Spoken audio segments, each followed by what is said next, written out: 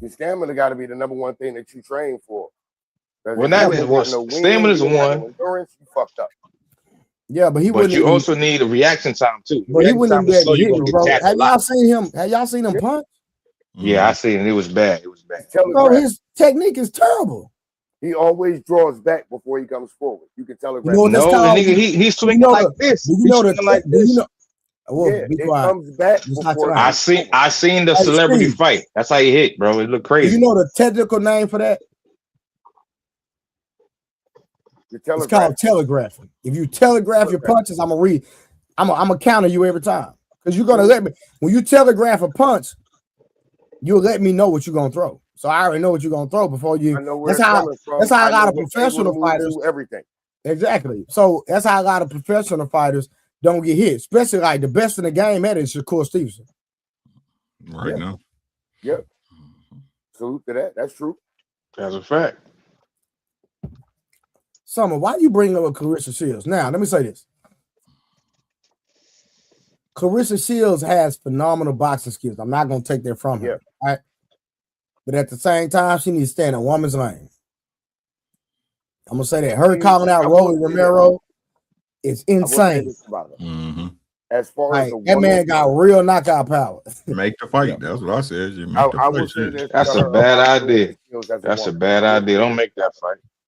I will say this about Clarissa Shields as a woman. As far as her technique, her skill in the ring, and what she does against women in her field, and who she is fucking. No, she's amazing against women, but Rolly Romero, she's like a tank though. She get hits a lot before she knock women down. She get hits a lot. That's what y'all don't understand. Tank said out of his mouth. Tank said out of his mouth, Rolly is the hardest puncher he ever fought. Bro, don't do that, Clarissa. Stay your ass over there with them girls. So if Tank said that, they'll let you know. How dare you guys deny a woman an avenue to make millions of dollars? Make the fight. I'm not going to. She's making $1 million now, but that's a dangerous fight. Uncle Rick, Uncle Rick, I can't call you Uncle Rick because I think we about around the same area in age. I'm 46. I'm thinking you're somewhere within. Hey, I'm gonna keep it. I'm gonna keep it gangster. Carissa will give me I'm gonna call you Big Carissa Bro. Will give me a good fight. I believe Carissa will give me a good fight, but I beat him. You got to pull your punches though before I give you a good. If you got to pull every punch, like you got. I would have to treat Carissa like a nigga though. Exactly. Cause she gonna try to knock your ass out. Yeah. If you don't treat her like a nigga that you fighting on the street, you might go to sleep. Nah, for real, no cap. Like Carissa, you might go to sleep. Try to knock you out. You don't treat her like any other nigga on the street that you getting ready to square up with. Nah, you might go to sleep. Nah, 100%.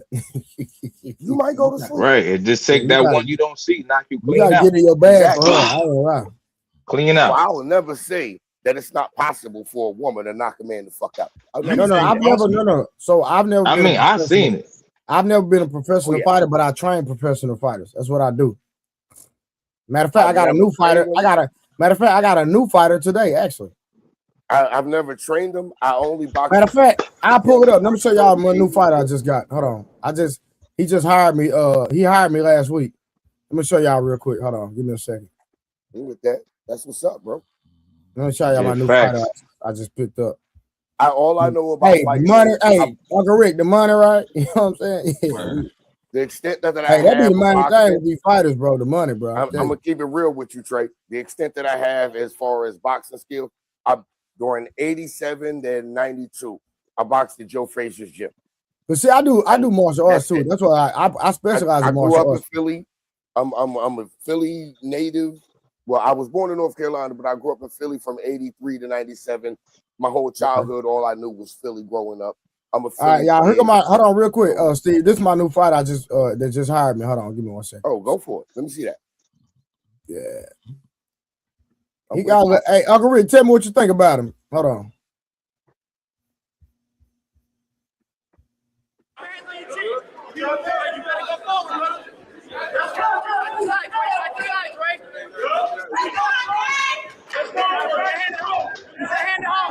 Which trunks, the black or the green? No, the Arab. He Arab. Okay. That's the green and white trunks. Yeah, these the white trunks. That's my new fighter. Okay. How tall is he? He like 6'1", 6'2". Mm-hmm. He at 154. Yeah. Side to side, bend your knee. That's it. That's it. You gotta throw some back, though. You gotta throw some back. You gotta go forward, brother. I'm waiting. I like his footwork in his form. Now you gotta wait. You're testing the power, see what you can take. Yeah, I like the way he keeps his distance to try to maintain that arm reach. Bend your knees. Bend your knees. Keep your knees. Keep your knees, man. Oh, no. I like the way he tests his distance. Cincinnati out. Cincinnati out. Oh yeah, he could tell bro is scared, so he's walking down. He's walking him down now. Yeah. Play, you got. Yep, he just felt the power. There you go. Potential right there, Trey.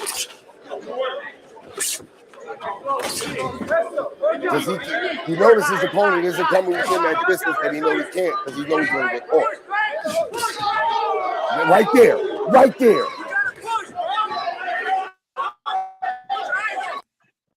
Yeah, it's over. It's over. It's over. Oh, yeah. It's a wrap.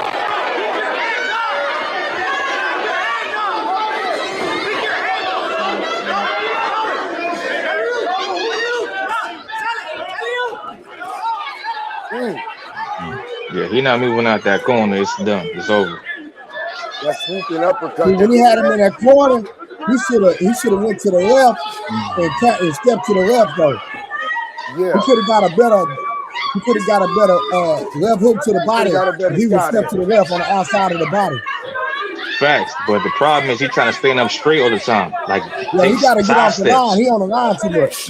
Yeah, sidestep, like sidestep, swing, jab. Like you standing too straight. But I gotta work on his lateral movement, side to side. But see, you cut the ring out real good like that. But if you don't cut the ring out, you gotta let your hands go. Don't sit there and wait on it. I love his relentless. He like walking down. And he tagging though. He need about 10 more pounds of power. You're gonna be knocking niggas out.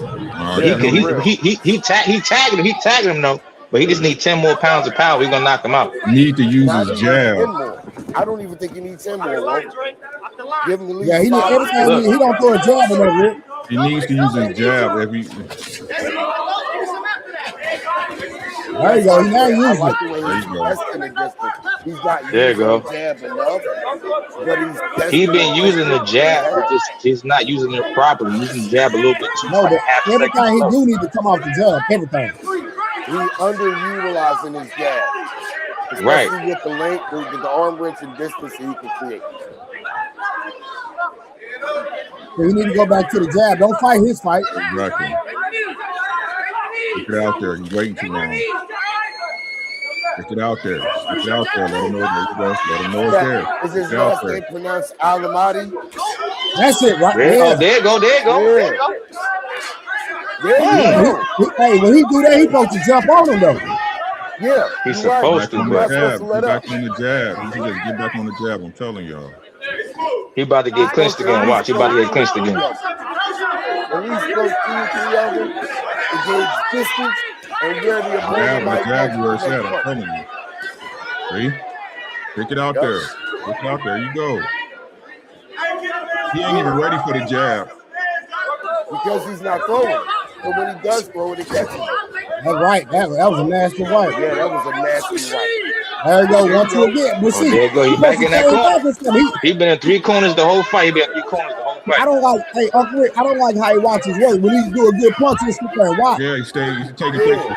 I don't like that either. He doesn't, once he gets that shot in and he gets that hit, he doesn't go in for the attack to actually put him down.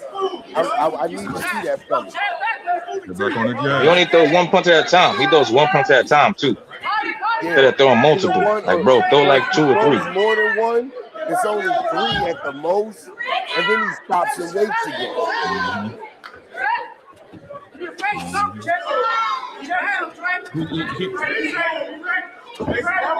don't know how to deal with a jab. His opponent don't know how to deal with a jab. They reset him every time.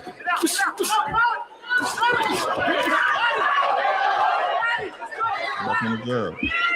His opponent too big. Pause. Like he just working out. He's not even like getting better than him right this too big. Like boxing not all about being the biggest nigga. It's about keeping your stamina. The bigger you are, the less stamina you have. That's not true. Brother Newsy, I would have Guys to are not about think stamina. that yes, members have different. Hey, I would have he to made a big mistake right there. Yeah, I saw that. He threw street. That's the same thing old dude did against Tank. Oh yeah, Let's there take you the go. fight There. though. His opponent can't stop a jab though. He get reset every time. If You need to he keep that jab in throws his the face. jab more in this fight, his opponent would have been out of it a long time ago. Yeah, I just doesn't picked use him it. up today, Uncle Rick. But yeah, so you see how he threw them 3 straight right hands when he had him hurt? Yeah. He could have easily got that's the same thing old boy did when Tank fought what's his name? Leo Santa Cruz. Exactly. Yeah, Santa Cruz. Remember, he threw 3 straight. He threw the same shot 3 times, and Tank knocked him out. Every time. Yeah, man. He need to. He got man, especially in that type of fight. His stance is good. He got good movement, but he got to control that space. He got to control the space. And a tall guy, you always want him. You always want him to develop his jab and use his jab against a shorter fighter. It just makes the fight easier. Yeah, he got that body like Bivol. What's that guy named Bivol? That beat Canelo. That tall cat. Bro, like he got a chance to be like Devin Haney. Like just jab. Listen, if you don't have to throw extra punches, don't throw them. Like make the fight easy. You don't listen. Right then, what I seen, his jab was underutilized. That's called 100%. Like, this what Earl told me when I was training Earl. I don't get paid for overtime. Nobody do. You know what I'm saying? This is not like a job. You don't get paid for overtime. So you got to go and get him out of there. You know what I mean? So, like I said, once he specializes and he get that jab like where he need to be, sheesh, he gonna be a problem. You know what I'm saying? Oh, yeah. He at 54. I want to get him down to 47 though. He got a good foundation though.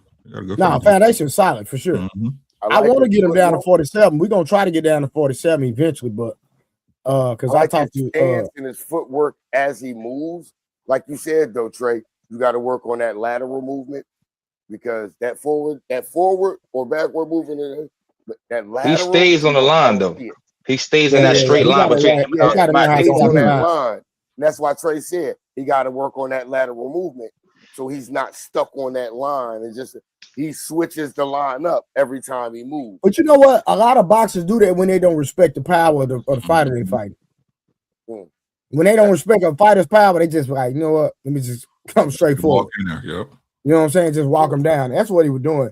He didn't respect his power. That's why he was doing it. So, and apparently he had no reason to do it because that dude ain't come with him. Yeah.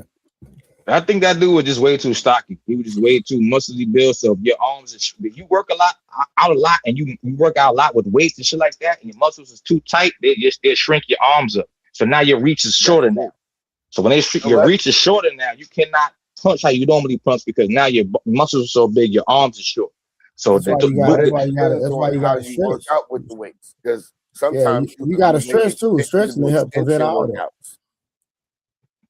Sometimes you can do extension workouts with your weight to actually so that your reach doesn't shorten. Because sometimes, like I've watched my brother sat there, his arms got big as hell, but the only thing that kept him his distance not shortened up is he would sit there and just take those same weights and just throw punches until he could throw all the way through. So he never lost his extension on his punches. Yeah, I was like, nigga, I used to tell him, you trying to kill somebody? I used to see the back of his arm, and Trey, you know, that horseshoe right there on the back of it. Yeah, I used to look at them, and it was so solid and so defined. I looked at my brother. Now, I can beat him because I was a grappler. So, no, you can throw that punch. I'm going to lock your ass up, and I'm smaller. My mom gave birth to 5 boys in 7 years.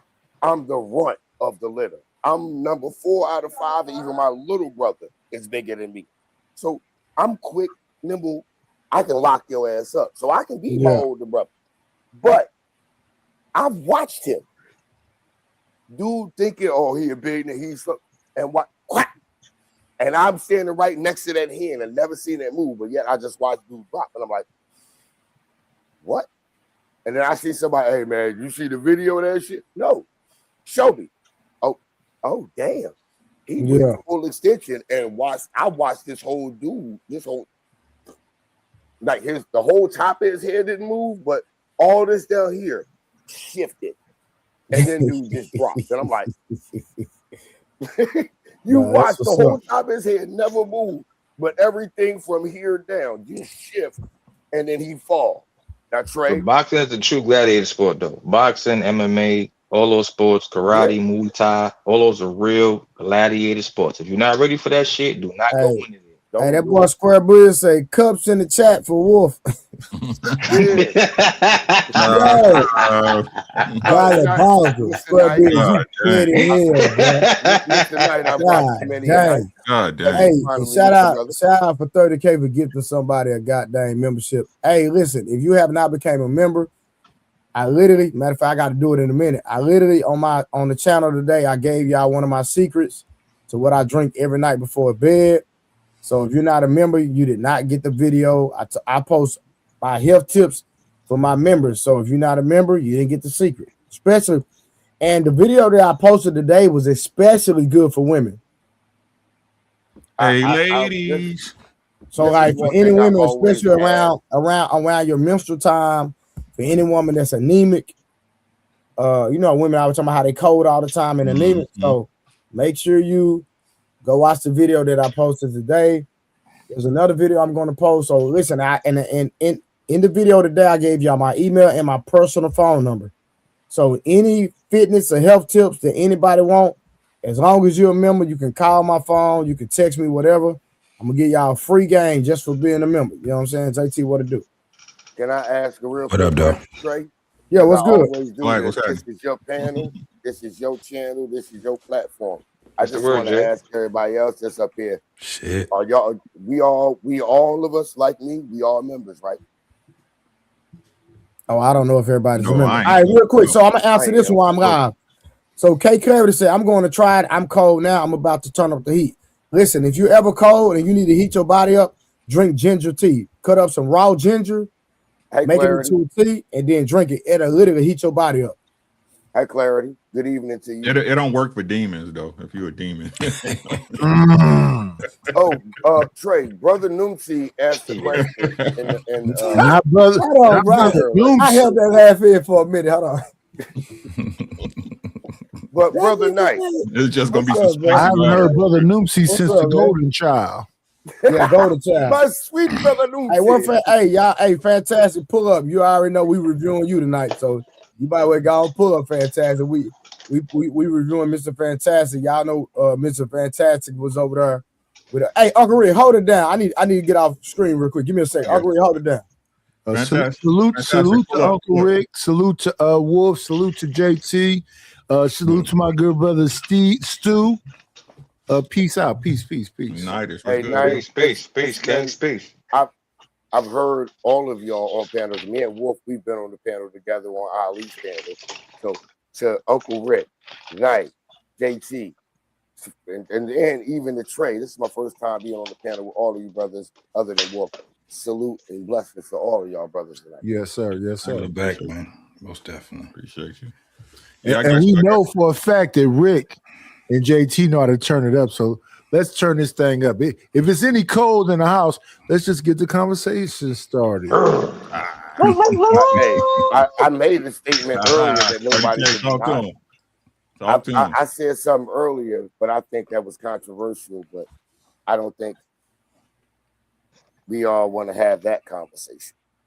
What is it? And my statement was, there's no such thing as a patriarchy. That's a myth. Well, You in the said black this. You community, said this. Okay, hey, hold on, Wolfie. Well, it's obvious you want to make your point, so please state your premise, sir. yes, please, Okay. please. Okay, here's the thing. Human society. Hey, you can't smoke on screen, bro. Oh yeah, Right. You can't show it. You get a flag. Human society has always worked off the dynamic, and I appreciate you saying that to me, Uncle Rick, because I don't want to disrespect anybody. But we've always worked off a dynamic. Let's think about this. You always hear Mama say, "Oh, you want to act like that? Wait till I tell your daddy. Wait till your daddy get home and find out."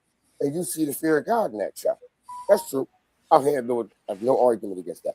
How many times you sat there and say, "Hey, Dad, I'm getting ready to go this. That's cool." You always say, "If it's cool with your mama." That's a dynography. That's not a patriarchy.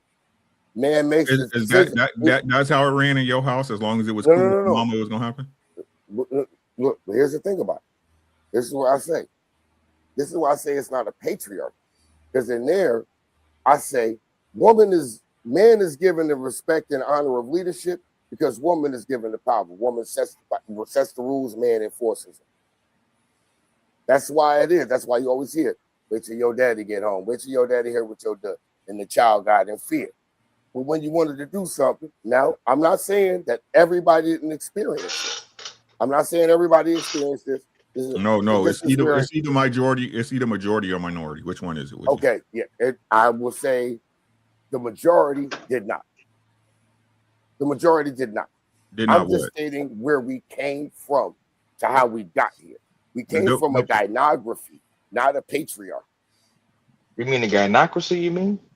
Yes, the black community is definitely a so-called gynocracy. It's definitely not you're right, Wolfgang. patriarchal. I pronounced it wrong. You're right, Wolfgang. No, I ain't mean to correct you, so my bad. I ain't mean to correct. I'm just saying I know I heard the word before, so I know. I appreciate that. I appreciate it because you're right. You're on the term. But that's what that is. That is man is given a respective leadership because woman is given power. The woman is given the power to set the rules of how things go. Man enforces that. So therefore, from who? Huh? From who? From her. God or from who? It is well. First of all, now if we want to go there, that's even deeper level. Well, I ain't trying to swim. I ain't trying to swim. I'm trying to get your that's point. But it all goes to that because can't no woman on this earth say that they're safe. Is there any religion of any denomination where they don't preach? Guess what? Man was created first. You were created from man. Okay, but so can you? It's already ordained by God. That's fair. That's fair. Let's bring it back. That's what I'm saying. Moving the goalpost. So therefore, man is given. Hold on. Okay. I asked a question, right? So if a woman has power, where does that come from? It comes from the man. The man what? But here's the thing about it. That's why I'm dispelling the myth of the patriarchy. Now, you ask any woman on the planet, where is the one person they feel the safest at? I'm not a woman. I don't know. Exactly. I guarantee you every one of them will say at home in the house. Where they been? Where were they at? They fought to be in the position they in. So why are as men? They didn't fight. They didn't fight for anything. Oh, really? Feminism wasn't a fight for equality? No. A demonstration isn't a fight. They were given these things by other men, by the way. From a man. Okay, so by that very same premise, we were given we were given the right to live. I don't understand what you're saying, but let me give you my premise, right? My premise is that every right that a woman got, she earned it on her back. Where was she supposed to get it from? Where you tell me, because if how was that designed? Listen to what I'm saying. Listen to what I'm saying. I'm not trying to rebut you either. I'm stating my point. Okay, taking my stance, right? So women believe there's a fight that's been had when the fight was between their legs with this dick. Right. Every single right that a woman earned, she earned it on her back. Right. So, who designed it that way? So the men. No, that was a design by God. Who was created first? What is God? Is God masculine or feminine? God is omnipotent. He's not man nor female, right or wrong. He's an omnipotent. So you're saying that God is okay with hermaphrodites and gays and homosexuals, right? Because God is all he's okay with anything. So I'm asking. But by that same premise, okay, I'm not saying you're wrong. You're right. I'm not saying that he's okay with all of that. But by that same premise, when people say, He's Wait, pro-life or wait, pro-this. Was it not God that said? wait. Just wait 1 second. You Okay, just said I'll wait. you just said that he's right.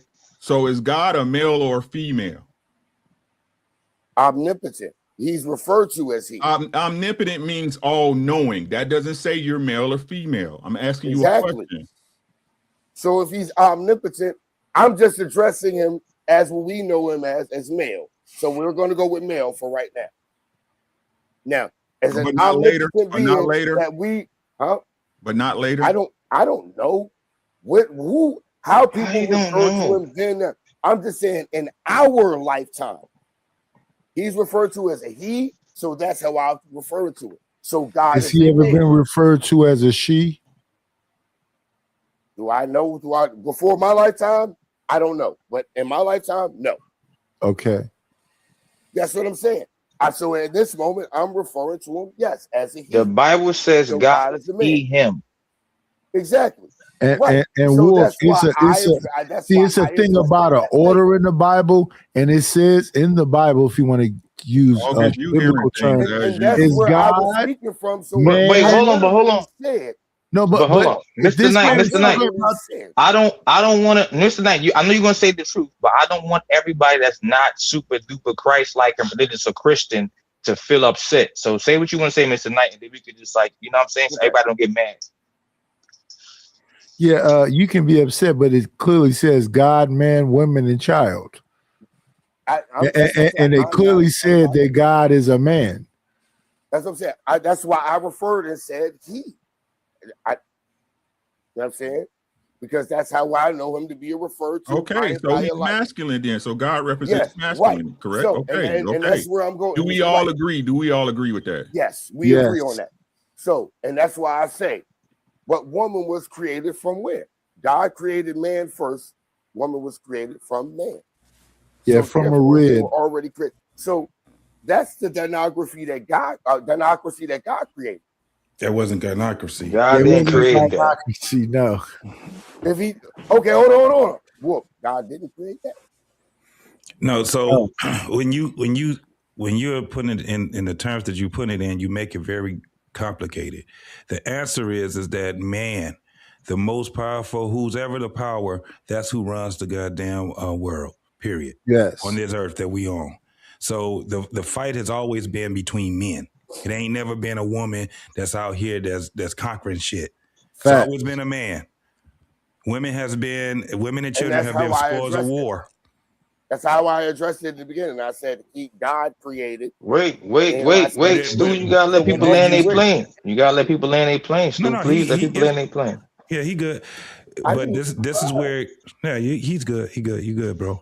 But this is where it gets bad. You kind of stepped on your own point then.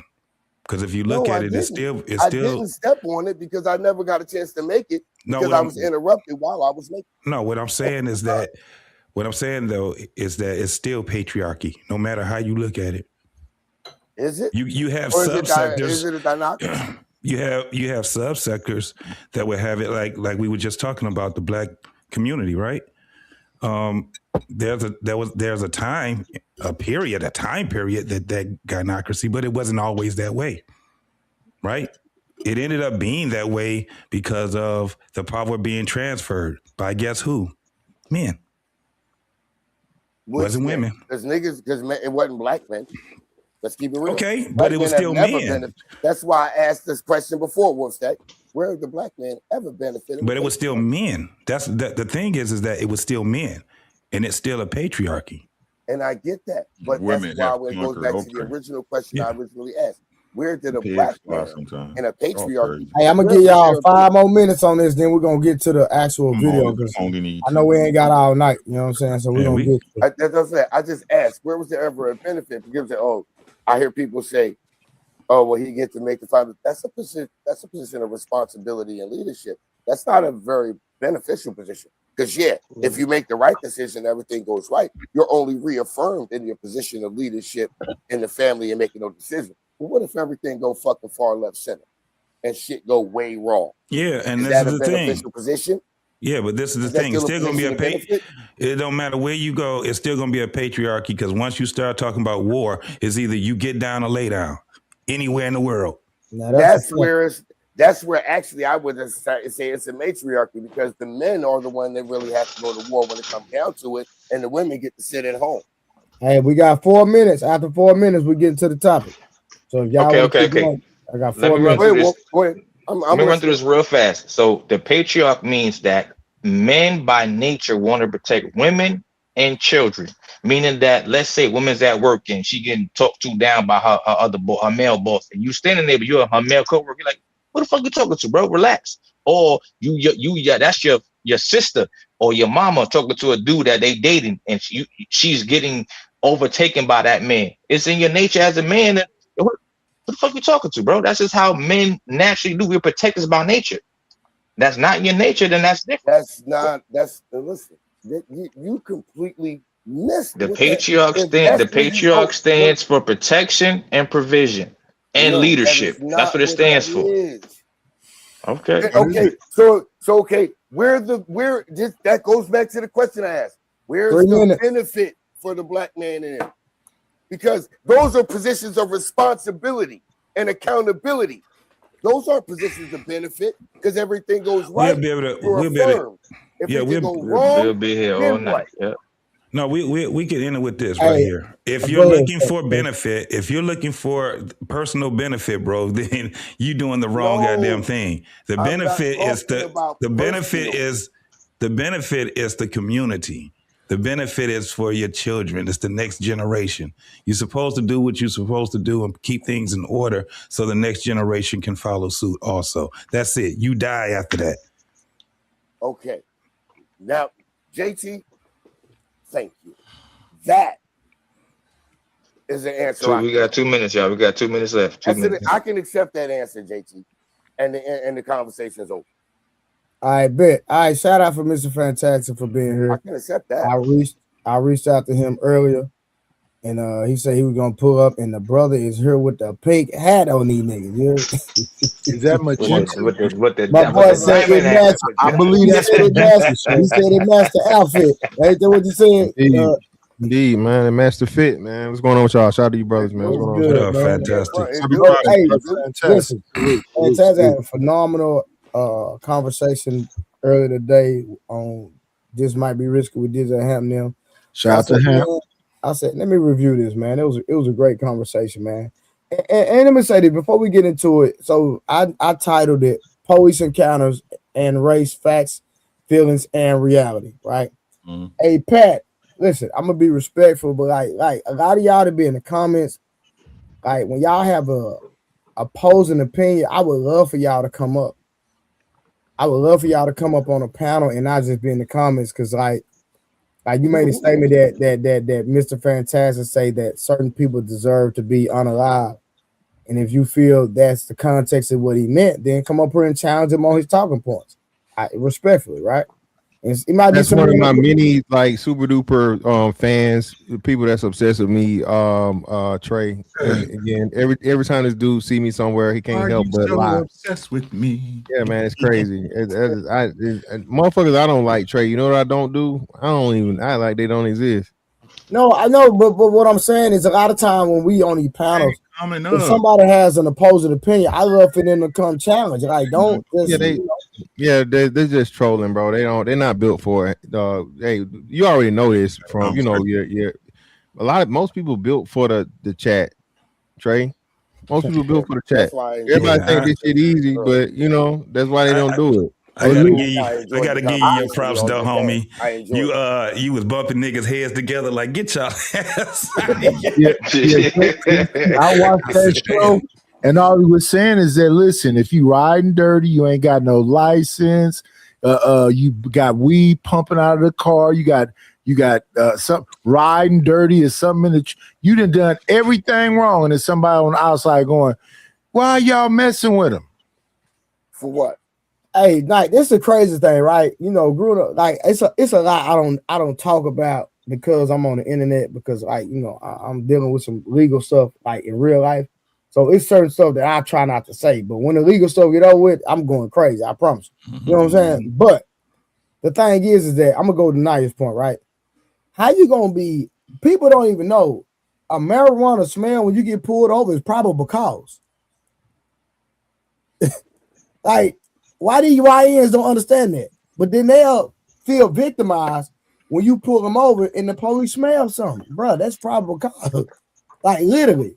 So you think just because you're doing your thing, like if they smell it, no.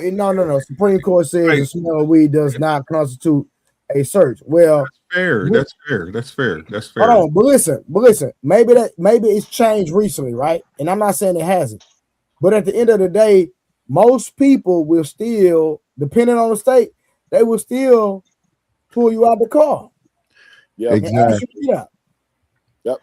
And he used a perfect song, "Riding Dirty." You mean to tell me this is my thing, right? My last encounter, right? I got my CHL, right? I got my conceal, right?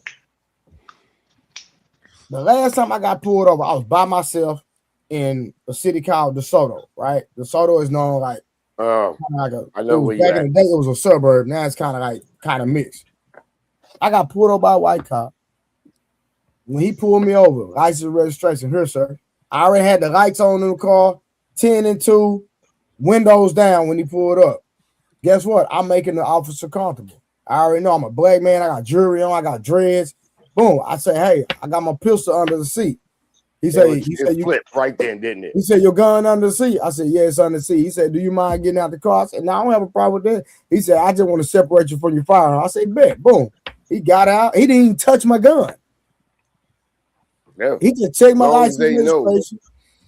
Hey, sir, you good? Hey, I was like, he said, hey, sir, I just pulled you over because you had the headlight out. But what happened was I was driving like one of my other cars that I don't drive that much, and I didn't know that the headlight was out, so I wouldn't even know it was out. So I said, I bet I'll get it fixed in the morning. You know what I'm saying? He said, all right, just take care of that. Boom. I went to the house. No farm, no foul. So I could have went crazy. Why you pulling me over? Nah, I didn't do none of that. Yeah. But see, that's the thing about it. We gotta stop that shit. We all gotta stop that. I understand the question you asked. Why these YNs and stuff like that? Because everything they've seen, everything they've watched, their whole life has told them to crash out. From New Jersey Drive to all kinds of shit. It's told them to crash out. Hey, I'm gonna say this right here. It ain't because remember, just a couple weeks ago, because Fantastic brought it up on that stream. It was a grown adult woman. Oh yeah, I saw that. Yeah, got pulled over by the police instead of just signing the ticket and going on about her business and enjoy her day. Chill out. She want to act crazy. So I said YN, but it's not relegated to the YNs. If we're being honest, per capita of stops, it's more women than men. No, what is wrong with you? No, per capita, right? Those are the events that people complain and cry about are low. Oh yeah, per capita, right? What I hate is people don't ever ask the question like, why your kids always getting stopped? Why your kids always somewhere they wasn't supposed to be at? Mm-hmm. Take your ass home. Go home. But you missed something though. Remember when you said per capita, when I said it's more women, you missed something. It is more women, it's just not reported as more women because more women get let go than men. Okay. You got a problem with girls? No, not at all. Right back in the damn room. Real quick, hold on, y'all. Let's get to the actual content real quick, y'all. Let's get to the actual content. Hey, listen, hold on, fellas. Let's get to the actual content, and then I'm gonna come back, read super chats and everything in about 5 minutes. But if there's any point, Fantastic, and anybody want me to stop it, y'all say something, and I'll stop the video, and we're gonna get to it. All right, let's go. One thing about these comparisons. When you was talking about that black people are overpopulated, are over policed, as we was talking about the black in the black community, correct? You was talking about in black areas, correct? Yeah. Okay, so now we're talking about in a white neighborhood where we have no reason for you to be overpopulated. It's not criminal. It's not a criminal area, and we're not overpopulated by them. So then, why would you think you should see the numbers off top just by them numbers, just small numbers? Still not understand. Okay, so you still not understanding, right? Even in the black community, how can I say that you're over policed or like you're overrepresented? And it wasn't over policed; it was overrepresented. I said it's overrepresented because in comparison, what the white folks get, it's on and so forth. That's what I'm talking about. I'm still looking at all the numbers, bro. All of them. Yeah, because Key, because you're saying 2,000 arrests, 2 convictions, but we don't know if that's a lot or a little bit because we don't have the whole number of how many people were arrested in the first place there. In the whole general, okay, I got you. You see what I'm saying? But we need to know. So so his point hypothetically, if it's 10,000 arrests and the 8,000 are white people, then you're like, oh, maybe it makes sense. You see, but we need the whole number. Right. Comparative, right? So right here, y'all, real quick. So right here, this young gentleman brought up how many arrests that were being made in Beverly Hills, and he actually brought up a statistic that only brought up black individuals being arrested in Beverly Hills, but he didn't have the numbers for Hispanic people, Hispanic for white people, and other ethnicities. He only targeted black people. So when he made his point, it made it seem like that black people were being targeted specifically by the police, but he didn't have the other numbers to do a comparative analysis where he can say, well, you know what, maybe if there's more white people having interactions, those black numbers are null and void. Am I correct, Fantastic? Yeah, he was only wanting to give the side for black people, saying yeah, he was on, and like I said, that's not how math works, and that's unfortunately that's the thing when we start in this is one of the good and bad parts of data and statistics, where a lot of people just say the numbers but don't know how to properly formulate them, don't know, sample size and what way to look at the numbers and so on and so forth, right? But and that was how we got into this whole thing. I mean, it's simple math, man. If you in a urban city with a lot of black people, more black people gonna get stopped there. Mm-hmm. They hate niggas. That's why I've never understood the term of black on black crime when they don't come up. Wolf, you muted yourself, Wolf. Wolf, you muted yourself, bro. I see you talking, but you muted yourself. You on mute, Wolf. Oh. Saying, look, no, I didn't mute myself. Something happened when I got muted. I didn't mute myself. I'm just saying. Okay, I didn't mute you. No, I didn't say you did. It's probably StreamYard. I wasn't you, Trey. I'm just saying. I was talking and I got muted. I didn't say nobody else. Go ahead. No, but my thing is like a lot of people when they do that, they don't do that because they only hear one side so prevalently. And it's like what I like to call white-splaining. Especially when you're only given that one statistic and you don't have the statistic about other ethnicity groups and you're solely targeting the black. So let me ask everybody on the panel real quick. What is y'all viewpoint on police interactions? Do y'all believe that most police are racist or that most police interactions end in no issues at all? Uncle Rick. Most police interactions end in no issue at all. If we're talking about per capita in the United States of America. Okay. All right, Wolf. No issues at all. Steve. Yeah. I'm gonna say no issues at all. Most of them and no issues. I know. I already know a fantastic stand. JT. Yeah, it's the same thing, bro. I'm the same with the fellas. Knight. We on the same page. It's a fallacy. It's a fallacy. Like it really is. They just again they want to play victim. I understand it, but that shit don't work no more. Y'all better get up and get out. Shout out to Outkast. Get out. I keep trying to tell y'all, white folks don't give a fuck about y'all. They're indifferent. Exactly. They ain't not even thinking about it. I don't understand. They out here trying to make it just like y'all try. They don't care, bro. But if you try to run into a cop with a car, he might pop your ass. Hey, I'm gonna pop you. He's trying to get home to his family, just like he is. Yeah. You know what's crazy? Like, one of the things I can tell you, like in Detroit, that racist bullshit, man, these be black cops, white cops, and a lot of them be black cops, and they don't play, bro. These niggas don't play with you. That's why you don't hear too much in Detroit, because when they pull you over and you out there talking that shit, man, these dudes they not playing. You start talking crazy. You start talking crazy to them. They're liable. And I'm telling you, I done seen a lot, bro. Let me ask y'all a question. How many times have y'all been pulled up by a white cop and the white cop was cool, and then as soon as a black cop pull up, everything go crazy? I ain't never had those issues. I can't say that. I don't drive, so I can't say that. Yeah, I know I'm getting a ticket. I know I'm getting a ticket every time. Shit, it don't matter. I'm getting a ticket. I'm going to the crib. Every one of my tickets that I had a problem with, that I had an issue with, I fought it in court. I was thugging back in the day. You know what I mean?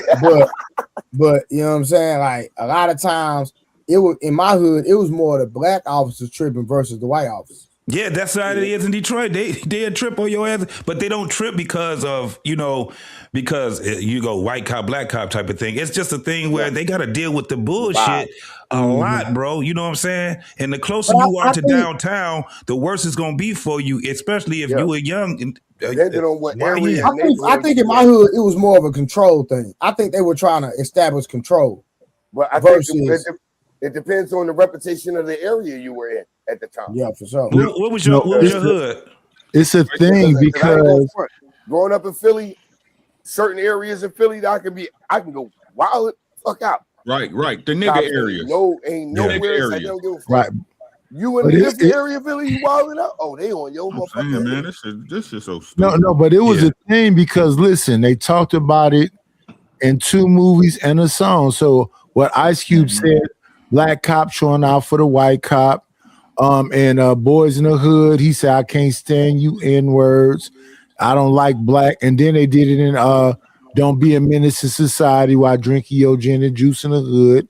They took that from Boys in the Hood. So yeah, it's a black thing. You know you fucked up, right? Yeah, you fucked up. Yeah, and that was more of a so this is the thing also. When you talk about the West Coast, and especially in Cali, man, y'all in a whole different groove of your own, bro.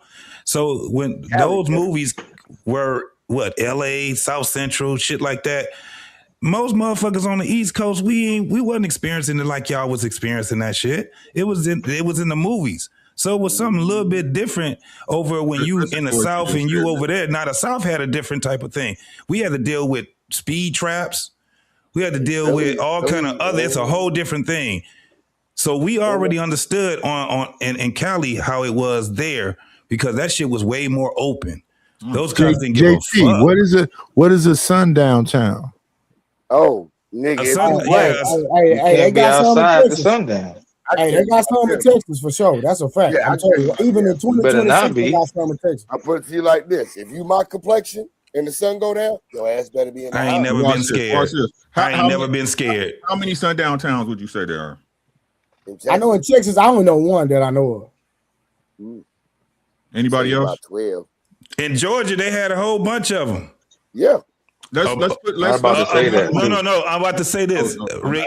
I ain't never seen. I was just about to say they had a whole bunch of them. I ain't seen one of them. I wasn't scared of none of them motherfuckers. Let's put a town. My wife, her family from Tupelo. You know why they call it Tupelo, Missy, right? Yeah. Mississippi. Those 2 niggas, they below now. Yeah, shout out to Mississippi. Listen. We go down there all the time. Don't never have no problem. Yeah. Our family stay down there. Don't never. This is bullshit. Now, to sit up there and say there's not some people that's affected, of course it's going to hit harder, especially when they throwing it up in your face every time and putting social messaging and consciousness behind it, right? Yeah. If it happened to me, it wouldn't be fair to my wife either. She'd be like, fuck you, crackers. I understand that. Y'all hear what I'm saying? Yeah. But if we're talking about per capita on the basis of the United States, it's minuscule. Very. It's minuscule. Again, it's just a focus, right? To have y'all saying, "Oh, we hate Whitey, we hate the copper." They doing a fucking job, and you got a driver's license. That mean they got the right to stop you. Y'all understand that, right? Yep. All right, real quick. Let me get these super chats in real quick. Let me get these super chats in again. Shout out to Square Biz. Shout out to 30K for the membership. Then we got, let me see, we got August came. What the hell August talking about? With $2. Does the straw make Taylor Port taste better, Wolf? If it's cold, I don't drink teleport. That's some nasty ish. I don't drink teleport. That's for females. I drink actual alcohol. I don't drink teleport. yeah. All Make right, sure it's good. cold. 30K with the $2. Hey, Rick, 88 Jordan all day. Hey, fantastic. Which Jordan is LeBron better than? Is he better than rookie Jordan, first championship Jordan, second championship Jordan, or Wizards Jordan? First champion. No, we could argue Wizards. That's about it. Wizards, that's on the decline. But I mean, that would still be that wouldn't be a clear cut thing. The only argument you would have would be Wizards, being that he's still playing at 40, I guess. Right. So it's still 3 Jordans better than LeBron, right? Yeah, more like 6 of them, but I can take this league is soft though. Come on, Mr. Fathead. This league is way soft. Jordan would never play in this league. All right, hold on. We're gonna do the basketball talk another night. I got you. I love the basketball talk. All right, shout out to Nick, the skinny guy with the $100 for the 4th night in a row. Shout out to Nick. That boy did 4 nights in a row, $100 donation. Shout out to him. Shout out Nick. That boy Nick said, here's another fat one. Great show. Let's keep building. And he gave 5 memberships. Hey, that's what's up right there. Hey, man, that boy Nick, man, listen, that boy got A-Rab money. I swear. Yeah, he got $9 money. Somebody put in the chat, Larry Bird is a GOAT. I'm done. We ain't finna have this conversation. We do appreciate Larry Bird. Go to sleep. Go to sleep. Larry Bird is one of them ones. No, I like Larry Bird. Hold on, I'm not. Hold on. I like Larry Bird. Let's not get it twisted. But the GOAT. I like Larry Bird too, but the GOAT, that's crazy. All right, let's get back to it, y'all. Call Larry Bird the GOAT. That's why. You can't make a comparative analysis. Yeah, we need something to Without the compare white it to. people information. But would you say if you are a very low population in that area, should you not be overrepresented in the things like that? Because Beverly Hills, their population in Beverly Hills of black people is not even a high 5%, if that. I probably say 4%. It's very low. Yeah, very we can. low, If we low. had the numbers, we can make a determination, right? So now, what? But what point are you driving home with that info? My is the interaction part where you say police interact with black people. I don't think because we are doing criminal things. I think for sure, as Fantastic always love to say, we're not doing anything criminal on a normally basis. So if we are not doing something normally criminal, how are we getting more interaction with the police if we're not doing anything criminal? And on top of that, if we got it's probably antidote, but I will almost say we don't call police for everything. We don't black people don't call police for everything. So our interaction of us happening with us not even giving us the call to do it, I think that's another interaction where it comes to do it too. Because how are we getting so many interactions without being a factor of racism, or are you saying they are criminals? It's one of the two. I don't see another way you can separate it. Let me get deep. So question real quick. So in the black community, right? Let's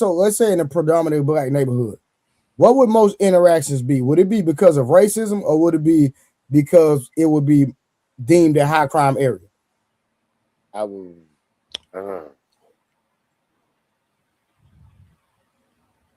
Where we at? Somebody was about to say something. What city you talking about? In the black community. Yeah, what city are you? You see what I'm saying? Proximity definitely matters. Yeah, it matters. That's what I was going to say. It depends on where you at. That's a great caveat. Okay. What city? So it depends on the city, right? Yes. So I was getting ready to say something as growing up in Philly, but I can't use just Philly as an because we're not from Philly, and we don't. And well, I'm not saying that some people haven't visited Philly, but I'm just saying, just in a general senses, right? Or typically in a black neighborhood. That's just like I even heard on Fantastic. Go ahead. Oh, you got something? Oh, yeah. Good. It's good, bro. Shit is good. Shit is good. No, yeah. So generally, man, yeah, it's definitely gonna be criminality. Like I said, most of the police pullovers, like you said, Trey. I don't think people understand the things that you sign up for when you sign up for that license. You literally sign up to abide by the laws in the statutes of your state, right? And even not just your state, whatever state you are, right? Because things in certain cities aren't the same. Like in some cities or some counties, I know like in Georgia, in Atlanta, you are allowed a certain amount of marijuana, right? But outside of Atlanta, you may not be allowed any at all. You feel what I'm saying? Yeah. So people just don't understand how complex the law is and how much leeway a police officer has for reasons to stop you and pull you over. At the end of the day, though, I think, and shout out to Trey for giving his example. If it's nothing or whatever, bro, I done been dead to right, wrong, speeding like a motherfucker. And hey, man, slow it down. You know what I'm saying? Go on about your way. You feel me? And I know I'm not the only black man to get that experience. It's something that, but I mean, of course, racism is going to always exist, bro. I've never said there's no racism in it. There are racist cops, there are racist doctors, there are racist teachers, there are racist motherfuckers that work at McDonald's.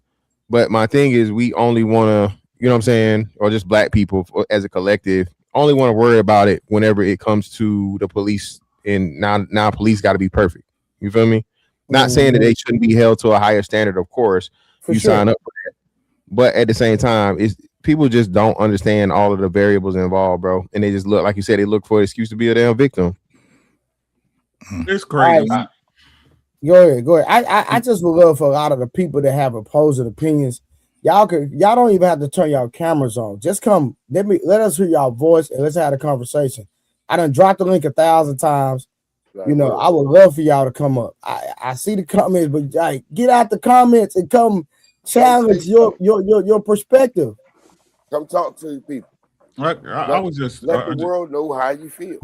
I was just thinking about something. You notice how, hey, fantastic, JT, listen, right?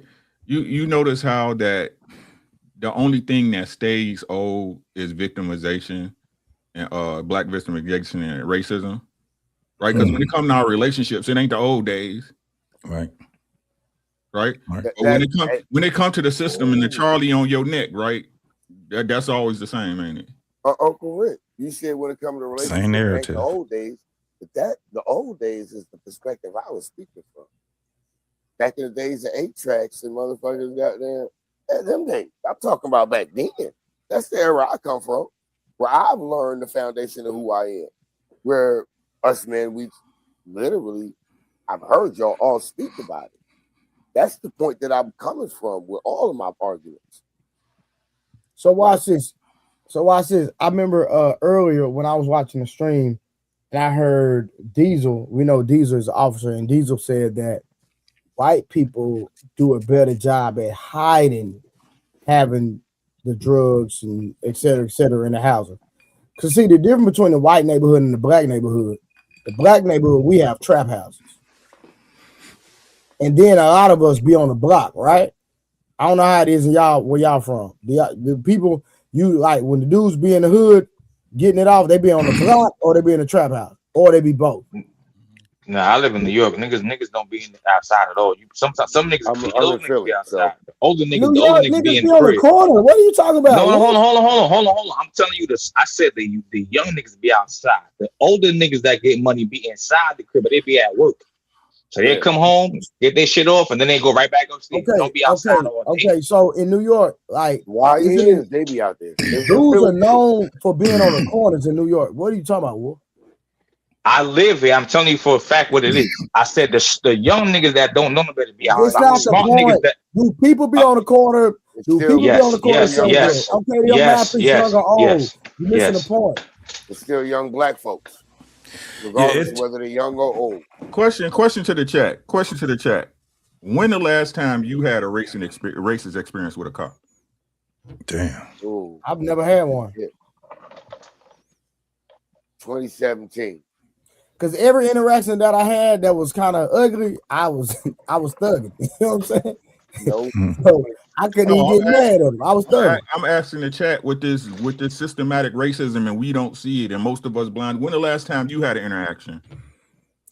Since it's happening to everybody. We had this white police officer named Sarge. He was a sergeant, right? He used to always come on our block. I'm talking about, we outside, Uncle Rick. He pull up when he pull up, as long as we ain't doing nothing when he around, he no harm, no foul. He said, I know what y'all doing. You know what I'm saying? He knew what we was acting. Because he see the traffic. But as long as he on the block, we be like, Sarge, we good. He really cared about us. No, for real. He really wanted us to get out the way. But we were gonna do what we were gonna do. You know what I'm saying? He knew what he was gonna do. What'd you say? He knew what y'all was doing. He wanted y'all to get the fuck out that bullshit. No, for sure. No, he cared about us, bro. No lie. I'm not even gonna lie. He really did. You know what I'm saying? But we weren't trying to hear nothing. That's all we're talking about. It's real rare, and I'll say this, in black communities where you hear stories of young black kids talking about, nah, I ain't got no problem with the police. That motherfucker tried to save my life and kept me out of bullshit. It's real rare. No, bro, listen. It's I'm gonna tell rare you one now. incident. It's I'm gonna rare tell you something now. I seen with Wasn't my rare own back eyes, then. bro. I'm gonna tell you, there was an incident where there was an aggravated robbery, right? And so the police pulled up on our block. When the police pulled up on our block, somebody had some hard on. You know what I'm talking about? They had the hard on them. They're like, hey, we got it. Woo, woo, woo. Another police officer hold on, watch it. Another police officer that knew us pulled up. So when he pulled up, he seen who it was. He was like, I know these kids. So that police officer put the stuff on top of the car. Now they booking everybody for the, the arm, the aggravated, you know what I'm saying? The aggravated or whatever. So boom. Drug charge going. No, watch this. Come to find out, when they get downtown, boom, the only case they got is the aggravated R. Ain't no. So we was like, what happened to all the work? It's gone. The police officer that knew us pulled up. He took it and got rid of it. Dumped it. Said, look, you want to know why? Y'all niggas got. Hold on. Listen to what I'm saying. He could have charged us with everything. But if the police is so bad, why he didn't? I'm talking bro, when I say we dead to the wrong, we dead to the wrong. Dead to rights. But Trey, that's what I'm saying. So Trey, stories like yours, right? Even on that, when street dudes, you know what I mean, niggas is out here in the trenches or whatever, moving how they moving, and it's a cop, like you said, that look out and they don't hit you with the fucking book, right? Or you get caught up in some shit, and let's say you holding the fire, and they just take the fire. Yeah. Right. But according to niggas, none of that never happens, right? Nah, it does. I can't say it never happens. According to the majority of these wonderful black Negroes out here, man, it don't happen. A cop waiting for law-abiding citizen black people coming straight from church in a minivan with their wife and kids to pull them over, yank them out. Yank them out. Fucking car while they're moving. That's what these niggas think it is, bro. It's crazy to me. And like I said, what be so crazy, Trey? We all damn near 40 or 40 plus, bro. Yeah. These 40-year-old niggas is just as old as Trey. They ain't never been locked up. But they ain't never seen handcuffs. Ain't never been put in no handcuffs. Ain't never seen no handcuffs. And according to them, the police just so racist, waiting to lock a nigga up. I can't take these niggas serious. He get put in handcuffs, came to court, testified for me, and drove me the fuck home from the court. I said, nah, I don't know what y'all talking Trey, about. I'm gonna let you go a little bit further into the video before I ask. I got a couple of questions, but I want you to go a little more into the video before we get deep, because I got some questions. I got it. I bet.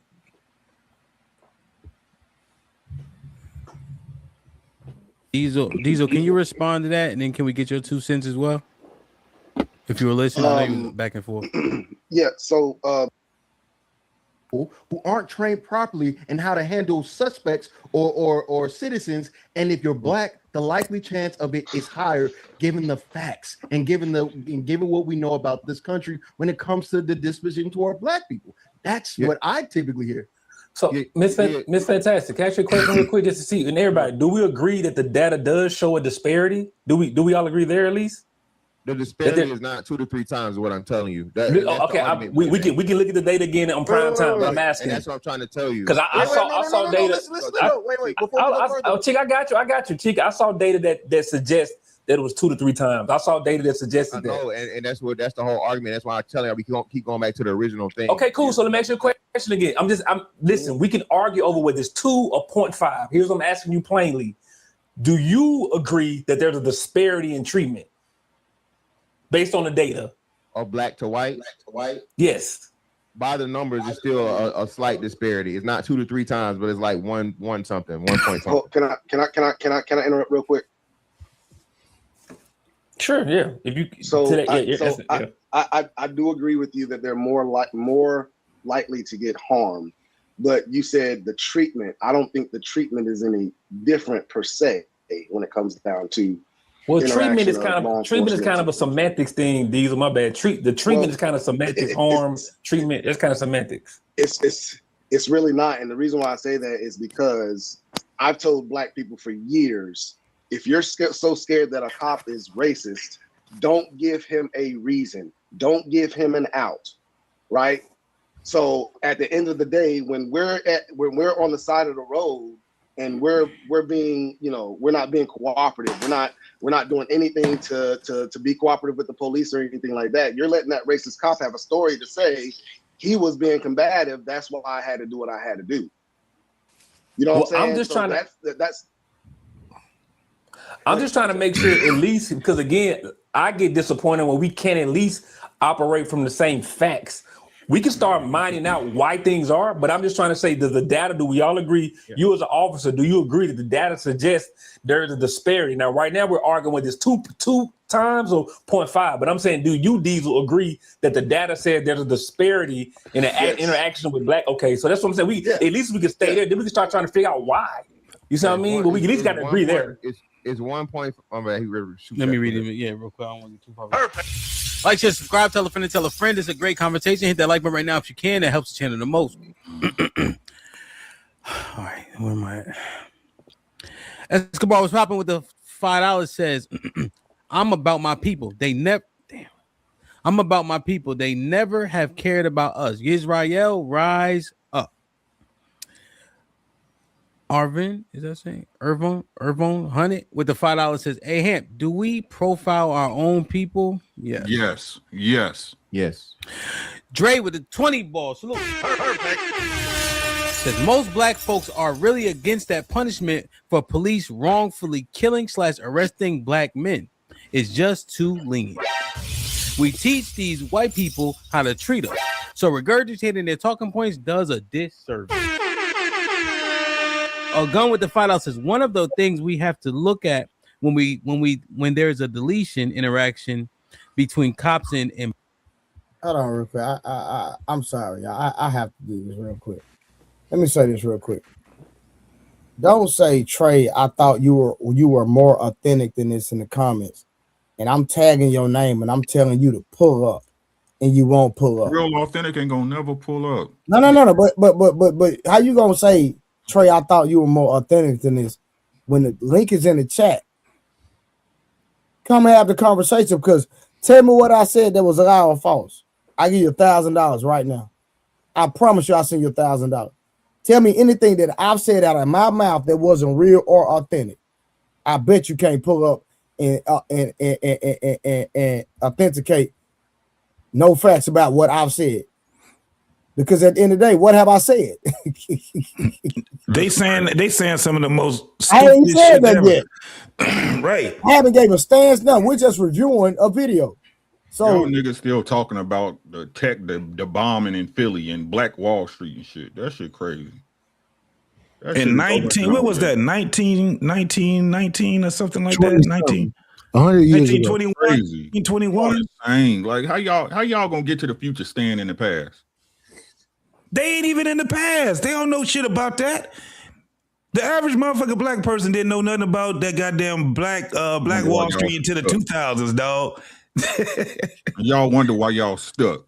You stuck in the same place. And at the end of the day, when it comes to the Black Wall Street situation, we're not even saying negate what happened, right? We're just saying that, hey, we were not there. So in its past, what can we do about it?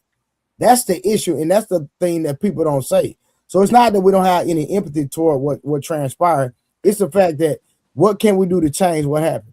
Right. And what it got to do with you for real? If we gonna keep it a bean as grown ass men, what the fuck it got to do with you? Nothing. That activity had nothing to do with you. But y'all always we can't see you, nigga. You got a white dot, nigga. Y'all always trying to wear some pain that don't belong to y'all. That shit is insane, bro. Nah, you ain't gotta be on camera. I didn't know you was there. I just seen a white dot. Oh yeah. Hey, so I got a question. So hold on. Oh, go ahead. Fantastic. What was the thing was that Okay, when you already brought it to a point where it was nominal, right? The numbers were nominal because they were arguing, and at first they were saying that the shit was way more than what you said it was, right? Yeah. Then they had no choice but to go and start arguing these nominal ass numbers. I didn't understand from that point on why the conversation continued. What was Cheeky and Shad, what was their point of contention then from that point on? Because I kept wondering why are you guys still trying to argue something? Because now y'all arguing a small number. What were they actually trying to do? I didn't get it. Why the conversation? Well, no, their point of contention was, I guess, like the existence of the bias, and just that there is a bias there, that the bias exists, right? Be it small or large or whatever. They wanted me to concede to the point that there was a bias or there were more black people doing it. What they didn't understand was, and as we go on through the video, is there are other variables that they weren't considering. They was just trying to go off the whole per capita shit. The per capita shit on its face is inaccurate because it's comparing the entire population of black and white people when the entire population of black and white people don't have interaction with the police. So my argument was, in order to get a more concise number, a more correct number, you have to divide it by the number of police interactions, and then the percentage of happens within those groups of people from that. And then you do your math and you get out your per capita. And I think when I did everything, it came out to 0.0023 for black people and 0.0016 for white people. And that was like that was, I think I got it reversed. Either or. It was like 0.0, not 0.02 or 0.2.02. So it's like, what I mean? That's after, that's the percentage. 0.2%. That's yeah, hold on. 200. 2000. Yeah. 2000. Hold on. So I just want to understand, because I'm just getting into some Mr. Fantastic. If it's 2 million of a percent, should we not talk about it? So what's everybody's overall position on this? Let me answer the man first. It's not talking about it. It's about talking about it in a false pretense or falsely framing it to act like it's a major issue and problem, to when people were just saying that black people are being targeted by racist police. The numbers within themselves, when you have tens of millions of interactions of black people in police that are caused by black people, one of the major things, being police stops, like car stops, right? Black people have a higher turnout of, or higher occurrence of suspended licenses and no insurance. So if you got suspended license and no insurance at a higher rate, that increases your interaction with the police. That makes more chance for you to end up being victim to, even though, again, I just told you, it's 0.002% of black people that are killed by cops. Well, I'm not talking about the killed by cops, right? I think that's an extreme, right? But I get it. If we look at it from that was the whole context and the purpose of the conversation. I know, but I was trying to take the conversation to the next level. Do we want to keep it there? Go to the next level. Go ahead. What's the next level? Go to the next level. So I think when we look at a whole America, I understand your premise. But if I was to take Atlanta, I think the data says something different when I looked into it, right? Why would it? Why would it? So hold on. You take what now? Atlanta, Georgia. So okay, go ahead. Yeah, but these are national numbers though. So no, I get it. I get it. If we include all these white areas, listen, you're right. If a lot of places where black people don't stay at, I get those numbers. But I'm saying, I think, and it might be my anecdotal experience. I remember we tried to avoid going through Gresham Park. If you go through Gresham Park, you typically, you're going to get pulled over for the most part, from my experience. It might be anecdotal. So when I start looking at these highly trafficked black areas like Atlanta, and like going through certain places like Panola Road, Gresham Park, especially back in the day, the west side of Atlanta, it seems like it was a little bit more targeting, but I cannot be realistic to say that it wasn't a lot of activity happening in that area. Yeah. So hold on, when you say, so you saying it was a lot of criminal activity happening? Yeah. I think it was a lot of criminal activity, but for example, I'm not going to the street. Can you hear me? I'm not going to the stream. I'm not going to the stream to my people getting shot by cops and all that. That is, I get that. There you go. He dropped out. Hold on. Probably lost signal. You probably lost signal. Y'all can't hear me? Yeah, good now. Yeah, go ahead. Yeah, I'm not going to the extreme. Like, I think if we talk about black people getting killed by cops, I think your statistics are right. But being in Atlanta, I've never been a person that talked that crazy. I never was somebody who dressed crazy. And I'm just saying, in my experience, I got pulled over in Atlanta, and it wasn't me getting a ticket. It's plenty of times they pulled me out of the car. I sat on the curb. They ran my information, but it was some level of discrimination there in Atlanta. Yeah. So again, so you would have to. So what was the result of the ticket? What was the ticket for that you got? Most of the time, I didn't get a ticket, so I'm not arguing. That's what I'm saying. I'm not. You just said that. No, you just I said said you got a ticket. No, hold on. Let me be clear. I'm not arguing that I got shot. I'm not arguing that I got a ticket, but I do feel, and I'm feel for a reason, that I got pulled over because I was a black man driving a Crown Vic or a Cutlass. In Atlanta, right? In Atlanta? In Atlanta. Yeah, but that's the thing too. So Atlanta, I'm pretty sure Atlanta definitely has a higher. So were they all white cops, or was it majority white cops? So I would say it would have been maybe like a 60-40. 60% of it was white cops, 40% was black cops. So that kills your argument from a. So are you making a racial discrimination point, or are you making a occupational discrimination point? No. What the point that I'm saying is, me being a black man. Answer that question for me though. Huh? What I'm saying that I believe it was racial. I believe that I'm not talking about the black cops that pulled me over. I'm saying you can't eliminate them. Hold on, you can't eliminate them. I'm not trying to eliminate. If you are, you're literally saying that. No, I am not trying to eliminate. Right. What I'm saying is, and when we in Atlanta had videos of these cops in Atlanta speaking racist, and I don't think you could take the racist out the man. And he was talking racist, and then he had a track record of pulling over black people. Right. How he, right? He. It was like 2 or 3, if I remember. So two or three in the city of Atlanta, as far as you know, correct?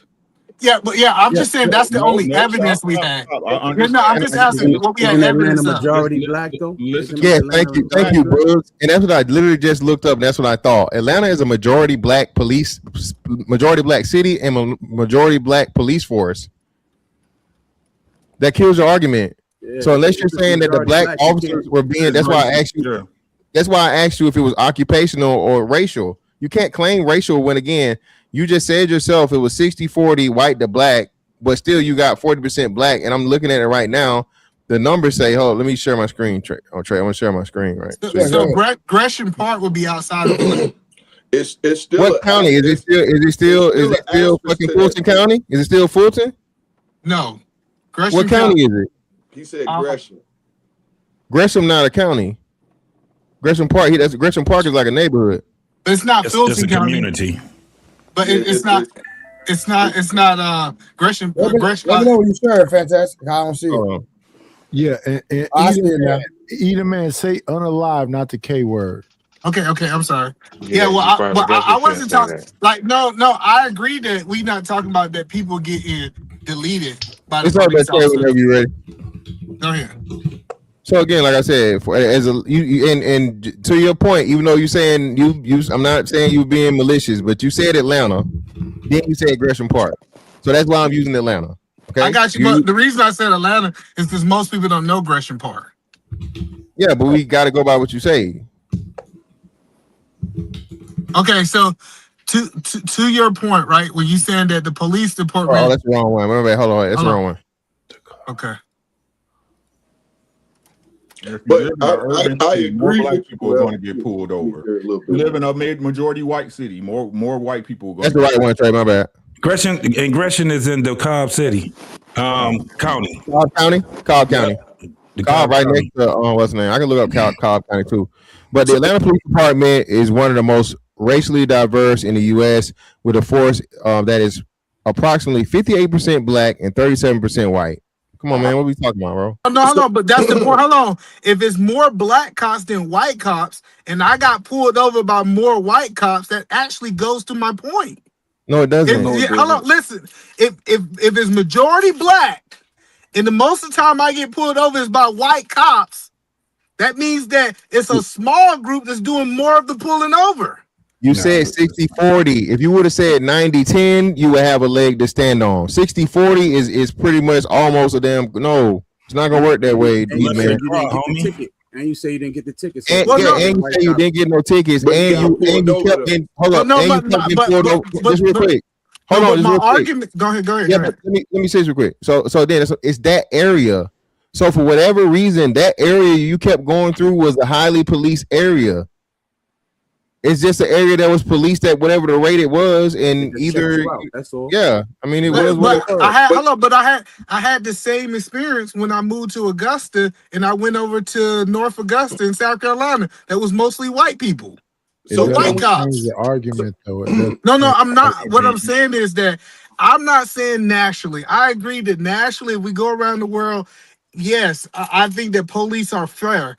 But I'm telling you, when you start going to the racist South, that we know that these people are racist. Fantastic being from Georgia, gonna act like people ain't racist in the South would be crazy. They getting jobs, and I'm telling you, their racists actually implement in their job decision. And that's what I was gonna say to piggyback on you, Eda, man. So at the end of the day, let's look at that system as a racist system, and it was created to be a racist system. Right or wrong? The whole police system wasn't. Hold on, my bad, JT. But hold on. Think about it. They was police catchers. Their job was to catch slaves and police slaves. Overseers. Okay, thank you. Another word. I agree. They were overseers to oversee the ones that were freedmen, right? No, bro, y'all to say, where is your identification? Smurf, I'm gonna tell you, you guys do a disservice to the argument when you start talking about stuff that happened in the 50s all the way back to the early 2000s. I mean, early 1900s. You're this right. is what we're talking about is now, right?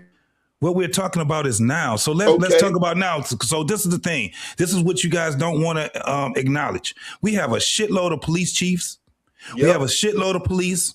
We have a shitload of people that are commissioners. We have a shitload of people that are in the system. Correct.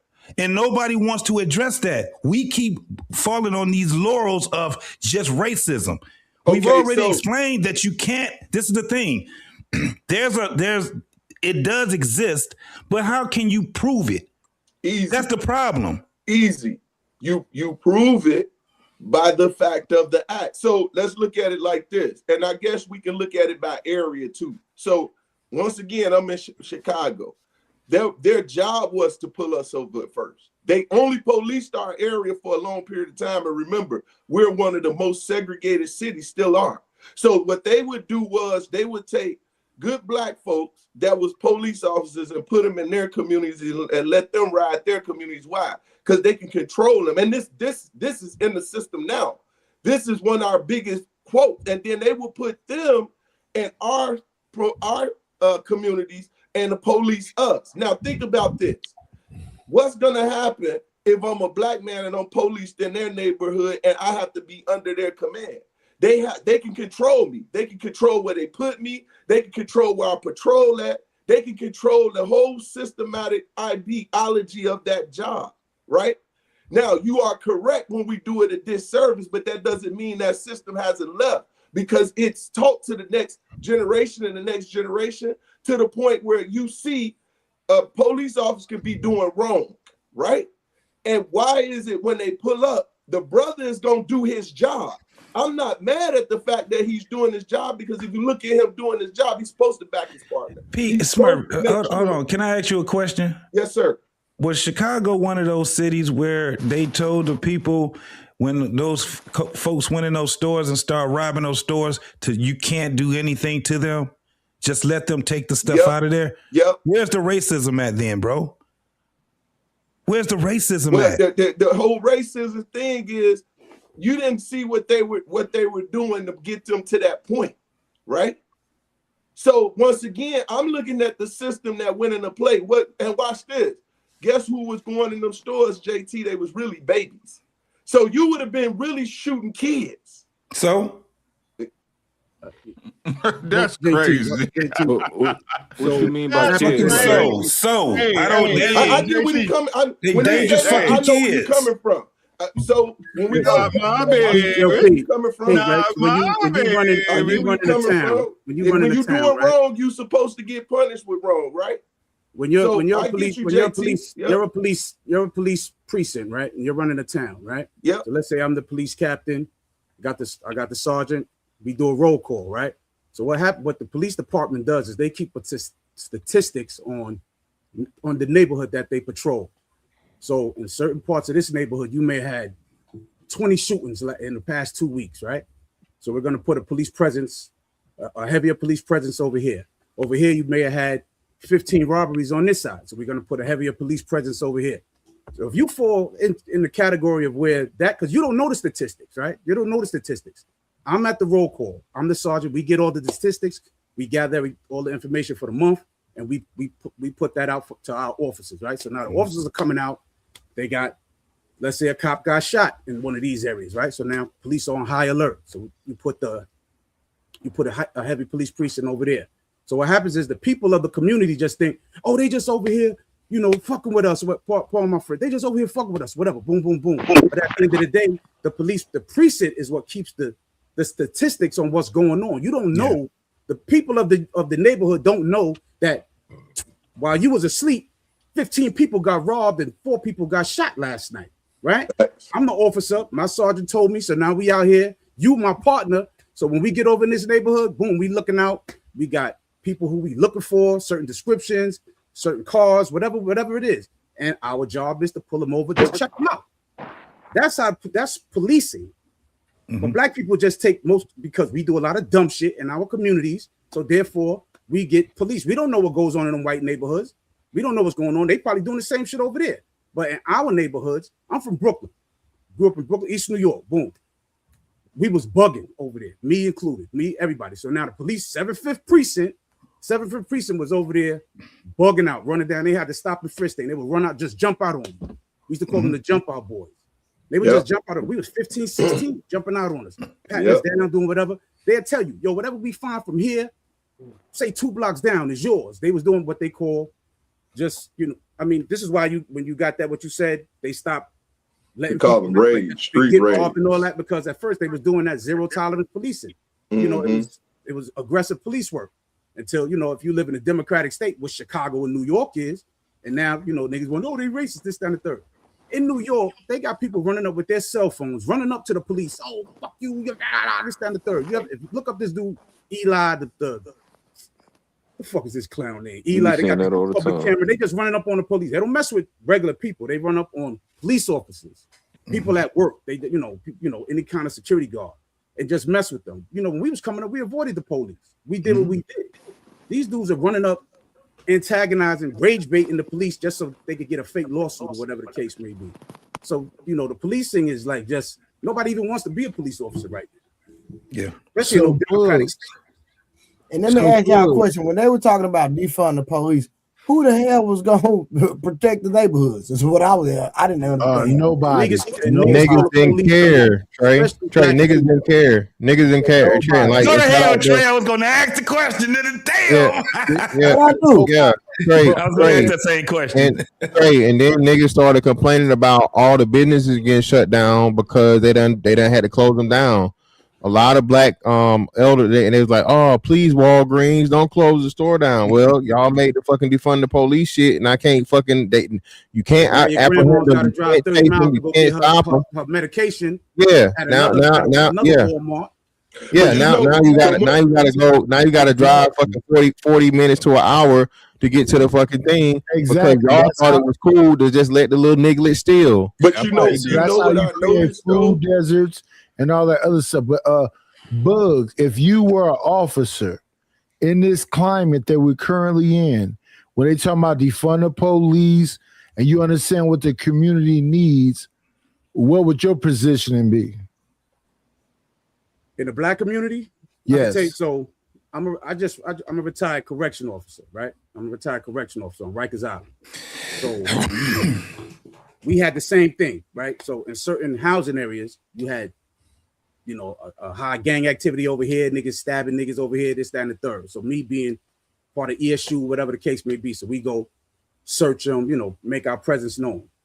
So if I was a police, what you talking about, if I'm a police commissioner or like just a mayor? No, if you are active on duty, what you would do as preventative measures? How would you be out if you're actively out there? I'm gonna watch my back. You know what I'm saying? I mean, I don't understand your question, Knight. Like I'm saying, like if I'm out there, me and you my partner. I got your back, you got mine.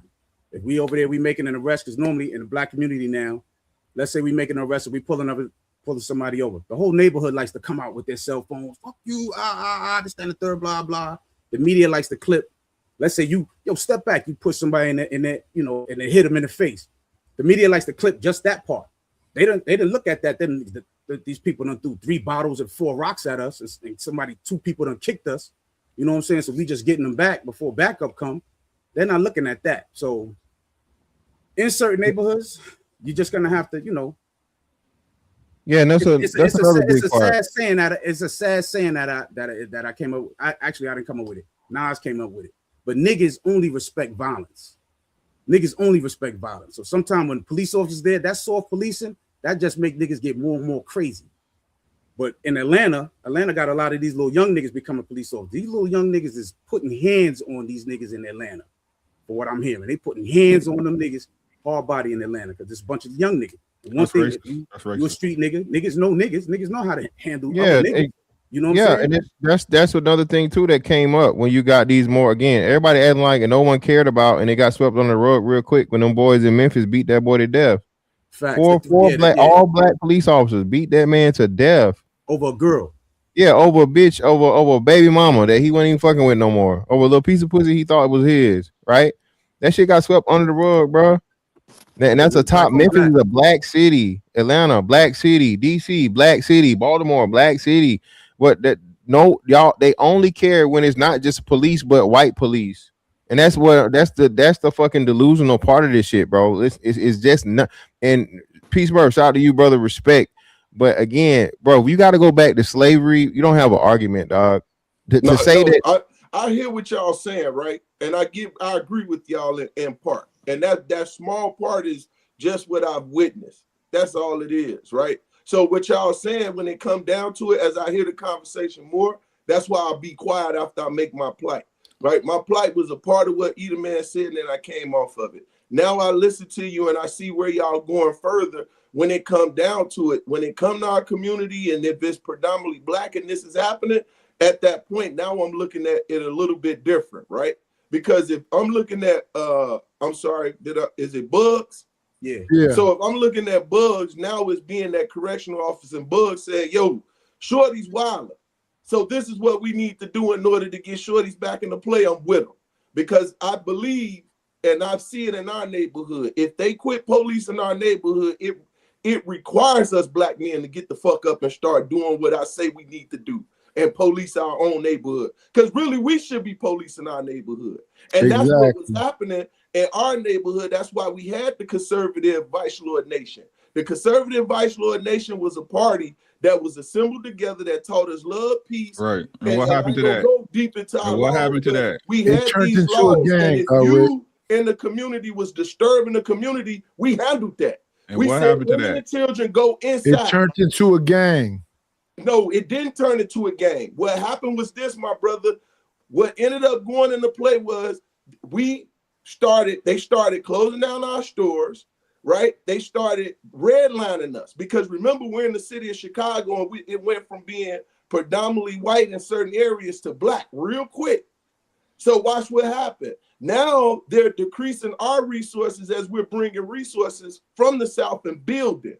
Okay, so now at this point, we can't get the money we need to sustain our properties that we're getting. You get one, the banks ain't giving us loans. So as we're building, at the same time putting money in these banks, we can't even take the money out to do what we need to do to sustain our communities. So now we're going to whatever resources was given. They dropped the drugs in our community. I remember. Right. So we start.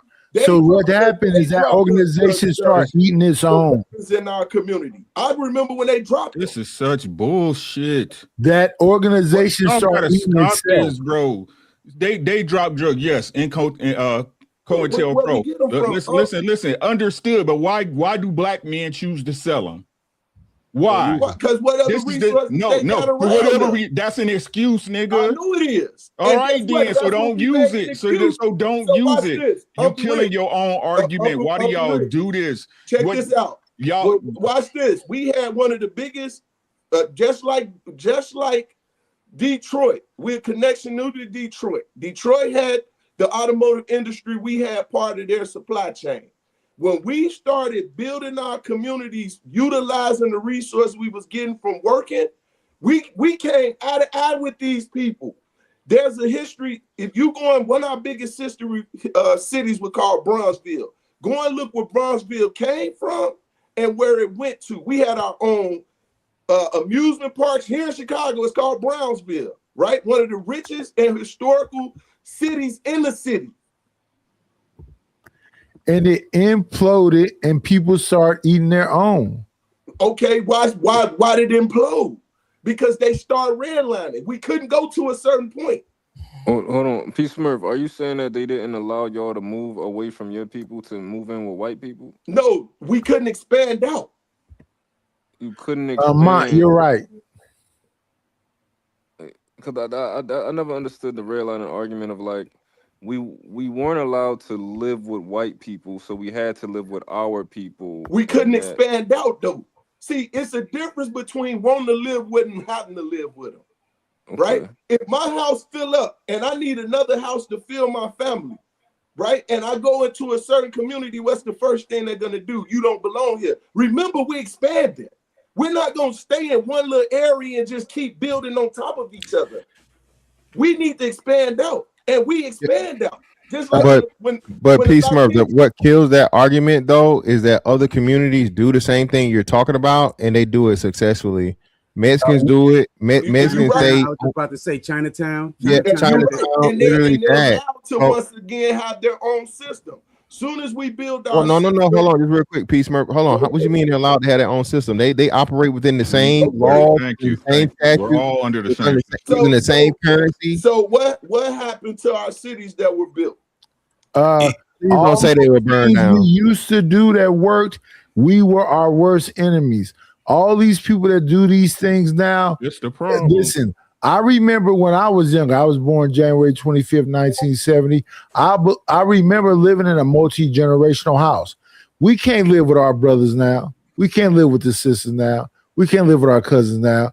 We are. No, we blame that. Just real quick. But why can't we? I gotta pose the question why. Why can't we choose racism, or is that just the culture? Yeah, that's what I'm saying. That's not so that's what I was gonna ask Nightish. So Nightish, I'll just form it and officially ask the question. So do you think that's a racial issue? Reform my question, Fantastic. Well, I'm not reforming it. I give it a little more. Do you think that's a interracial issue or intraracial issue? Internal. So intraracial. Intra. Yes.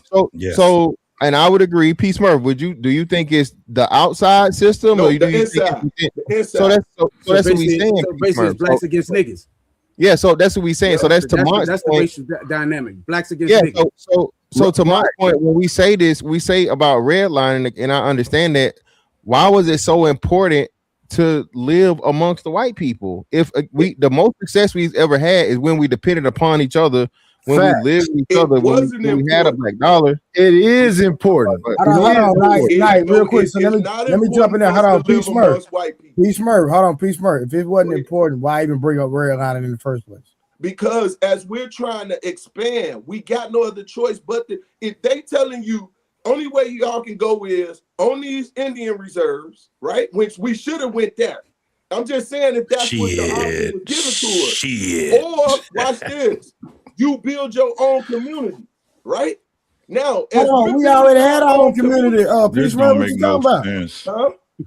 We already had our own community. So we have our own communities. What happened to now. those communities is my question. We still have our own. We still had them, exactly.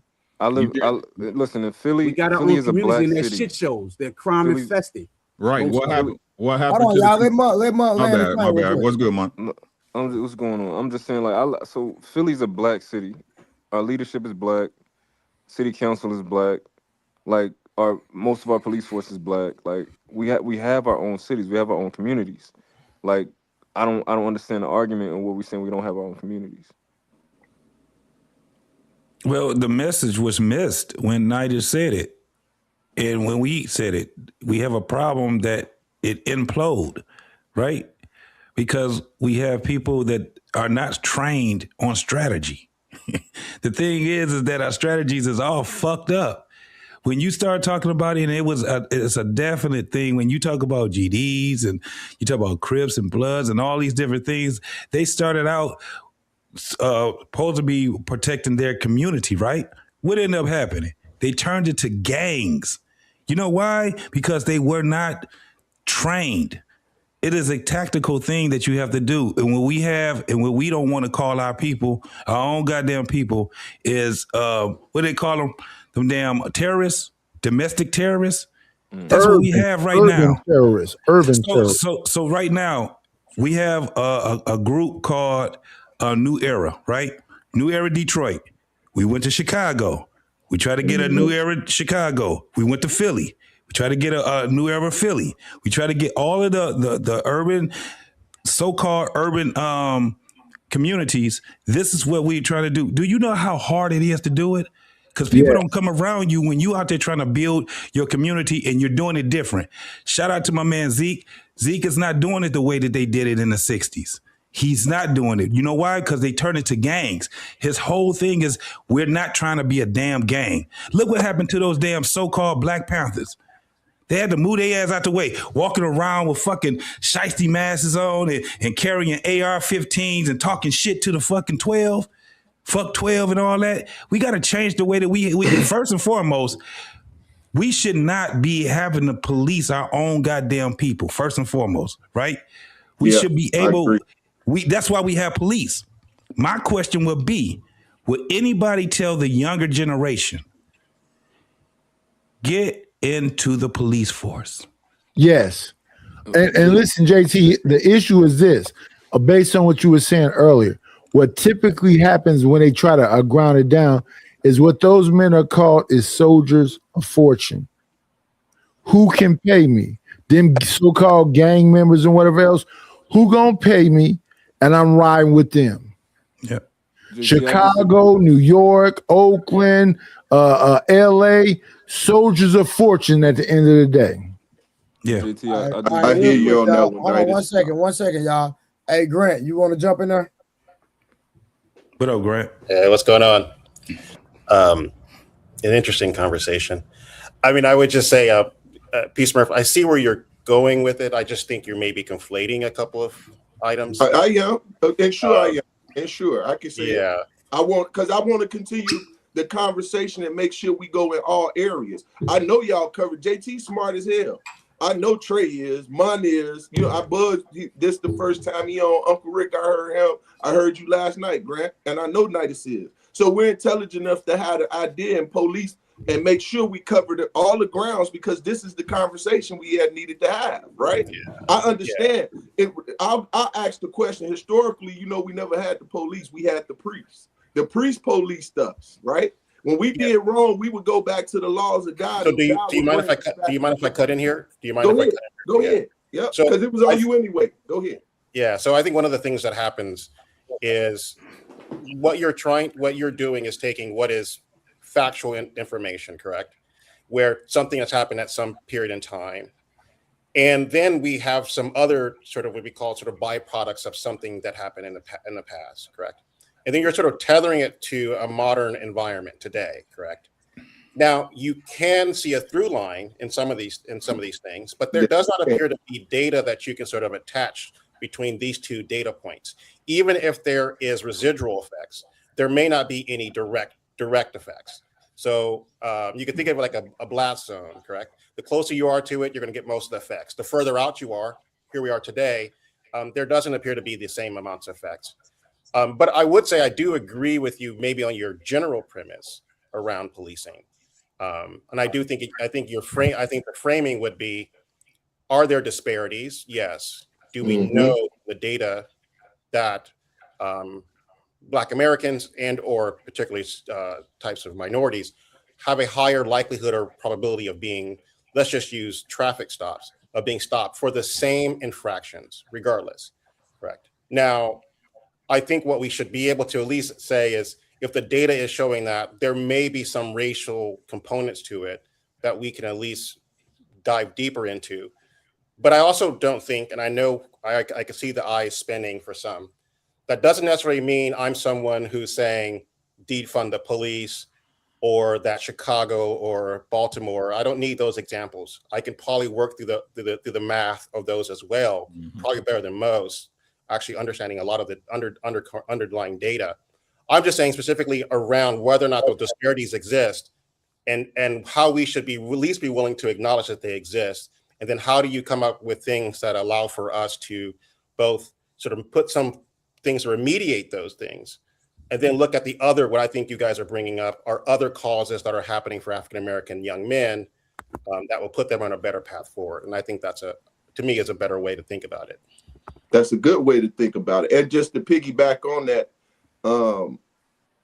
one of my greatest things is in the military, we used to do after action reviews, right? The pros and cons and what can we improve. I love that system. And that's why I was so successful. Because shout out to Sergeant Time. and I loved it because it was the black and white. And I was able to govern everything that was wrong in my area and correct it with a simple inspection, right? I was good in these areas, but these areas was flawed. So then I knew what I needed to do. So we did the pros and the cons and what we need to do better. And we continued to do that. And as we did that, that's when we became the top in our class and everything that we were doing.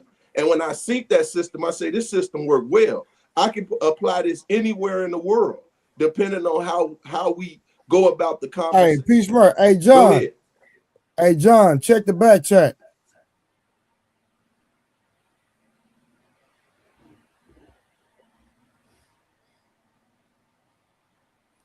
Yeah, a little less smoke, OG. Yeah, we need some better policing.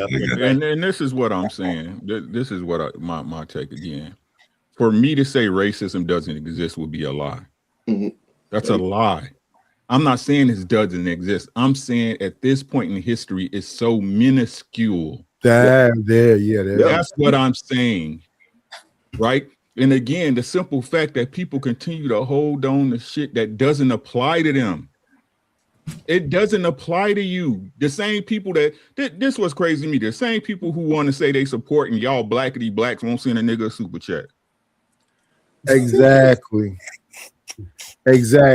So that's the thing about presumption, and you can take things that are minuscule. That's a small number, but if you frame it properly and put the right thumbnail or whatever on top of it, you can make it seem like it's more than what it is. So I love when Fantastic said Chameleonaires riding dirty, bring it to the forefront, because really if you are actively involved, why don't you have a license? Why don't you have insurance? Why don't you have your tags in place? Because we see the smoke billowing out of the car. It's like a Cheech and Chong movie. Why are you smoking in the car? Why do you have guns in the trunk? Why do you have dope in the? Are you a serious person? First of all. Yeah, but I think so. Let's take your issue with, let's say, guns in your trunk, correct? I'm hoping you're a Second Amendment American who thinks you can have guns in your trunk, correct? So you deal with this one big problem. You either have to say everyone should be suspicious, and that depending on where you are, in essence, every person should be stopped in order to check them if they meet some minimum requirement of having said weapons in their car. I get when we go on these sort of monologues, it's easy to sort of throw these things out. There are laws. And I think if you're an American who actually fundamentally believes in sort of your constitutional rights, I think being flippant about how we apply those laws for all of us, regardless of race, is an important thing to keep in mind. We can all have a visceral reaction to what I would call hood boogers, correct? The people who I think we all look at and go, what are you doing? What are you thinking? And why do you have a kilo on your dashboard? That makes no sense, correct? But I think let's narrow it down to things that are fundamentally problematic without sort of conflating that everyone, correct? So if everyone on this panel, correct, somehow had a weapon, correct, in their car and was legal, correct, and met all the requirements, obviously, that ultimately none of us would get caught in a dragnet. And your answer to that cannot be, well, that just happens. Because then you technically don't believe in your constitutional rights, that you can be pulled into a dragnet, because the Constitution ultimately is trying to protect us from the aggressions of the government. And in that, if you are fundamentally against the aggressions of the government, you can't come behind it and say, nay, nay, not me, but for you, I want your ability under the Constitution to be taken away. You can't have one without the other. You can't, at the same time, you can't have one without the other. But also on top of that, why don't you have your license? Why don't you have your registration? Why don't you have your insurance?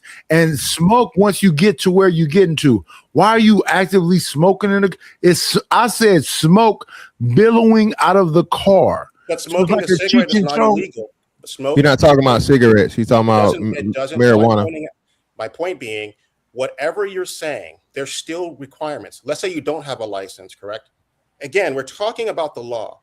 We're talking about whether or not if you don't have your tags, as an example. I agree, pay for your tags. So we're not getting to the argument that you pay for your tags. But say you don't. That still does not allow for an illegal search and seizure. Now, if you don't think that should happen, that's not illegal search and seizure. You cannot search a car because of a traffic stop. That is not a requirement If you have illegal tags, that car should not be on the road. If you're refusing to give your license, then the police have the right to take you. That's not what he said. This is why you have a license. This is why you have a registration. I understand that. You have to register your car. You have to have insurance. No, but all of that other stuff. If you don't have none of that, you guys got to hear what he's saying. I think you guys are conflating things. You have to hear. No, I'm hearing what he's saying exactly, Mont, and I think he's making a blanket statement that just isn't true in every jurisdiction. Certain states and certain things have certain different statutes as to where we don't know, depending on the jurisdiction you're talking about, what constitutes a search. There are certain things that you do, and if you're what's name that automatically you give up the right, or it automatically gives the cops default reason to search the vehicle. And you you made the point, correct? Hold on, let him land. Hold on. Let him You land. just made the point of saying that it's not all jurisdiction. So I'm just saying you have to be careful that you're making these monologues that are being blanket. And all I was just pointing out that you just did that though. It is not a requirement. You said that if the car is not registered in the that's a blanket. You made the blanket statement. No, you cannot be searched. You cannot be. You just cannot be. Yes, you can. No. You have to have some other cause to search your car. And this is why people are getting shot. Yes, this is not the reason why people are getting shot. I think the problem is that they don't have to have proper nothing. I don't have to show the cops my ID. I don't have to have my car registered. I don't have to do that. I got a gun in my car. Why are you stopping me? And then now it's a confrontation. No one said that. I didn't say that. I give him that. He didn't say that. Yeah, let me tell you. I think Grand Fantastic. I think if you're going to Fantastic should. I was about to say, I think y'all like you Hey, hold made a on. claim, Let right? Grant, hold on. Again, John, you'll come in a second. Let Grant and Fantastic finish their conversation real quick. And then you can go, John. So Grant, if you can make your claim and then allow Fantastic to rebuttal or disprove it, what's your claim? Well, I guess my claim was that you don't need that. In essence, because you're stopped, and we're going off the original premise that Knight was putting out, correct? That not having a license, or let's say registration was the example we were using, or any sort of infraction, let's just call it. If the cops pull you over, just having that infraction, it does not necessarily mean that it is a blanket ability to search your car. You said not necessarily. So that means that you can do it. That means that you can do it. In here, where it says right now, it is not illegal to for law enforcement to search a vehicle without a warrant if they have probable cause.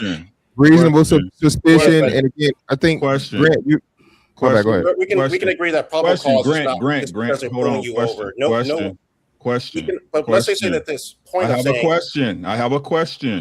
It's a lot of people asking. I have a question. Rick. I know, so that's why I'm trying to get in here, right? So with that being said, Grant, would you say what you're saying applies to everybody in America or just black people? I think what do you mean? Should the law about your rights, and they don't have the right to search your vehicle, right? That you have your Second Amendment rights and things of that nature. Would you say that applies to all Americans, all citizens, or just black people? Yes, I think that the Constitution is applicable to all. Yes. Thank you. Yeah, so again, like I said, shout out to JT. JT did the same thing, and like I said, a lot of this stuff I just think I know, but it may be jurisdictional. You're, and I'm not gonna say you're conflating. I'm just gonna say this, right? So Grant, what you're saying applies more so to a residence than it does. You lose a lot of your rights once you have a vehicle on a city street or a state street. And I don't think a lot of people understand that driving is a privilege. Okay, traveling is something totally different, and I don't want to get into that because that's a whole nother thing of law and so on and so forth. So when you sign up for that license, you literally give the police certain things and whatnot, what have you, and authority over you.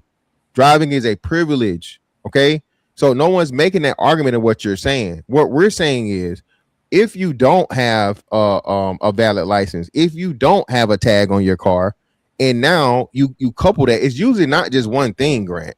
If a motherfucker's in it, it's sad to say, but and again, this is across the board, right?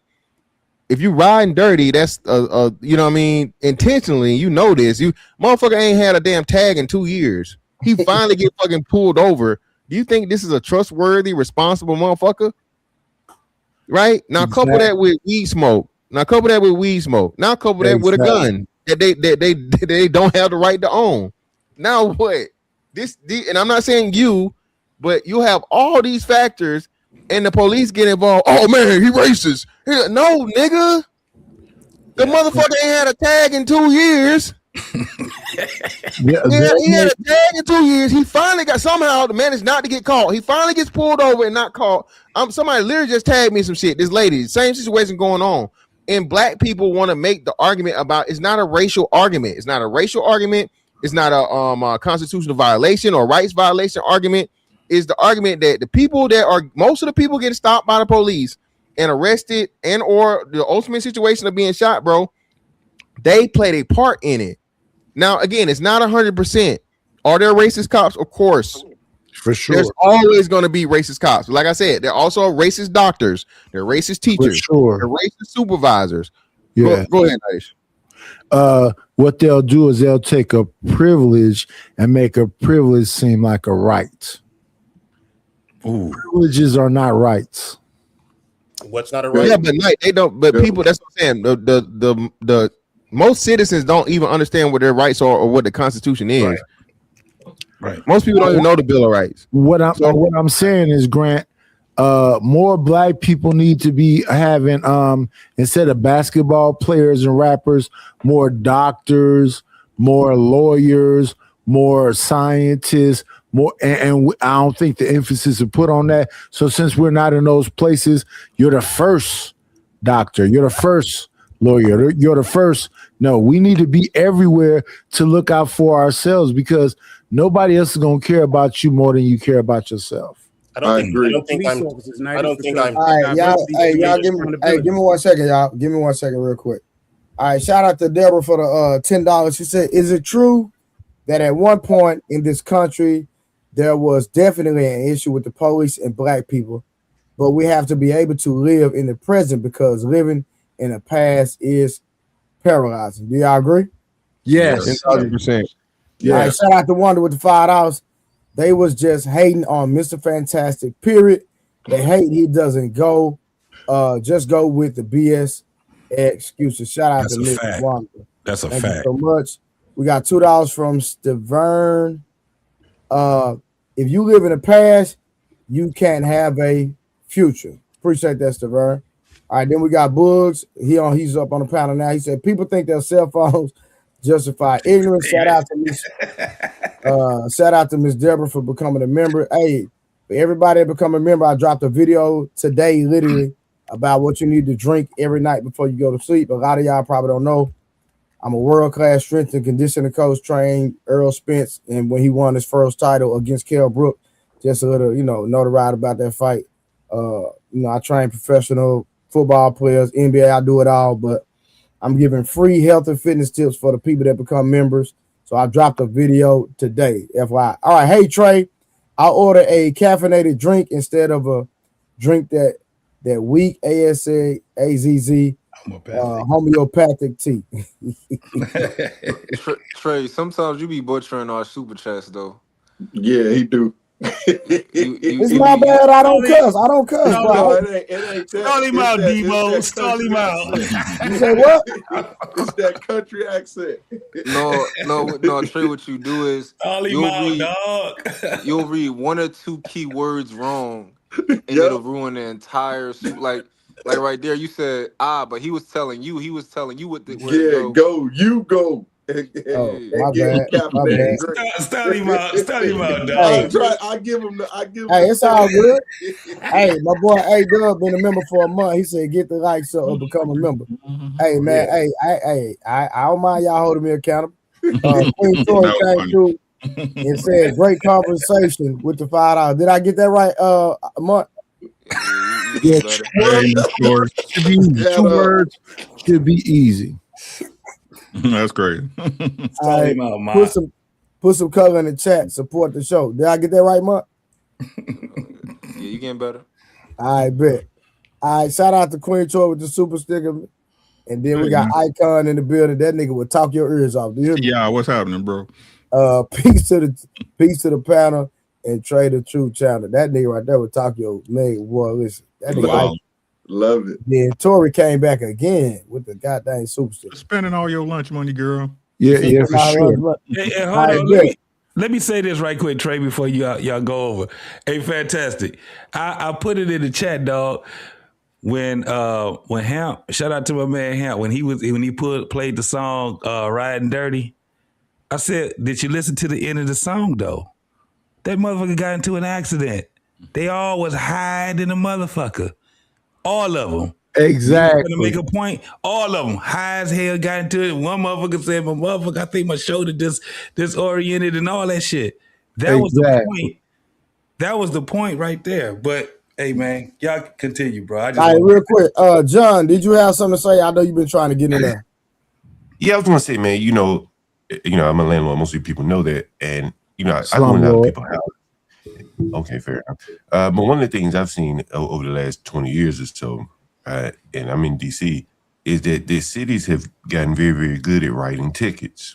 Very, very good at it. Speeding ticket here in DC, the speed limit here in DC is 25 miles per hour. It's very, very low. Going downhill, shit, you only have to hit the gas. So I would see a lot of my low-income tenants get their licenses suspended or not be able to renew their license tags because of tickets and stuff like that. Tickets would double. And so I say that to say that the poor people, typically the blacks in the inner city, are kind of caught by this system where the city is very, very efficient at writing tickets. And the poor people tend to, drive probably where they could catch the bus. Or maybe they have to drive. I don't know. But I think they're caught up in that. in that matrix, and that's very, very difficult to get out of when this system is intent on using speeding tickets. You know what's crazy to me? You know what's crazy to me, right? It's crazy how a nigga always can get out of town when they got a beef with somebody that's really looking for him. But is that Right. most? That's that most people. I mean, I Right. think that's the No, problem. you know, listen to what I'm saying. Again, don't listen to retort. Just listen to what I'm saying, right? I'm from Chicago, Illinois, the South Side, right? When somebody was in a beef when I was younger, right, they used to just disappear, right? Usually it was because they either got shot or they moved out of town, right? So for what John Galt said, he said that person got a car, they get tickets. This is America. You could drive to any other city and live. But if you don't do that, if you know, most people Something don't you, right. Listen to what you're saying. If you don't do that, that's something you choose to do, correct? Yeah, but I'm saying if you move to another city, you're probably going to do the same thing. You're still going to be kind of low income, and if you move to another city that has red light cameras and all those type of things, you're going to get caught back up in the matrix again. So we all in the matrix. We all got to work for a dollar. The matrix exists for everybody. But what I'm saying, you know, I think there's a, you know, it can get confused with race. Like, for instance, let me give you another example. Child support can get your license suspended. Oh, hell no. We ain't about to talk about that. That's a whole different thing. But I'm saying is, if your license is suspended for whatever reason, you didn't pay your tickets, or you didn't pay your child support, then you get pulled over, then your license is suspended. Now you got problems. Pay your child support then, nigga. But Right, so I is that agree. a I racial agree. problem? But Is that a- but if you get behind on it and your license gets suspended, you is have that a an even racial bigger problem? problem. Is that I a didn't say- racial I problem didn't- or a money problem? Well, but you know, a lot of these things tend to intersect, right? Where a lot of black people don't make a lot of money. So money is racist? No, I'm saying a lot of black Kind people. of. Yeah, it is It's kind of. Hey, A lot Uncle of Rick, black people Uncle don't Rick, make I a lot of money. answer it. It's a money problem, homie. But a lot of black people don't make a lot of money, so they're becoming. It's financial. He talk about So something I'm that asking- yeah. Making a lot of money. Is that listen to what I'm the saying, system Bug. fault, or is that black person's fault? Like, everybody got the same 24 hours. Everybody got the same 24 hours. So if I choose to go to school, whatever, to better myself, to make more money, and you choose to sit around and just do whatever and have a complacent lifestyle, but then now when the system catch you, whose fault is that? Yeah, I'm not disagreeing with You understand what I'm saying? The individual- welfare the and just have a individual- complacent lifestyle, and then now you get caught up in the it. matrix. You know, I'm not Opposed pointing to- fingers. I'm just saying. The answer to the question is the individual. But the indeed. thing about us as a community is that we do not have an ecosystem. We don't hire people. We are typically employees. Well, we're sitting on here calling them stupid, correct? I mean, I think at some point your theories have to match up. At some point, you can't help these people who are just doing dumb things, have weed in their car and guns in their car, and you're going to hire them too. I mean, in essence, and then the people we all assume that you're not talking about. I help you here. So, in essence, Knight said earlier that these individuals, and we're using this very broad language, and in essence, I'm trying to figure out who is he hiring. He has such a low thought of all these black people. It just seems. No, we have a law thought of the low black people, the people that understands the parameters in which we have to work in. We have to be able to employ them. But if people who you're are not- so goofy we're talking about and you're those people who fall dumb through the cracks, and you're correct? doing dumb shit, take your ass to jail or get deleted.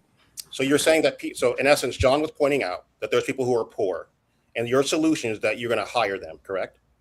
No, I'm going to hire people that are looking for solutions. The people that are not looking for solutions, that's riding dirty, high, weapons in the car. Yeah, you're not going to be hired. So you need to hire people who are poor, because that is their problem right now is that they don't have jobs, correct? So it's Poor not is their not, issue. poor is not the It's issue. you not The providing- ecosystem for black people is the issue. Not poor, not ignorant, not dumb. I didn't say that. I'm just trying to figure out who you're hiring. Hireable people. Okay. And who are these hireable people? Qualified people. The people that's qualified to be hired. So you're telling me qualified people don't have jobs? That those are the lazy ones? No, They're not lazy, but because you choose to smoke So weed all day. the non-lazy Now you people can't that get you're it. going to hire need But when you it to comes- hire them because they don't have a job. No, Grant. If you choose, if qualified people, meaning if I chose to get up every day and smoke weed all day, but then now I want to go work for the city, but the city requires me to pass a urinalysis test, and now so I can't get that job because I refuse to stop smoking weed.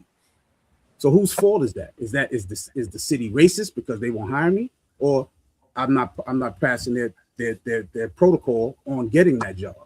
You know what's interesting? You know what's to make interesting? changes in my life. Like if I Hold on, want let him to, answer that. Hold on, John. Let him answer that before y'all interject. You're asking me if the guy who smokes weed doesn't get a job because he can't pass the urine test? What I'm saying Is that is racist? we're talking about qualified people. Right? Yeah. So I'm gonna run it to you again. If I choose to get up every day and smoke weed, right, but I want to work for the city, but the city's protocol is you have to pass your urinalysis test. So now I go pass the test, but then I get to the urinalysis test and I can't pass it, so they don't hire me. Is that racist or is that me? Yeah, you're an idiot. Thank you. I got to make changes in my life. All right, So real if I quick, keep Uncle going Rick, up- hold on, y'all. Uncle Rick had a question. Go ahead, Uncle Rick. No, I was saying again, what I'm going to go back to the money question, right? So you're an idiot if you don't want better for yourself. I'm not scared to call nobody stupid. You're stupid if you want to use the excuse of, oh, the white man holding me down and because racism exists, da da da da da da. Again, I'm not saying racism, it doesn't exist. It does, but how is it affecting you? So let me kind of see where we at, because I think we kind of shifted, and I know we are. No. Hold on. He made a statement. Somebody got. Hold on. We not. No. Hold on. Give me a second. I got you. I'm just trying. I got you. Hold on. But he asked a question. And listen to what I'm saying, Trey. Hold on. He asked a question. We got it. I need the people on the panel to answer the question. So I just want to make sure I'm clear where we at. That's why hold on, Smurf. He asked a simple question. Please. You smart guys in the chat. I didn't say it didn't exist. I told y'all it exists. If it happens so much, you guys continue to complain about it and use it as a crutch as what you're not supposed to do or what you can't do. How often is it happening to you? No, I want I want to put that question to the panel, and then we can go to P. Smurf so he can explain what he had. So I want to know, how is racism affecting anybody on this panel? Anybody? So the silence is telling me that it doesn't. All right, go ahead, please, man. So that's why. So I thought the question was about the ecosystem, building our own ecosystem, and how that. Because I think that's when we're going into play with the. Because I'm with Uncle Rick. If you've been smoking weed, how the hell you think you're gonna get this position, right? So I'm with you on that one. I agree. You're a dumbass. You can't get no position smoking weed and trying to get one of these prominent positions that can bring in some money into our system. But then we don't have that ecosystem. So I'm with Nidus when he say, yo, we need an ecosystem. And how does that work? Well, in the ecosystem, remember, it's always the children get summer jobs, right? They fill in the blank for the tutoring over the summer for the kids. The younger kids teach the older kids, teach the younger kids. Then the younger kids, 16 to 18, they get into these jobs while they're in preparation. They should be in either high school or college in these positions, whether it's a plumber, whether it's a mechanic, so our children should be able to go in these systems, and then about the time they graduate college, now they have a knowledge. Because remember, that's what historical Black colleges was, to teach from our history what we need to teach our children so that they're able to flourish in these communities, right? Whether it's medical, whether it's engineering, whether it's mathematics, whether it's technology, right? Then now you got these kids from age 25 to 35 building a community, right? Because that's where our strength at. That's where the youth at. And then you have the elders that's governing at a certain point in time. That's when you get 30 years old. So they go to ecosystem. We don't real have quick, that. guys. Hold on, real quick, guys. Before we get off of John's point, right? I think John made an amazing point, and this is why. This is the exact problem, right? You need to sit up. My bad. I can tell that you're laying down. Yeah, I know who we talking. I'm chilling. Crazy. Yeah. But this is the exact problem, and it transcends into all these different topics, right? We enable and find ways to make excuses for ourselves. Listen, John, I'm one of the most non-ticket paying niggas in the world, right? but I take accountability because I don't like paying tickets and I don't think that I should have to pay tickets. But I know that it's my fucking fault. And the crazy thing is, I still got the same habits of when I was broke. I don't want to. My car just got towed the other day. I had to pay him $3,500, and I'm glad I got the money now. It's cool, but I know like, damn, I should be paying my fucking tickets. Like, you know, like I just look at them and I ignore them, right? And it's my fault. So when we make the nonsense excuse about money. Money has nothing to do with why niggas don't pay their tickets. They don't want to pay their tickets. Yeah, money ain't Because everything, but man. look, check this out. Poor people spend more money than everybody. No, they Poor don't. people have more fun than everybody. No, they don't. Poor people, listen, everybody I know that's poor smoke and they drink. How you Yeah, got you know, money? No, you know, how you got money to smoke and drink and do everything that you like to enjoy to do, but you don't got money to pay a ticket? You do have money to pay a ticket. yeah, man. If I can piggyback off what you're saying, again, I deal with primarily poor people. Those are mostly my tenants, and I think there are two things going on here. You're right. Poor people have a lot of money to spend relative to what they earn. They spend a lot of it, and I think within that ecosystem, very few of us collect any of those dollars. When I go to the liquor stores, there are no black people owning the liquor stores. You can call me a slumlord, but there are very few black landlords. And that's the other problem. I get John, called. real quick. If there's a liquor store in our community, it's our fault because we patronize their store. Why not? Why don't we just everybody in the neighborhood say, listen, we're not shopping with them. They don't stay in our neighborhood. They're not contributing to our neighborhood. We're not going to continue. So at the end of the day, you're a business owner like I'm a business owner, right? It's all about profit margins at the end of the day. If they're not profiting, they're not making no money, they're losing money, they're going to shut that establishment down. Then why can't, hold on, I got you, John. And then why can't the community, if y'all want to have liquor in y'all neighborhood or our neighborhood, let me say our, then why don't y'all purchase that building and then y'all receive the benefits from said alcohol sales, cigarette sales? I can explain it to you very clearly. I can explain it to you very clearly. I live in Brooklyn Park. I live in Brooklyn part-time, Crown Heights, damn near like what's that? The neighborhood next to it. People talk about Brownsville. Right there at the corner of Ralph and Decatur, I think, whatever, is a corner store. I went in there in the middle of the night during COVID. There was a 12-year-old boy working the store. No bulletproof cage, nothing. He was selling cigarettes, Lucy's, beer, whatever you wanted. 12 years old. How many of you guys up here would allow your child to do that? Many of you probably would say, no, my children are better than that. They'd be sleeping, getting ready for school. I got one better for you, John. Well, hold on. But to run those businesses, they can almost, you can't run them with outsiders because there's so much cash. It's friends and family. Part of the other business, you wonder why so many cell phones and things like that get stolen in your black communities, is because those corner stores send those phones off to Pakistan or wherever they send them. If blacks own those stores, there will be no market for those phones, so young boys wouldn't be snatching them out your hand and going to the corner store and selling them. I got one better for you, John. That little 12-year-old so kid. when you don't own your own community, then in some cases like globalized cigarettes and all that. I'm sorry, you gotta let them land because we can't hear when both of y'all talking. You gotta let them land. So I'm saying, like, the unseen of what you guys aren't seeing, you could apply it to food stamps. I'm in the ghetto. I see where the food stamps are getting bought and sold. All of those things you miss out on when you don't own the liquor store, the corner store. Those are the everyday interactions, and those people end up becoming like friendly per se with those customers.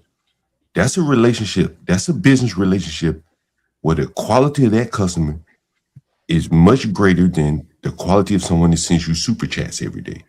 You can take that to the bank, a liquor store customer. You're gonna come every day versus a guy that's sending super chats. And to me, blacks have more or less given up on the real world, and now they're in the virtual world, super chat world, pushing paper world. I'd rather be in the super chat world than to be out here, motherfuckers out here finessing my fucking people, selling them fucking poison. You out your goddamn mind when you, this is my whole thing. We keep associating, hold on, let me say this, Bugs. We keep associating black with being impoverished. That's some bullshit. We also keep sitting back thinking that we about to have this black utopia. That shit is done. Get that shit out your fucking head. That goddamn black utopia shit is out of the fucking. I don't know why we keep doing this. This is what these things that we keep talking about. These are the things that keep us bogged down. At the end of the day, community. See, when we talking about Trey, when we on the panel and we talking about family, motherfuckers don't really want to have real conversation. What they want to have? Dick and pussy conversations. When a nigga was sitting there talking about having some other shit going on, how do you go and transfer? Because I'm hearing niggas sitting there talking about what I get out of this, what I get out of that, what I get. They don't never talk about what I put into it. What do I see? Before, well, I'm long gone, Trey. I want to be able to have my great-great-great-great-grandson or great-great-great-great-grandnephew or whatever to have my name. And them motherfuckers still talking about me and my family. I don't give a fuck about these niggas on the outside of that. Nobody never talks about that. They're talking about the shit that we talk that we want to have right now while we on this earth. Because we don't give a fuck about each other. We don't care anything about the people that ain't even here yet. So JT, real quick. Go ahead. I apologize for cutting y'all. So when you say why are we talking about a black utopia, are you saying like why are we wishing and hoping for black people to come together? No, we black people are together. The thing is that we keep looking at strange black people. Well, we don't give a fuck about our kids, and we don't give a fuck about our brothers, and we don't give a fuck about our sisters, the actual brothers and sisters. We keep talking this whole thing of black people need to stay together while our families are torn the fuck apart. You got brothers don't fuck with brothers, sisters don't fuck with sisters, motherfucking mothers don't fuck with their kids, the kids don't fuck with. That's what I'm talking about. Okay, so how the fuck we gonna get a black utopia? That's real. That's real. You spit some facts. And why does that happen, right? Let's keep it 1,000. The same reason why the shit happened in business, right? You have one person that's trying to break trends, right, and build their family up to something. Then you got this nigga over here who still want to keep doing the stupid shit. He in the way, ain't he, Rick? That nigga in the way, right? Yeah. So let me finish, right? So to address what Galt was saying, black businesses just get built to get sold to the white man because we all chasing the dollar.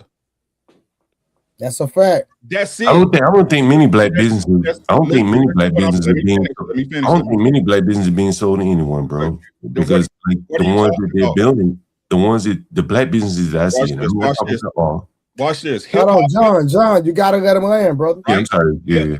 Hip hop was created and owned slowly by black people. Now where's that? We sold it. Right? Once that money get up, this is what the black people do, right? This is what I think. Y'all keep trying to make it racial when it's business. Capitalism. Teach your kids how to move correctly and position themselves in life, no matter who the fuck you crying about, whether it's Trump or Kamala. That's our problem. Y'all looking for a feeling to fix an action. I notice y'all all go back to music, sports, and government jobs. I think that's really the crux, particularly the government jobs are the crux of the problem, because it kind of stifles your entrepreneurship because it's a government guaranteed job. I live in DC. I see so many, probably talented black people who could start up a business, but they get their good government job, and they be like, man, I'll be here for the next 25 years, and those people. They never at that point the risk is. Well, John, newsflash, homie. Everybody that's on motherfucking internets and everywhere else consider themselves as a what, y'all? Entrepreneur. That shit don't work. That entrepreneur shit, everybody ain't built to have their own goddamn business. What the fuck are you talking about? Yeah, I don't disagree with you. If everybody's a fucking entrepreneur, who you got working for you? That's not what I'm saying. But that's not what I'm saying. You said it yourself. You said it yourself with the 12-year-old kid working behind the store, right? Right. But that's a family business, and I bet you that 12-year-old kid was an Arab selling you cigarettes and liquor and pork and all that in his country. So that's haram. That's haram to him. No, that's haram to him. They would kill him in his country. I mean, they lead him in his country, but they come to the black community. Sell you cigarettes, Fireball liquor, K2 weed. They sell all that to our people, and we suck it up. Hey, Like Trey said, we need to start boycotting these businesses, right? Because all they do is come into our neighborhood and sell us poison. Hold on, but they live in their stores. They like you said, they give it, they talk to jargon. Yo, what up, son? What up? Da da da. This, that, and the third. And these Arabs, that's what they do. Yeah. Hey, Bugs, this the craziest part. Dearborn, Michigan. Look it up. It's highly Eastern, the Middle Easterns. Yep. They done took that whole city over, Yeah, right? you can't even like they not to cut you off, JT. And Arab and a Chinese probably can't stand you more than a white person. Now watch, I'm about to tell you some shit. These motherfuckers been sitting since the 70s, homie. Since the 70s. They got liquor stores because they started out with liquor stores and gas stations, right? These motherfuckers, their kids ain't trying to do that shit, right? Now watch this. These motherfuckers done set back and they done had stores, dog. East side of Detroit, west side of Detroit. Motherfuckers had them in Flint and all these other cities where nothing but niggas live, right? When you go to Dearborn, guess what they end up having? Because they also have that also. A market. A motherfucking market. They ain't got no liquor stores in their goddamn city. They ain't got none of that shit what they own. Of course they would have a liquor store, but it ain't riddled like how our shit is. You got liquor stores next to each other, across the street from each other, 2 blocks down from each other in our goddamn neighborhood. And those motherfuckers was the ones that, now they ain't the ones that, because they can't do nothing but with that shit no more, right? Their kids is like, nigga, I get a hookah bar. But guess what ended up happening with their kids and their kids' kids? The motherfuckers is homeless just like the rest of these motherfuckers. But here's the thing, though. It's they having those problems because they've been here long enough. They're having the same problems we have in America now. Why? Because their kids and their kids are Americans now. And guess what they end up having? Because of they're being lazy in the mind. Right. But it's systemic. I got pushed back on this. Yes. I got you, Nidus. I heard you. Hey, Construct, bro, don't come up here with that goofy stuff, bro. What you doing? Because I'm pissed off, man. All right, well, if you pissed off, have a conversation. What you barking for? Because I want to say something. All right, well, hold on. Construct, bro. Hold on, fam. Golly. Go ahead, Mark. Yeah, so I gotta push back on this, right? Because I don't know, I'm all about taking accountability for all our shit, right? So when I hear we find reasons to blame the Asians and the Arabs or whatever, they should be coming in our community and giving us exactly what the fuck we want. Hey, blaming nobody. Y'all niggas want liquor, y'all niggas want weed, y'all want K2. I'll sell it to you. I do the same thing in the white community. If I knew they wanted some shit, I go in there and say, open me up a store. If y'all niggas is buying this shit, yeah, I'm gonna open that shit up. We gotta fix our own culture. If a motherfucker came to our culture, they put a gay porno shop next to, we not gonna buy that shit.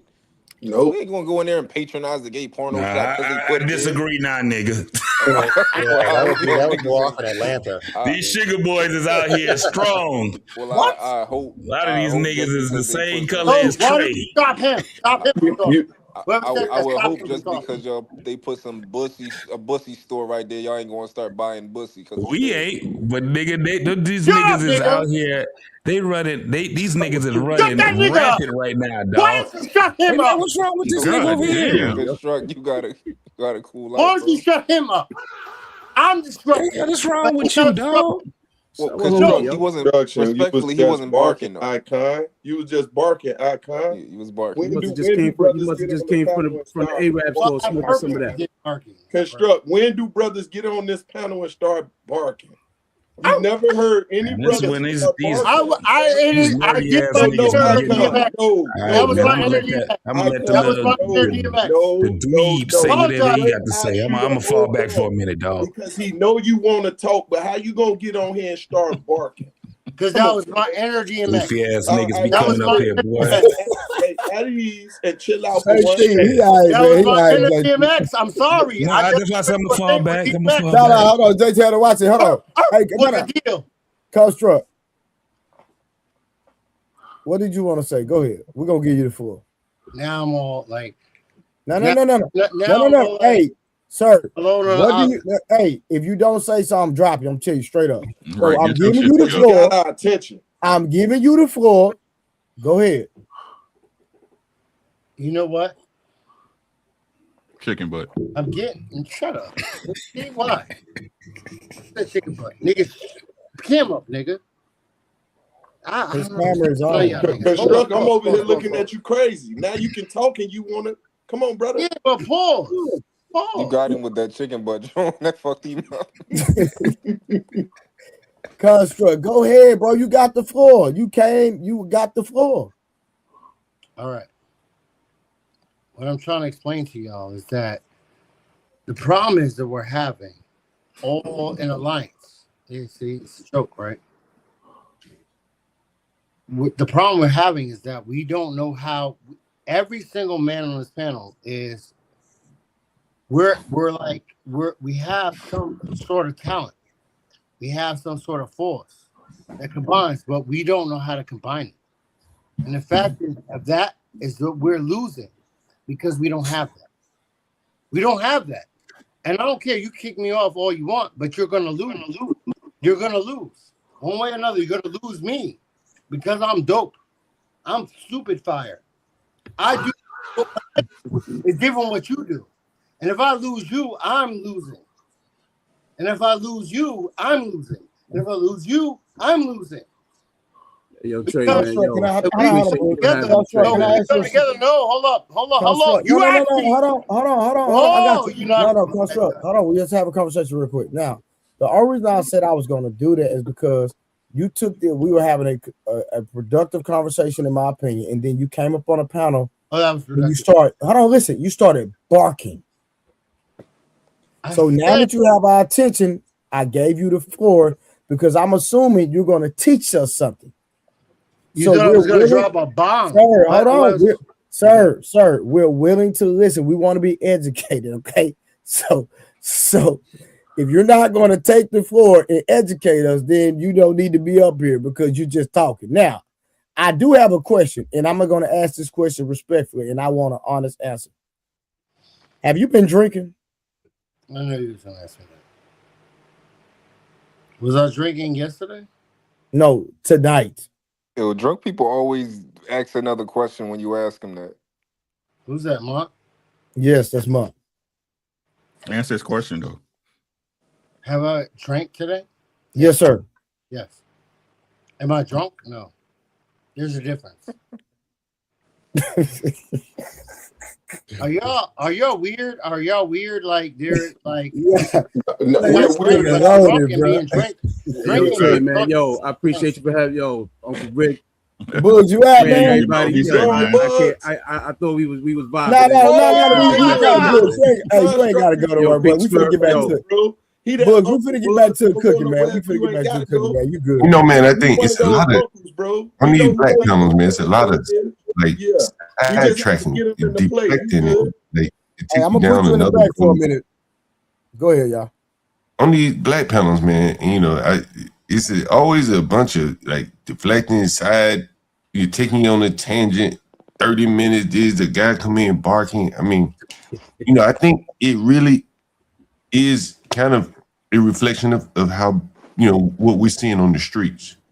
On the YouTube panels, the constant arguing, screaming, talking over each other, that lack of ability to maintain civility, I think you see a parallel in the real world. Yeah, that's racist. That's racist. The black people have tried to move to the virtual world, but they've taken some of the same behaviors that they took from the streets. The inability to maintain conversation stability. Is it a minority or a majority? Hey, John, camera, brother, camera. Oh yeah, sorry about that. Yeah, I think. But everybody agree that there's two dynamics of black people, blacks and niggas. No. That's why I asked him: is it a majority or a minority of people that's doing this thing he just put on the forefront? You know, to be honest with you, man, I think that we really, I'm assuming that all you guys are doing okay for yourself. I think we really could benefit from our lower class being a little bit more productive. If we would feel comfortable, if we felt comfortable, let's say living around them, sending our children to school with them, where we didn't have to move to other neighborhoods. Many black people that I encounter, they don't want to live around other black people, and So they have to Niggas in pay the hood more. shooting at each other. God Niggas damn getting it. little Right. Why? POs getting shot in cars. Why? Nobody, like nobody's trying to do that. And so then they end up moving to neighborhoods that they can barely afford to live in. In many cases, not But all. John, you can't force somebody that can do better for themselves, protecting their family, moving away. And they had I'm not blaming them, but what I'm saying is, what I'm saying is, we all probably grew up in the hood, and when we got a chance to do better, we you left. interrupting me. I'm just saying, if our poor people, if they just were poor and not exhibiting the behaviors that many black people run from, if they were just poor and you could live around them and send your children to school around them, you probably would feel comfortable opening up businesses around them. But as it stands now, black people, the ones that get money, are getting the hell away from other black people. That's really how it works. Now, they may not say it explicitly. You from Crown Heights, right? So you saying, Well, I'm from Alabama originally. Would you send your children to a school in Brownsville? Well, and there's the thing, right? That's right. So I didn't. So I sent them to private school, which cost me more money. Exactly. I'm from East New York, and once I got better, I moved out of East New York. But that money that I said I don't want to send and it really was more my lady than me. I rep East New York all day. That's my What foundation. I'm saying is that the money that I spent on the private school, I couldn't spend on my business. I do own a business. I could have spent that money renovating my houses or something. But I'm still the betterment of your family. But the betterment of your family first. Hold on. But I'm still paying for the public schools. I just can't consume them. Right? I'm still trying to invest in my business, but now I got to pay $40,000 more to send my kids to private school because the public schools, I can't send my kids to public school around the black kids. That's a black. How would you feel you got the money and you What I'm put it saying, in your business and then your kids go to school and get shot? Listen, I understand all that, but what I'm saying is, if you could get that away, if you could just carve out the bad parts, the getting shot. That's a reality. You can't carve that out. That's a reality. It's happening every day. Hypothetically, if you could. Hold on, John, real quick. I'm listening, but I'm trying to, because if you say that if once we get money, we move away from our own people, in my opinion, that's a problem. It's a real problem. Now, why is it? Because again, everybody this trying to do this don't all have money. Answer your own question. Why? Well, because of the crime and the violence and those type of things, the behavior that they want to do. All right, hold on. Stay right there. No, we can't move. Hold on, John. So listen. Is that a white man problem or a black people's problem? Well, I think it becomes a black people problem because the black people are the ones who have the least amount of resources to move, right? No. Hold on. Wait. So are you saying, because bro, I remember back when I was young in the hood, it wasn't a bunch of crime like amongst each other, right? Now we did a little, we did some things, but I'm talking about we didn't victimize each other, Grant. I'm talking about there was a violence amongst each other. The most we did when we were younger is maybe fight, and we went and played basketball 3-4 hours later. That was it. You know what I'm saying? But I'm talking about like real crime amongst each other. If we didn't have no ketchup, I can go next door and get some ketchup. We bought it. We had resources. In my community, I'm only speaking my community, we took care of each other. Grant, maybe not where you from, but where I'm from, if you could go all the way down the street and you got in trouble, they'll bring you all the way to the house. Hey, so-and-so acting up. Or they knew you by your name because we had a community. But those days probably aren't coming back, right? That's probably not coming back. Hold on. JT just talked about Dearborn, Michigan. So how do Dearborn, Michigan. So how these hold on. So how these people move to Dearborn, Michigan, and a whole different ethnic group take over that city, getting government, police departments, and everything, and change the whole trajectory of that city? Explain that. We're talking about it right now, 2026. Yeah, I'm very familiar with Dearborn. Hold on. No, answer my question, please. Explain that. Okay, so man, I don't think you want me to explain that tonight. I don't think you want me to do that. No, I asked you. You know, to be honest with you, I have a tenant right downstairs. He's an Arab. He runs smoke shops for the Arabs. They're very, very wealthy people here in DC. That's how they do it. That's one just example. If you extrapolate that over thousands upon thousands of people all doing this, that's how they do it. All right, hold on, no. So stay there, John. So you mean to tell me? I can bring him up here. You can tell. Hold on, no, it's cool. But listen, what I'm saying. My question, my statement is this: so they could do it, but black people can't. Well, that's we did it first. Hold on. Let him answer this. Well, that's what I'm saying is that, like, to do it, just as I explained with that 12-year-old boy working that store in the middle of the night during COVID, you're gonna have to have your children doing that. That's how it works. So right? hold on. Hold on, John. So it's possible. Yeah, hell yeah, it's possible. Okay, that's all I want to hear. That's my point. So we're making excuses. It's excuses. Yeah, because I think blacks have, I think they're trying to compete in areas where they don't have advantages. You have advantages in your own communities. People look the other way at things that I do over here in the ghetto that they don't look the other way if I were in Georgetown or Bethesda. All right, real quick, Nidus, make your point, because Nidus trying to make a point, and then I want Grant, because Grant's steady shaking his head. No, all I was saying is that we used to do that and we walked away from it. So when I was younger, all the liquor stores was owned by black people. All the diners was black people. Where I grew up, I watched white flight and then black flight. Black flight meant those black people went and lived in them gated communities and sold their stores to them Arabs and the Asians and everything else. So we've done it before. It's not something we didn't do before. And when I was younger, I lived in a multi-generational home, meaning that I came home after school and my grandmother was there or my uncle was there. It was family there. Now we so individualistic. We want to be independent and by ourselves.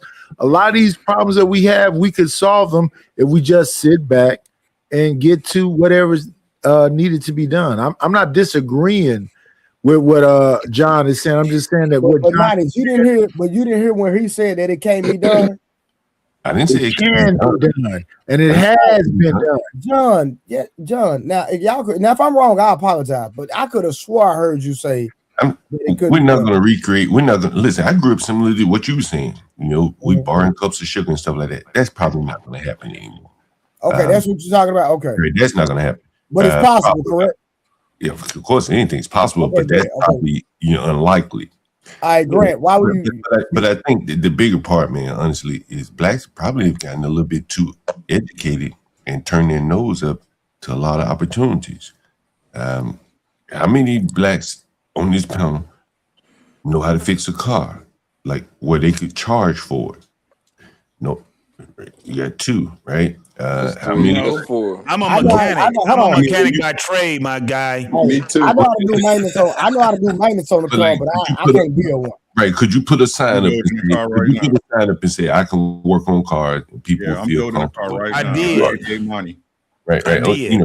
Right. And so on it goes. Like I ride through the ghetto, man. I see Hispanics rebuilding the next generation of technology. Like they're repaving the roads, installing the cameras, the AI cameras that they will be putting tickets on you for riding in the bike lanes and all these type of things. Those people came here with skills like that because they work, they held their head roads in their country. And many of them work with stone. So a lot of them, they build their houses from stone, unlike here where it's wood. What about us? Well, but what I'm saying is we've been here forever. What about us? Well, the thing is though, we brought a group in who probably is ahead of us. Hey, John, let me just say that. Let me say this, man. Let me say this. And Grant, after JT go, get in there. So let me just, I'm gonna put it to you just like this, bro. And this is coming from a young man that was listening to the older men talk and all this. You know why older men used to have arguments in front of us?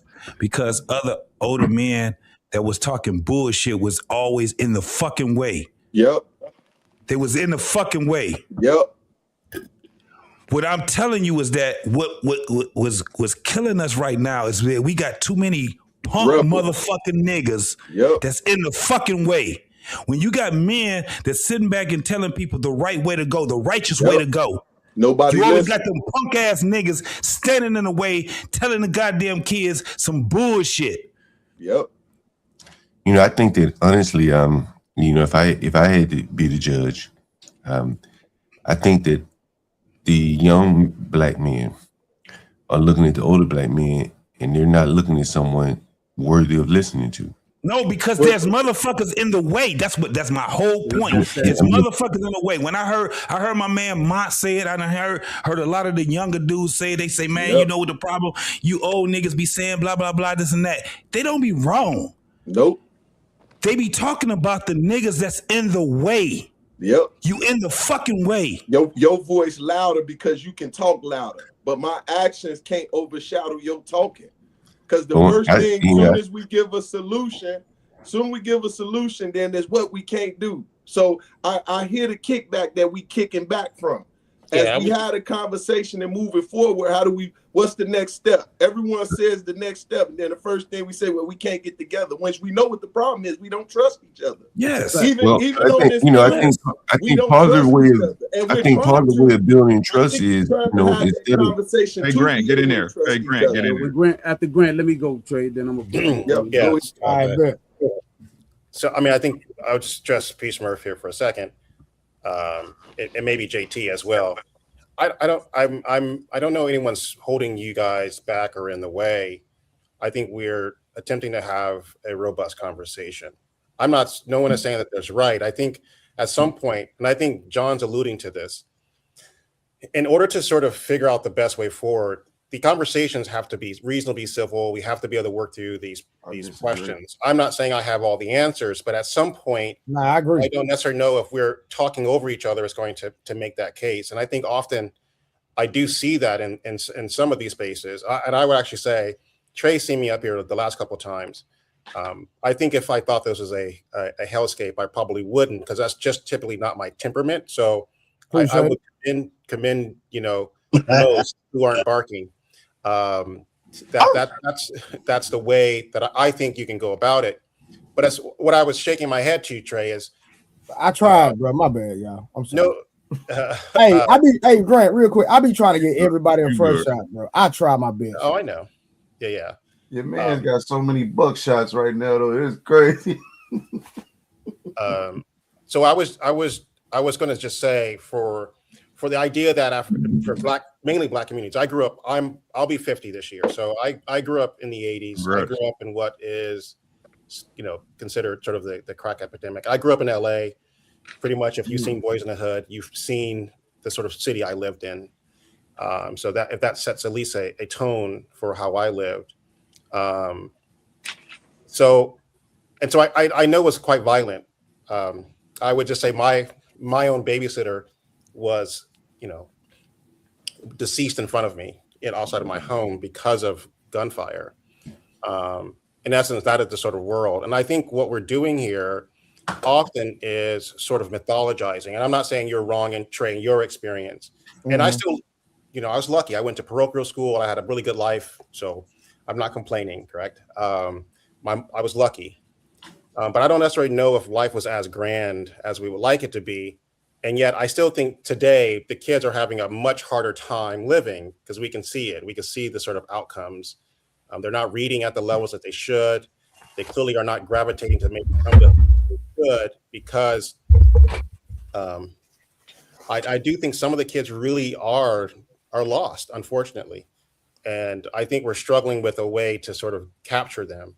So, Grant, real quick, let me ask you this: so when it comes to the children, right? It just amazes me, and y'all might disagree, and that's fine. No school system, no outside entities should have more influence on my child than me. That's Say me. it again. Say it one more time. That's me. You know what I'm saying? No, and that's why I run my program the way I run my program. I don't let my son ride the bus. I really don't let him hang with anybody but me. If I'm being honest with you. You know what I'm saying? Like most of your friends around you, I let him hang with because he's a competitive soccer player. I let him hang with them here and there because he still want to be a kid. But majority of the time, my son is with me because I want you around somebody that's going to teach you something and that's going to hold you accountable. Mm-hmm. Like even with his friends, like his friends get to do things that he can't do. And I say, son, listen, you're not going to understand it right now, but I promise you, when you talking crypto, when you're talking finance and you're elevating from a financial standpoint as a teenager, and they ride and they out in the streets run around riding bikes, and when y'all get 18, and when you look at where you at, and when you look at where they at, they gonna be like, dang. Mm-hmm. He'll be fortunate. It was a reason I had you learning day trading and doing certain things, because you have an opportunity to make more money than your parents from sitting at the crib instead of running around in these streets and being on TikTok all day. You understand what I'm saying? That's called deliberate parenting. So I'm very intentional in what I let my son listen to, what I let him see, and who I let him hang around. So I said that to say this, right? I'm gonna take me, and maybe everybody on the panel can probably reflect back in their teenage years. The reason I got into a lot of the things I got into is because nobody checked me and wasn't nobody checking for me. Yep. I was allowed to just go when nobody called my phone. I mean, not phone. I had a phone. Nobody called me. Now, at a certain age, I had to be home before the goddamn light came on. But once I became a teenager and I got a little older, you know, my grandparents were a little lenient, and so we got to really run the streets and do this. And so one of my nephews, he got drafted to the Mavericks, right? And he got drafted to the Mavericks. His best friend is Cade Cunningham. I know y'all know who that is, right? And so I watched, and another one of his best friends is Jerry Jones' grandson. Yes, I know him too. And so I watched Jerry Jones' family program. All their kids had a schedule when they got out of school. They couldn't just do what they want to do, because you got to look at that. They are molding them to take over billion-dollar business, right? Yep. So you got to be on the program. So when my nephew was coming up, like he's playing overseas now in Cuba. I mean Colombia right now. And so my thing was, while he was hanging around Cade and, you know, Jerry Jones' grandkids and all that, like they kids just couldn't do what they want to do. They had a program every day. And so when I seen that, I say, dang, I'm gonna just follow the blueprint. Like, you can't hang with everybody, you can't do what you want to do. You're gonna be on a program. If the program helped them be as successful, then I'm just gonna follow the script. And when I look back, and I'm gonna give you the mic back, Grant, I look at my life. I want to give you some pushback a little bit. If I would have, and that's fine. And if I would have, in my opinion, stayed on a program, then I believe that certain decisions I wouldn't have made. Go ahead, Boots. And that's cool. Like, so me and you kind of got the similar, you know, you got custody of your oldest son. I had custody of mine, right? Mm-hmm. Then I got another son. So when you're talking about the program, that's cool. Our children are under our program because we're the predominant parent. But what about the child the dude that got a child out of baby moms? Baby moms is a whole clown. You going through, you know, you paying child support. You get 2 times a month, whatever the court want to grant you. So now you can't really put him on a program. Mm-hmm. Can't really put him on a program. He's under the mother's program, right? You got how many kids do you think are under? How many kids you think are growing up the way our kids grew up? Too many. Growing up under Too the mother's many. kids growing up. The majority of the many. kids are growing up like that. This is why the community is. I ain't trying to really get into the single mother shit, but that's a big problem. Hold on, Rick. I'm gonna say this real quick. When you get a chance, let me go. All right, so I'm gonna go, Rick, go, and then we got to give it back to Grant because I cut Grant off. So my youngest, right? My youngest don't stay with me, right? And it's not that he can't stay with me; he just don't because of some issues, and you know he need to be with his mom. But just say it like that. He need my youngest. He need to be with his mom because of the challenges that they have, right? He's still young though, so yeah. Huh? He's still young though, so you still got. Yeah, he's only 4. Yeah, he's only 4. He's still young. All right. You know what I'm saying? But I'm gonna say it like this: the type of woman that she is, and the type of woman that I decided to have a child by, I know for sure that the type of woman she is, I know she would even have him. She has the same mindset when it comes to the child. Mm-hmm. You understand what I'm saying? Idea. That's the idea. Yeah. So I look at it like this. I look at it. We have to be careful about who we lay down with and decide to have a child with. Yep. So even though, like, if I was to leave this earth today, right? You know what I mean? my 4-year-old and my 11-year-old, they already have a head start in life financially. You understand what I'm saying? Yeah. So I think it falls back into deciding who you have a child with. Go ahead, Rick. Yeah, that's what I was about to say. Like, again, that's your responsibility. That's your child. Yep. You see what I'm saying? It's crazy how we had these talks of how important the child is, but your child wasn't important enough for you to stay with your baby mama. You know, if I can add in, you know what I'm not finished. Hold on, let him finish. Let him finish. Hold on, y'all. Hold on, John, because we got to give back to Grant, y'all. Come on, go I'm ahead. not finished, John. Right? Again, I commend all brothers that raise their kids, right? Even if you're not there, you're doing the best you can because you're not there. This is what I'm saying. We can't keep trying to get the best efforts from the worst case fucking scenarios. It don't work like that. If your kid grew up, hey, thank your lucky stars. But you know you got to have input with that child 24/7, 365. You know why? Because you needed input in looking after 365, 24/7. That's why you got the I'm so tired of this saying that you can't miss what you never had. That's a goddamn lie. You're right. That's a goddamn lie. It's millions. It's millions of young men and women missing what they never had. I agree. This shit all start with y'all being families. You saying you're gonna put a baby in that girl. Take care of your responsibilities. If you love your kid, I'm not finished. What does she make it difficult for you? What does she makes it difficult for you? What do you do? We'll go down that rabbit hole in a minute. How important are your children to you? Very important. It's more important than your girl. I'm talking about. So Rick, hold on, Rick. I had to fight that fight. I got you. Hey, listen, and I'm dealing with it now. So that's trust me. I get it. Listen to what I'm saying. Listen again. Don't take the notion that I'm saying that shit don't happen. That's not what I'm saying. Right? Yeah, he's talking about the overall general. What I'm saying is out there, we get you. What I'm saying is that what I'm saying is that if we being honest, we being the truth, right? Yep. And we be honest, we being the truth, right? You knew, right? You knew that you was probably gonna end up in the situation you was in with your children. You knew it. You know why? Because you really know that girl. You knew her. You knew her. Would you say that women change when they have a child? Listen to what I'm saying, sir. And if you didn't know, you knew you didn't know, nigga.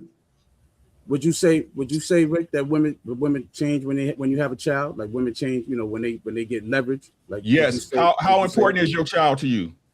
Oh, my child is very important. Like I said, I fought that. There ain't no excuse. Listen to what I'm saying, bro. I'm not saying. Listen, bro. I was bit by the vampire's bite, and I taking that away from you. This is the problem. Separate yourself from it. You're doing what you need to do as a father. Listen to what I'm saying.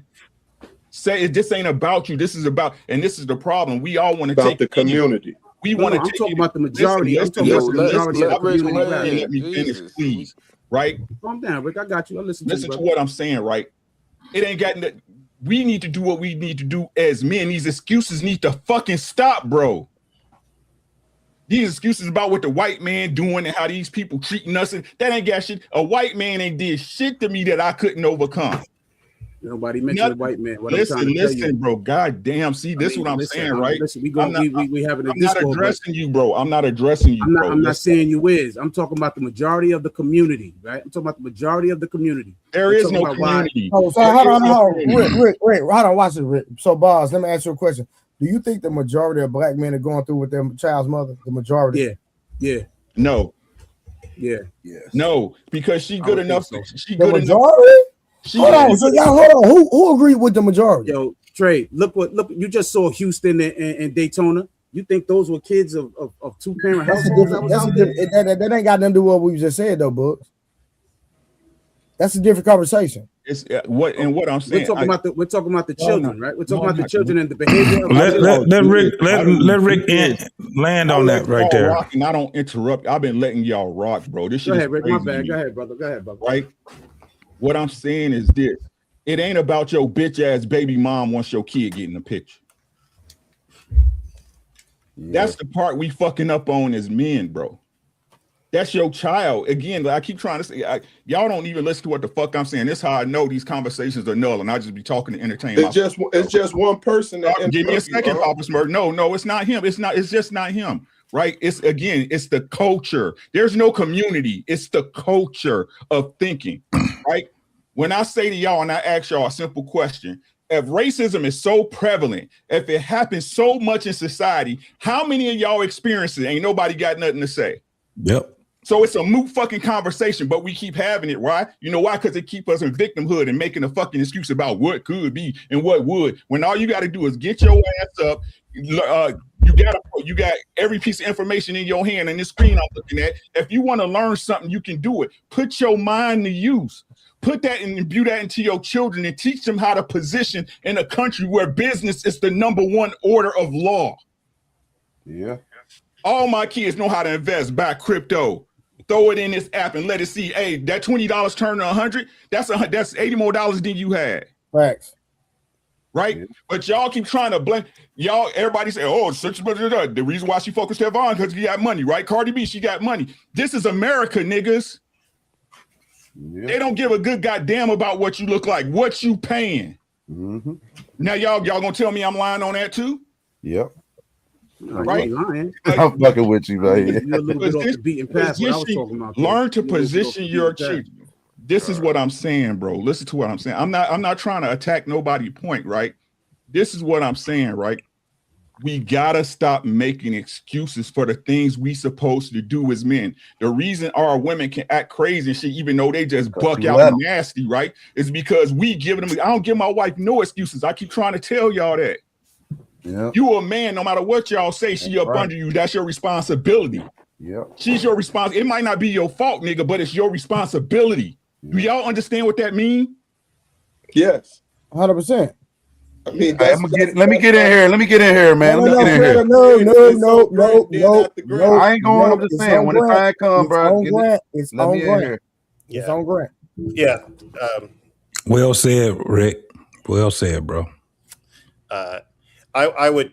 I don't think anyone on the panel doesn't agree that we would like to see young Black men in a better space. What I think we're disagreeing on is how do we get to that place. And I think we're running into ultimately diagnosing the problem. I think we're repeating that there's young Black men with problems. You know, let's say we're the presupposition, correct, is that it's because of, single motherhood or whatever. The problem is that these young men exist, and in essence, we have to deal with them within the framework that they're here today, because no matter what, they're more likely to procreate, correct? They're more likely to end up creating, sort of tripling. And so what will happen is, although we can have these conversations now, we will know that the demographics would change for us dramatically, 30 years from now. Those kids will have, 2 or 3 generations, given how they breed. And so I think we need to be more cognizant of the fact that how do we get to them right now at these younger ages? How do we really figure out a way to say, we know where you are. You lack a father figure, correct? Or you lack a stable home, or you lack something fundamental. This is just the assumption that we want to see them do better. And I may not agree completely on how, sort of the racial components of it. However, but if we're talking about what to do for these young men, I do think we need to come up with a plan. And I think it's easy to be somewhat cynical and sort of cast away these individuals. But we also think for our children, correct, they have to mingle with these individuals. So if we are having problems ourselves with this cohort of individuals, imagine your children and your grandchildren having to live in a world with more of them. So and we have mitigated that problem. I have a question for you. And I see where you're going with it. So that's why I want to pose this question to you. How do we even build anything as a race of people? And you're talking about you mentioned about the next generation coming in and procreating, and it might be 2-3 generations down, and we might just keep going right down this rabbit hole, right? With the temperament that we have today. But my thing is, how can we build anything without the foundation, and that's family? Well, I do think you have to codify it in some way. When I mean codify it, I mean you have to be able to start creating a framework that allows for people to think in that way. You can change minds. It's right. And behaviors. You know, I want to come in on that one, Grant Johnson. Hold on. But what I'm saying is, I got you, John. Hold on. But what I'm saying is, and I agree 100%. So are you saying that we need some form of movement that would perpetuate the family structure? Because if that's the case, then it starts with every man on this panel. Yeah, you can force change. Here's the thing, and John talks about it earlier, and I think it's when he was talking about. But I'm saying, do you agree? Yes, I agree. Yeah. All right, so let me get in here just for a sec. So it's great to say that we need, and we have families, right? When you had your baby mama, when you pulled her, and you decided whether she was your baby mama or wife, it was intentional. That was your family. That was the opportunity that we talked about. I'm talking about from a cultural standpoint, though. I get it. I'm not talking about an individual, because see now you're speaking individual. I'm talking about. Listen, I hear you. Hold on. Watch it. It's just like the norm is. Like, we know rap music is the norm. Being okay, YN is a normal thing. We're talking about family structure being a normal thing, where we start prioritizing. Is what I'm saying. So, and again, it's like we going again, like nobody is not, no one does not have a family. I think it starts with the men. First off, the men. So it's great to have a dad in your family. It's great to have that dad in your life. But what did that dad teach you?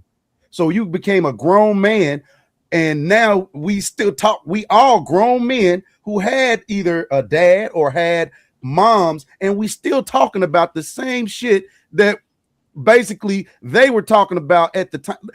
We already have what we need. We don't have men with capacity. That's our problem. So if we have men with no capacity, right, then what is the plan? What is he teaching these kids? So if he's not teaching them something where I say deliberate parenting, like all those things that you just said, Trey, that is the answer. Deliberate parenting, deliberate fatherhood. Now I get it. We do need family. We need family structure, which we already have. I think the problem again is the patriarchy does not have a structure. So when the women come and the women gather together on some hoe shit, then they can all galvanize on some hoe shit. But we don't galvanize, right? We saying what we need to do, but we haven't galvanized on patriarchy. Meaning, hey, we the men.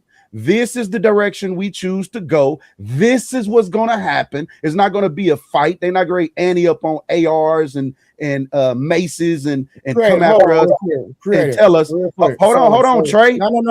I'm not holding on. So you're telling me that with the state and the mindset of women today, that they are going to follow suit. Absolutely, they will, because you hold the dick and balls, and that'll never ever change in your life. Now again, it go back to capacity. Go back to capacity. So, Eric, if you don't know how to use your dick and balls, that's the problem. You don't. Don't do that, bro. I'm doing that. Yes, I'm doing that. Got nothing to do with nothing. It has everything to do with it. It has everything to do with it, brother.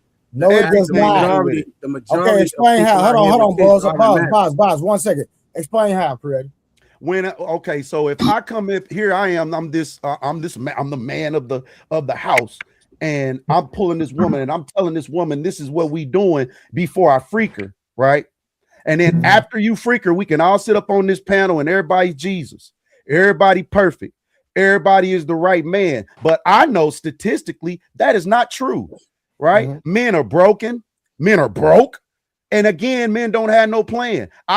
We just had this conversation the other night. I had to argue with niggas just to even get niggas to think about when we start talking about, I think it was me and my mans down here on the corner. We start talking about insurance policies. We start talking about deliberate legacy building, and there are components to that. So if majority of the men don't even understand what the components of a legacy build is, how the fuck he gonna run up on a woman and tell her she need to follow me? She's gonna follow just based off of energy. But then when that energy is not supplying or evident, I don't see any evidence of progress. Now you left room for her to talk shit. You left room for her to go search for somewhere else to build, because that legacy plan, she just don't see it. right? And now I'm not saying everybody in the community is not moving Now, like that. last statement, I can't agree with that last statement. That's crazy. But at the end, but now once that legacy plan is not being executed properly for most women, you're gonna see them that leave them room to talk shit and they leave. And then you don't know how to handle that. That's just what it comes down to. First of Not all, you specifically. I can be super Trey, rich. you know what I'm saying? I know you're not talking about me, but I'm just speaking up for men in general. If you're super rich or super broke, you still a man at the end of the day. Ain't that what I said? No, I know. But what I'm saying, rich niggas getting divorced. You got super rich niggas getting divorced right now. I get it. Again, they was again. They didn't move properly, bro. It's not about money. It has nothing to do with money. It has everything to do with direction, right? Because if you have hold on, listen. You follow your path. Listen to me. Yes, I'm listening to myself every damn day. You just talking now. No, I'm not, brother. Yes, you are. When you pull your woman, and so everybody pulled their woman, they was rich. Hold on. You gotta kids, learn how right? to listen sometimes. Listen. So you tell me, Jeff Bezos didn't have no direction for his wife. What's that? What about Jeff Bezos? Okay, let me repeat myself, guys. I thought I said we talking about us. We talking about black men. I don't want to refer to no billionaire white man. Let me get this with Trey. Go ahead, boss. You got Michael Jordan, right? Michael Jordan, another rich man. We keep Michael Jordan, rich wife. When he first got into the NBA, he don't fuck married his niggas wife. really. Hold on, creator. Let me right.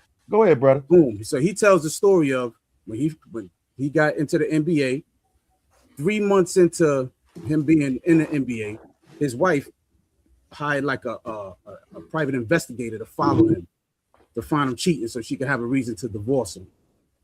Right. So these women are going into some of these marriages with a plan to marry you, get what they can, and divorce you.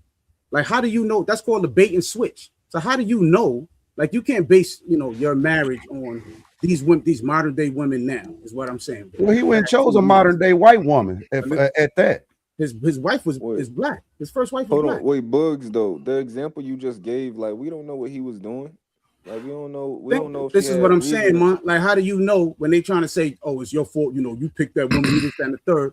Because you these are coming did. from married dudes that got kids by one woman. I'm talking about dudes bro. that's out here. That's where I wish I could finish what the fuck I got to say, but go ahead, man. Y'all I'm go just ahead. saying, like, you just jumped in, created. So at the end of the day, I was talking to Rick. I don't know where Rick went, but I'm just saying, at the end of the day, I'm just talking about the majority of people right now. Like right now, a married couple is the minority.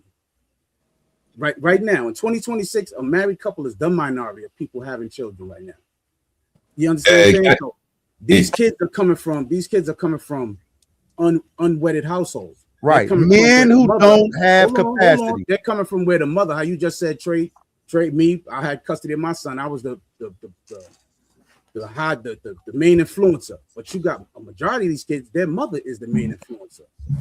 And they got a whole system that's incentivizing them and backing them up to keep you out of that child's life. That's used to me, brother. So if you never been through that meat grinder of the court system and all that other stuff, you wouldn't know because you're married.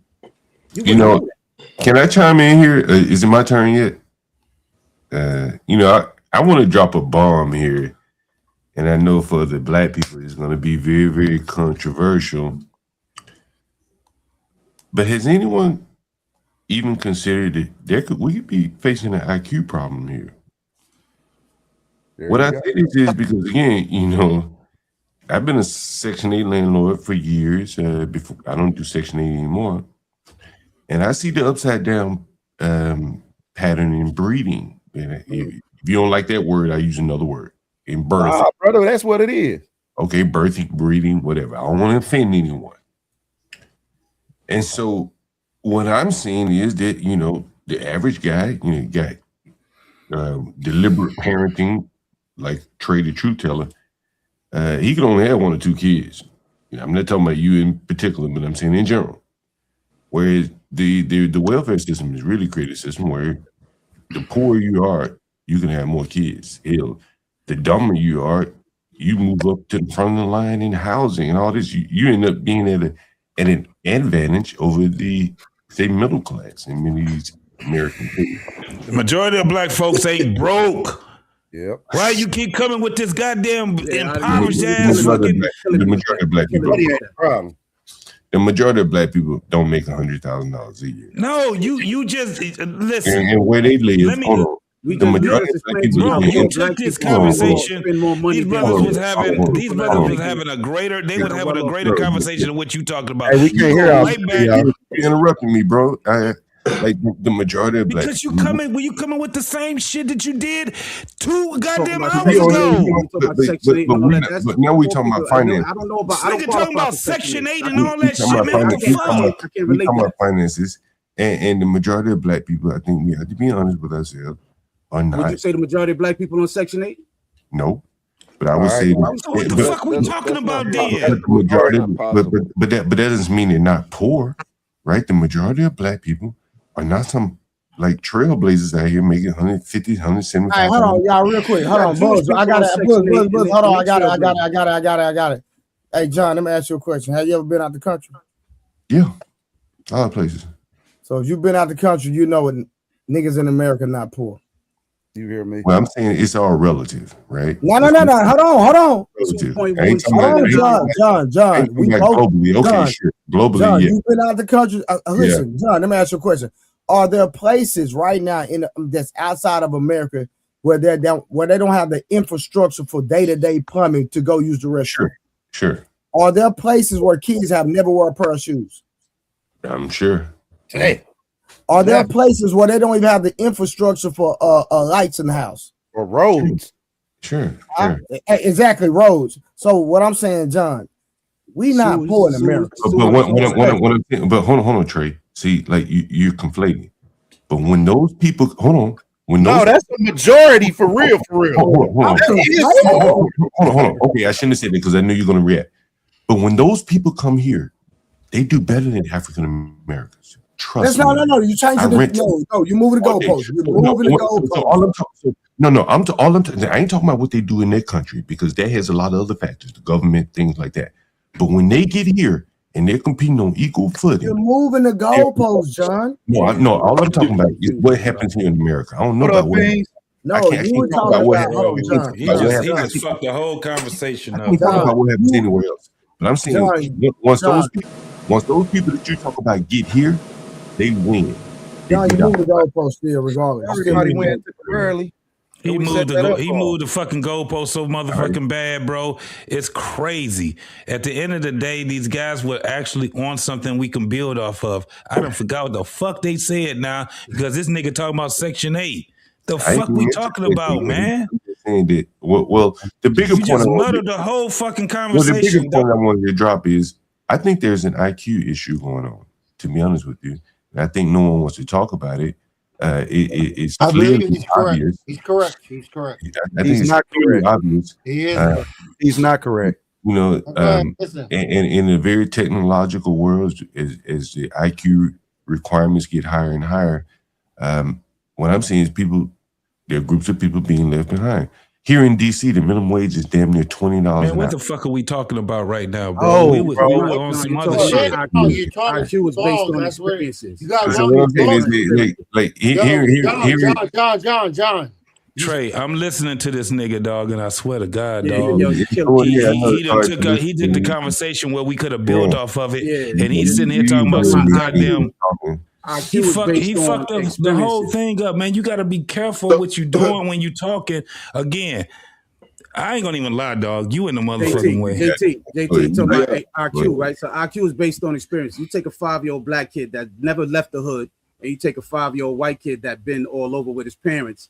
So now when you sit them down and ask them questions, that 5-year-old white kids, they're gonna say his IQ is higher than the black kids because he had experiences. I don't think You see that's what I'm how saying? He IQ has experience. He's been around, opposed to just a black kid that never left the hood. Come on, man. You can't really base an IQ on. Look at the poor underclass of, say, white people or Asian people. They don't have the same problems that black people have. Because there was intentional, deliberate parenting. There was intentional, deliberate building. They had a system, had a plan. They are calling. Hold on. I'm walking with you, John. Hold on. But to accomplish deliberate parenting, hell, to even articulate it the way that Trey articulated, requires some intelligence.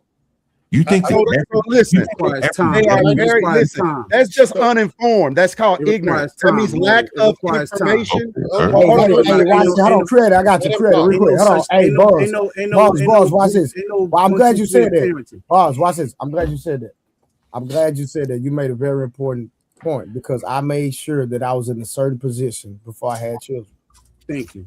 So I do have the time to wake up every day. Since my son's been in, he's 11. Since he's been in daycare, I've picked him up, I've dropped him off every single day since daycare. So time, I made sure I was in a certain position so I could be hands-on. Thank you. Hey, Trey, that goes to what Creative talking about with deliberative parenting. Opposed to me, Trey, I had my first child at 17 years old, right? I stayed in that. I had my first one at 34. You know what I'm saying? Thank you. So I wasn't. I had my first child at 17. I wasn't in a position, but I stayed there. Hey Trey, can you level set this shit though? Can you level set this shit, man? Because this is the problem that we have right now is that we're trying to move the conversation forward, right? And one of the things that we already understood was that. So what we're talking about is what, fatherhood now. I'm kind of confused now what we're talking about because we just had the input and this nigga got to talking about fucking Section 8 and IQ and all this crazy ass shit. What we have to do is we have to be able to move this shit a little bit further. Man, we talk a lot. We be on these panels and we talk a lot, bro. Yep. Don't you think that some of these things could be related to IQ? No, right now what's happening is that a nigga get on the panel and want to talk about what the fuck he want to talk talk Yeah, and he fuck up the whole goddamn conversation. So let's move forward then. Let's move forward. So like I was saying, I got you, Smurf. I'm gonna hand it right back to you. I promise. I promise. I want to get in there. You got a question for me? You can. I'm gonna be in and I'm out. I promise. So we was talking about father. Yes, we were talking about fatherhood. That has nothing to do. So again, I don't know why we think we got the Mexicans right now building America, and I don't know why we thinking these Mexicans then went to unions to get this learning that they got. I don't know why they thinking they went to colleges to get this learning that they got. Or are they smarter than us? No, they just took and learned themselves. When beans pull up, hey Beans, look, I'm going to show you X, Y, Z, right? Beans is smart enough to pick that up. Guess what? Beans grade make 300 a day. He grade make over 100,000, and he just pulled up yesterday. So that has nothing to do with IQ. It does have everything to do with sharing knowledge that is valuable to men now and going to be valuable to men in the future. So now when you have kids, right? Guess what I'm going to do? Fuck them schools. Right? Fuck all that shit because they just babysitters. They glorified babysitters. But when you get home, you're going to get some real learning. Yes, you calling in today because you're going to come over here with me and learn how to do finance, right? Learn how to do crypto. Learn how to build a house. Learn how to do something other than me just pushing you off to this creative. So if the men, hold on, I got you, brother. So when the men, right, now are more educated in what we're going to show our kids. Remember, it had nothing again to do with IQ. I'm going to show you what to do because I know you have retarded. Your daddy half retarded. So if I'm half retarded, I know me. So what I'm going to do, hold on, is protect you by knowing that when I read something, I might have a little problem with interpreting it. But I know if someone shows it to me directly, I can interpret it a little better. And guess what? I can move on it a little more immediately than reading it. And I'm not so sure if what I just read is actually going to work. But if someone's been doing it in my life, I see the example, right? And I also see the results of what it is that they do. That's going to move way faster than me sitting down trying to read this book, trying to discover if this will even work. And if more of our men move like that, had nothing to do with their schools, with their money, no nothing. Now we are educating and we preparing ourselves. I'm out. So here go to the question then. Everybody tired of the kickback and the negative that we always bring up when we're having positive conversation. Is that correct? Yeah, definitely. But I ain't hear everybody speak. Say it again. So everybody is tired of having the negative conversations when we're talking about pushing, going forward, because we're trying to build. We're tired of having that conversation when it comes to the negative. We can't do this because of this. We can't do because we know. I mean, we got to stay. We got to stay in reality, though. We can't. We just can't be talking. Well, you didn't answer my question. Reality. even though I did answer, even though I answered, just said. Can you answer my question? You Are got you Mexicans tired out of the here building up negative? America, right? No. People are hiring Mexicans, right? Black people, we have a stereotype. We don't know what direction Peace Murphy is going in. Hold on. To answer Peace Murph's question is yes, but I'm not speaking for myself. I'm speaking for the majority of motherfuckers here. I'm not. I'm here to have the conversation. What I'm tired of is that when we're on a path and somebody just come up here and say, fuck what y'all was just talking about. I'm going to talk about what the fuck I want to talk about. I'm tired of that. We can talk about the negative, the positive, how we go somewhere. I don't have a problem because it's a conversation. But I don't like when motherfuckers will sit back and come over here and throw a fucking brick in the middle of something that we was building off of. That's what I have a problem with. Hey, can I say something? Go ahead, man. Can I say something? I'm just saying, Trey. I'm just saying. Hold on, we was on quick. something, and the nigga just threw us off track. Hold on, real quick. I want to before I leave, before I get up out of here. That's how you really feel.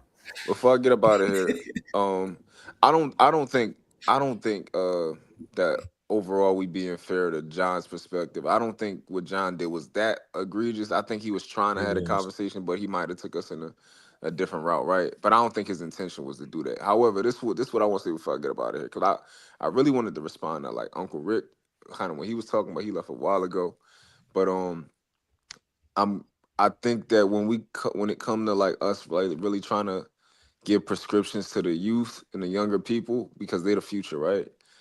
When we kind of come from this like rigid perspective, I think that we are just wasting our time.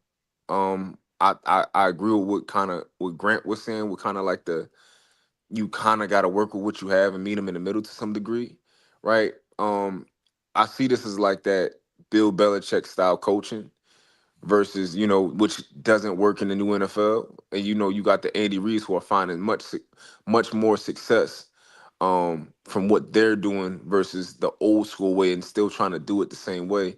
So when I hear like rigid ideas, and I know I'm a little bit younger than most of the people who typically comes on the panel, when I hear certain rigid shit, I just be like, yo, I'm not listening to that, bro. Like, and that's what and imagine what the younger guys is doing when y'all telling them like, listen, any girl you put your dick in, that's your wife. They like, yo, fuck what y'all always is talking about. Like, but see, that's tender to me. No, because you don't go to a university. Hold on, you don't go to a university and then expect that university to meet you where you at. No, you take a test to see where you are so that you can get where they are. So you're literally preparing yourself to be where that's what it is, Grant. You're taking your talent so they can meet you at the point of giving you the baseline. The test actually allows for you to either bypass a particular section, or you're actually going to either be in a remedial depending on what type of college you go to. Ain't that now you literally just meeting you where you are. It's your ability to learn, like your ability to understand a subject matter, correct? They will start you at the place in which benefits you. Well, Hill Jack University, Creator University might be a little hard for you. You might need to go over there, to the kids' pool, and that's okay. Down over here, what you said. To the kids' table. We in the ocean. Hey, real quick. So let me say something. Prepare you to swim with sharks. Hold on, real quick. So, Mark. So to give meaning to what you said, right? So my grandfather actually told me that, right? And I don't think my grandfather was a goofy or none of that, right? So the meaning behind that is not literal, Mark.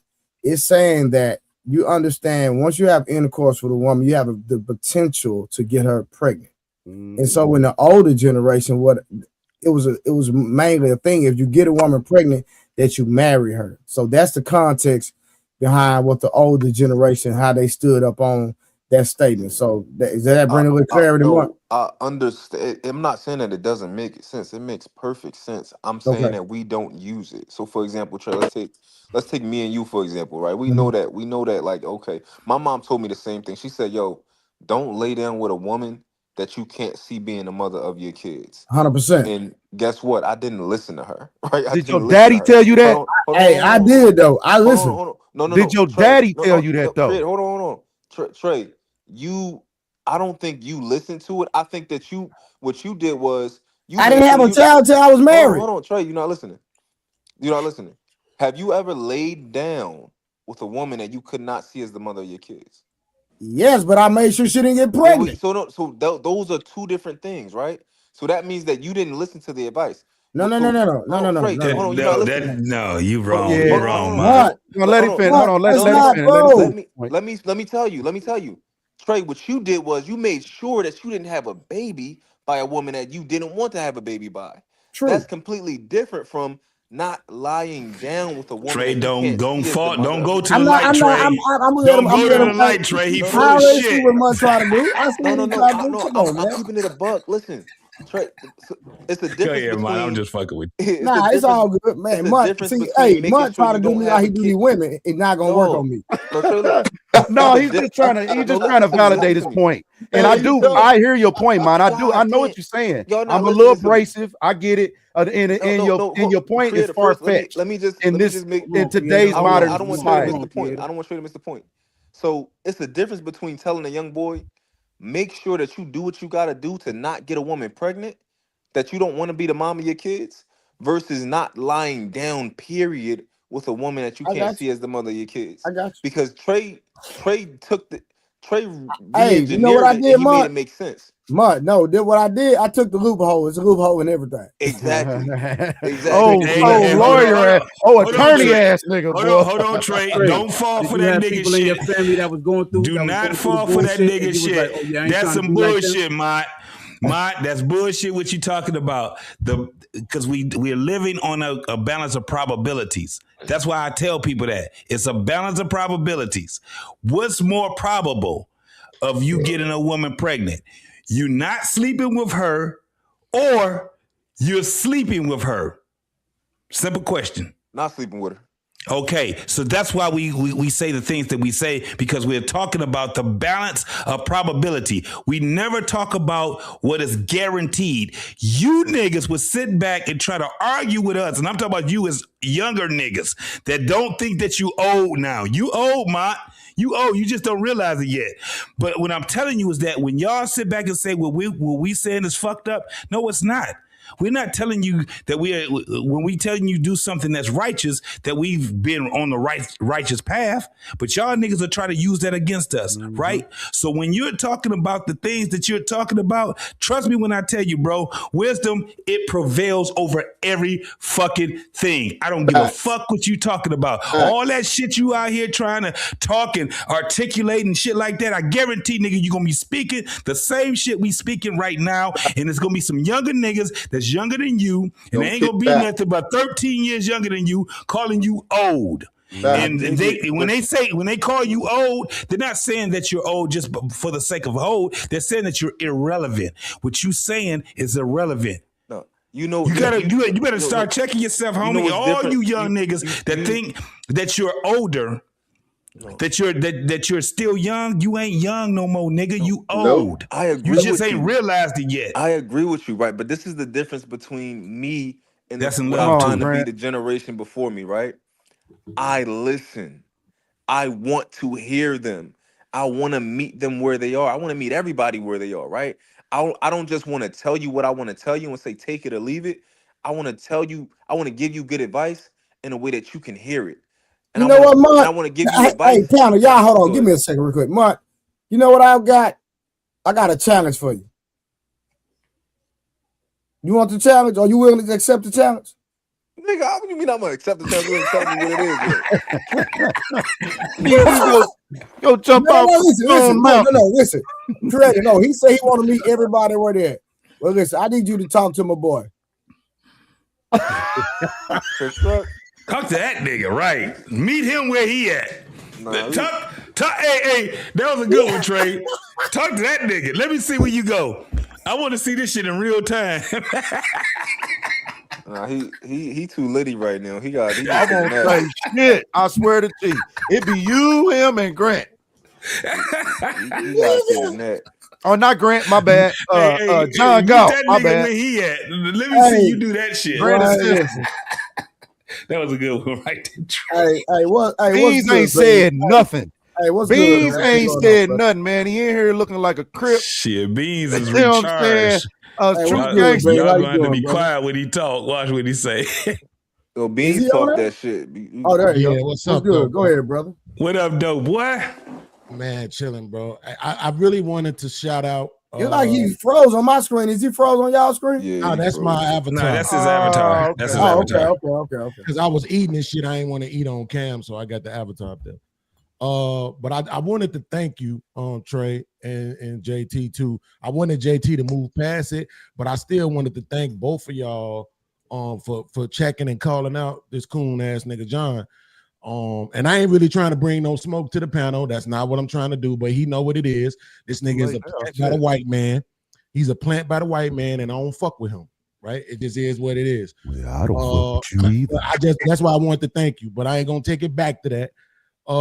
I think it's a great conversation, and I do think well, let me get this out of my system. Boog, stop interrupting people, dog. I know you Nobody probably interrupted but you. You got the floor. we will jump you, Know nigga. what you wanna We say. will jump I want you. no Okay? smoke, Beans. I don't want no smoke. So just stop interrupting us. Let us talk for we I will don't want no your ass. smoke, family. Okay, my man. But I get what he was trying to say though. Not all of us had the same experience. You know, sometimes I know guys that made the best of choices and got the worst of outcomes. You know what I'm saying? Got married early, was halfway faithful. You know what I'm saying? Was in their kids' life. I know all niggas that was faithful, Beans. Huh? I know niggas that was faithful. Right. You know what I'm saying? And still got it bad. You know what I'm saying? So we can't discount that. But I think what we do a lot, and I'm guilty of this too, which is why I'm speaking on it. We get triggered by certain things, and then it does kind of derail conversation sometimes, and it does kind of sound like excuses. But I promise y'all it's not. It's not, bro. It's just that we want to make sure those that we think are the unheard don't go unheard in very important conversations. But for the sake of this conversation, yeah, man, we got a lot of work to do. Hey, real quick, let me get these super chats in here real quick, man. 'Cause After the that super nigga chat, Jay I Speed can done shit $42 super chats. Hold on. Shout out to OG J Speed. He said, "What is the high by any means necessary night?" And then he came back. He said, "No drinking on the show." Who is that drinking on the show, man? Come on, man. Then Tori said, "Grant, we support you. we will wait. We will wait together, my friend." And then OG J Speed came back with another one. Said, "It's called hand on training, hands on." Let me see. J Speed. John is called Miller Highlight Beer. All right. Let me see. And Deborah came back. Trey, I don't know what you're drinking, but here's $5 more to add some espresso to that drink. I'm on duty for three more hours. So we got people at work watching. Then we got Construct, the one that's on the panel. To the dark skin, have a problem with the light skin. Ain't nobody got no problem with light skin, bro. Oh no, you tripping. What? Where'd that come from? Grant, are you not light skinned? All right, and then Trip came. He said, Grant a real nigga with introspection and thoughtful discourse. When though he talked proper, he actually healed and thought out what's right. But that blade still slip off and nick the line up. All right, that's all of them, y'all. Go, my bad. Go ahead. Real quick, I want to address a comment real quick. Trip wanted to know why I never talk about my dad or something like that. My dad ain't teach me nothing, so. Well, see, that's what I was Beans, talking got a about question right for you. there. But you still respect him though, right, man? Do I respect my dad? Yeah, you appreciate him though, right? I had to think about that. Okay, let me ask you that. Wait, one last thing. Who do you look more like, your dad or your mom? Physically? Yeah. His daddy. I don't know. I don't think I look like my dad. You don't think so? My feet look exactly like his. I got weird feet. Right, type shit. So in your face, you probably got more of your mom's features, you think? You got to ask somebody else. I don't see neither one of them motherfuckers. But he had you. He can always say, you came out these nuts. It don't matter how you feel about it. I had to deal with that. I didn't meet my real daddy until I was 20 some odd years old. That's real talk. When he pulled up, it was a culture shock. You understand? He was Hebrew Israelite. He had on the whole garb. You understand? I'm thinking as a young man, I'm grinding. I'm great. I'm in the A. I'm ready to meet my pops. I'm thinking because I was carnal. You understand? And I'm thinking money. Oh boy, he about to be the man. He great pull up in and because I'm thinking how I am right now, and it wasn't that. It was more spiritual, right? It was more not of the world. He was more about the word, right? And at that young age, here I am young, and I'm fighting, right? So you coming with the word? I'm knee deep in everything that you rejecting. So when he came, it was a culture shock. But at any rate, he used to say that, and we used to clash. So we didn't get to raise, we didn't grow up together, but we've been together now longer, right, as adults than the time that I was without you. So the time that we've been together outweighed the time that we wasn't. And has it been a road? I could certainly go back and try to make somebody be something that they not. But I realized that our parents are just kids too that didn't grow up, right? And sometimes I can't make them be something. I have to give a little grace. I'd have made it, right? Regardless to what happened or the situation, I made it, right? And that man helped make this guy that made it. Now, did he embrace me and hug me and send me off to school every morning and kiss me on the forehead and throw the ball and all that old shit that I be hearing, people be wanting? No, none of that. But when he came in, he was rigid, right? And that's what I was fighting, the rigidity. I wanted to be me and move the way that I wanted to, and he always referred back to the word. And I'm fighting that. Nah, the word is this, and it was righteous. That's what it was. Now it wasn't perfect. Hey, it wasn't supposed to be perfect, but it was righteous. Interrupting sometimes, Beans. Now go ahead, brother. Yeah. I was about to say, man. Yeah, y'all gotta interrupt Creator because that nigga talk forever. That's a fact, bro. Don't interrupt me. I'm spitting bullshit. Come on in. If you need a hug, it's okay, bro. I got a question for Beans though. Go ahead, Boog. I'm sorry.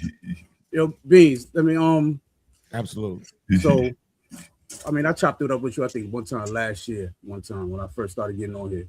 But would you say that did you like calculate and like try to do, well, I'm not gonna say try, but did you like calculate your life and where it came out perfectly to how you wanted it, or you whatever fell short, you just make it way with what you did? Like basically like with children, like I had a child at 17 years old, opposed to like Trey. He said he waited till he was in a position to have children. Right. I wasn't, so I don't know what kind of like neighborhoods these dudes in. I lived, in a big neighborhood where it was women all over the place. Everybody was, doing them. Nigga, you think it wasn't no women around? Boy, you for real? No, you in Texas. Trust me, I know. I'm just saying. I'm not saying that. Trust me. This nigga I tripping. came from Texas 2 months ago. What this nigga don't know, boy? You Louisiana, boo. My eyes still cross-eyed for hours. When we talk about me, we need to talk about my life offline because half of my life I can't talk about online. Hold on. Did you have elders that was going through the machine of like, let's say, divorce and child support that you saw? Might that not was be like, able to hear, but I know you can see. Hold on, Bug. Let me answer your question. Just real quick, because I think it's an important question, right? Truth be told, it was one thing that I really, really, really wanted out of life, and that was to have a sexually submissive woman. And I ended up getting that, right? For about 22 years straight. I had 2 different women, and I got that. And that's what I really sought out of life. I didn't care about money. I didn't give a fuck about fame. None of that. I tried to be a rapper, but I didn't really pursue it. When it was time for me to leave and cross state lines, I wouldn't leave my woman. You see what I'm saying? To pursue my career. So we know having a woman really meant a lot to me, but that was based on the kind of toxic relationship that I had with my mom. You see what I'm saying? So I spent a lot of time trying to fill that void of what I didn't have with my mom with a woman. But I'm saying that to say, yeah, if the shit that you really, really, really, really want, the shit that you really, really pursue and go after, unless it's some unforeseen shit that just impedes you, you could get to it. You know what I'm saying? Even if that's having a good woman, kids by the same woman, all that type of shit. You know what I'm saying? You just got to make sure you picking the right kind of woman, the kind of woman that's illuminating that's what she wants. You could tell a lot of times. I had to do community service, not community service, anger management. I land right here. And I learned anger management, bro, we be ignoring a lot of red flags. We be ignoring a lot of stuff because she thick as hell, because she cute as hell, because them titties right, she sucking it right, whatever. So I'm just saying, as much as we could hold them accountable for the shit that they do as women, bro, in real life, we still got to take some accountability for the fact that we ignore red flags and we stick around in situations longer than we probably need to. You know we got to take the initial accountability. You learn that after. We got to take the initial accountability, and that's why everybody giving a viewpoint, right? Everybody really just want to say how they feel, but it comes down to it. We tired of the negative, and it's time to move forward. Then when it's asked, how do we move forward from here? We a solution to come up, and the brother that disagree, like, nah, I disagree. And then when you get the kickback and ask them, okay, why do you disagree? It goes right back to our sorrow, right? Go right back to the sorrow versus saying, let me try that. Let me try that. No, I disagree. And then you don't have a solution, and then you just fucked up the whole conversation, like JT said. We build it, now you want to go back to our problem. Okay, motherfucker, that's your problem. You got mama issues. Then you get in the corner with the mama issue guy. We gonna help you solve that, right? We gonna give you some solutions. Pick one and get right. Until you find one that gets you right. Get in that corner and shut the fuck up. Come on. We can continue forward. And then those that got baby mama issues, you get in this corner and shut the fuck up. We gonna give you some solutions. Pick one until you find the right one to help your situation, and then we can move on. Oh, I got problems with my credit, nigga. But you got problem with credit, get over here, all right, and fix it. And until you fix it, you shut the fuck up, right? And until we get to that point of, okay, this your problem, get over here and fix it. And until you fix it, shut the fuck up, because you can't talk to us that is in play. Go ahead, Beans. So the only thing I would disagree on that is the shut the fuck up part. Don't shut up. Just don't go into the spaces where they talking about solutions with your problems. Right. So that boy get in that corner. There's spaces. Hold on. There's spaces for us to talk about our problems. Anybody ever want to vent? Holler at your boy. Let me know. I will strike up a StreamYard. We can go live and you can vent. Because I got to be honest with you. That's what helped me begin my healing process in 2020 was podcasting. I was talking to the TV and to the computer screen watching everybody else's podcast. And then I started doing my own. And then once I started realizing I wasn't alone, there was a lot more people out here suffering from things. And I'll be honest with you, that was 10 times worse than what I had been through. It gave me some perspective on, damn, the shit I went through wasn't even that bad. And now I embrace my past, including the bad, because I know it made me who I am today, good and bad. I wouldn't even want to change it because I don't know what I would replace it with. It could be something worse. You see what I'm saying? So you're right that if they're having a conversation, man, listen, fathers, we out here, we got to get this thing right. We do. You shouldn't jump into that conversation to be like, but what about the baby mamas? No, take that shit over to what they doing or what about the baby mamas at? Take that conversation over there and let them have a conversation about solutions. So I agree with that. So only thing you care about at that point is how I delivered it, right? Thank you. No, not how you delivered. I'm saying no, it's all good. No, wait, because I don't want you to mischaracterize what I said. I don't care. You are because you said I cared about the delivery. I don't. So all I said was because you able to articulate a little better, I'm gonna accept that. So I'm not gonna speak it and say it. We already see this. I found the solution, right? You can articulate it better, and I like the fact that you said, "Okay, Peace Murph. Let's not say fuck. Let's not say you know what I'm saying." What I stated, right? Shut the fuck up. Let's say it this way. Cool, bro. So what was the solution? Because I think you're gonna be better to handle that. Because I'm gonna come with the aggression. I don't need aggression in that space. We need empathy, sympathy. You're more empathetic and sympathetic to that. So handle that, brother. And I appreciate you doing that. So now I'm gonna go off to the next area. You get where I'm coming from? Because I don't need to be over there. I'm straight. But we need that solved in our community. Yep. We on the same page, bro. Yeah. I agree with you. What was the solution? I didn't get your solution, Peace, man. So my solution is, okay, we got a brother that's been having issues with his children. So when we get into the subject about how to build as a father, we see the hurt he has for his child mother. It's other brothers like that. So we need to put them in a space to give them what they need in order for them to get past that so they can get to the mind of where we at. Otherwise, every time we're having a conversation of building, they're going to interrupt it because they don't want to be left out. They want to Right. be included. They just have this issue that need to be resolved before they can get to where we at. There you go. The conversation was about the community, though. The Somebody conversation clip was that. about hold on, Beans. The conversation was about the overall community, right? And what's wrong, why black people, why we can't stick together, and all this other stuff like other ethnic groups are doing. So I brung up